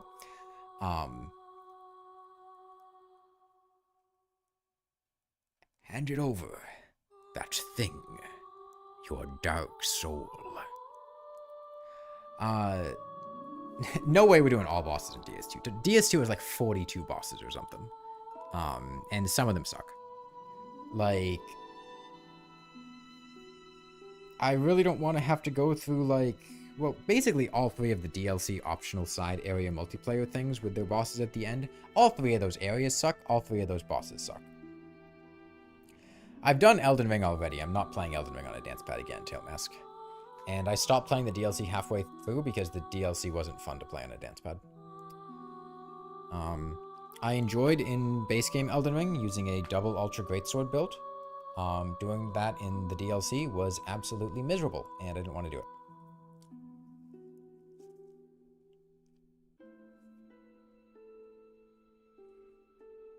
Mirror to the Dancing Lion. We got past, like, Renala or whatever her name is. I don't remember what bosses we fought exactly. I think we did Dancing Lion. It was somewhere in the midpoint before the snake guy that... Really, I stopped playing because my Dancepad broke, but I wasn't planning on continuing regardless of whether my Dancepad was working or not. Holy shit, Jesus worked customer service for Dark Souls 1. Huh. What a guy. What a guy. Yeah, I'm gonna try to finish Dark Souls... Well, I'll think about it. Because I would like to... Okay, let me take a step back. I'm moving in like 2 weeks. While the credits playing, because I beat the game. And there's a good chance I'm going to be gone for a week before I'm moving and won't be able to stream. So that leaves me until like next Wednesday, Thursday-ish. Before I move, and then I'll have to set up my internet and whatnot. Before I can stream again from my new apartment. So I'm going to be away for at least a week, maybe 2 weeks. And it would be cool to finish Dark Souls 2, but it also might make sense to work on something else. I've been working on like a guide to fishing for Terraria, a comprehensive guide to fishing, which I might be able... I think getting it finished would be a pipe dream, but I could work on it a lot. Or work on some other stuff. I don't want to leave the run unfinished for a couple of weeks is the main thing, if I don't finish Dark Souls 2 within that time frame. So I might wait until August to start playing Dark Souls 2. I'll see how I feel tomorrow. Especially because it depends how tired my legs are.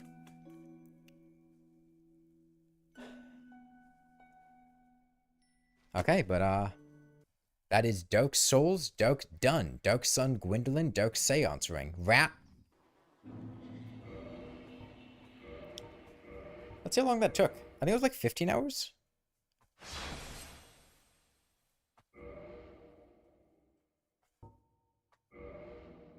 14 and a half hours. Yep.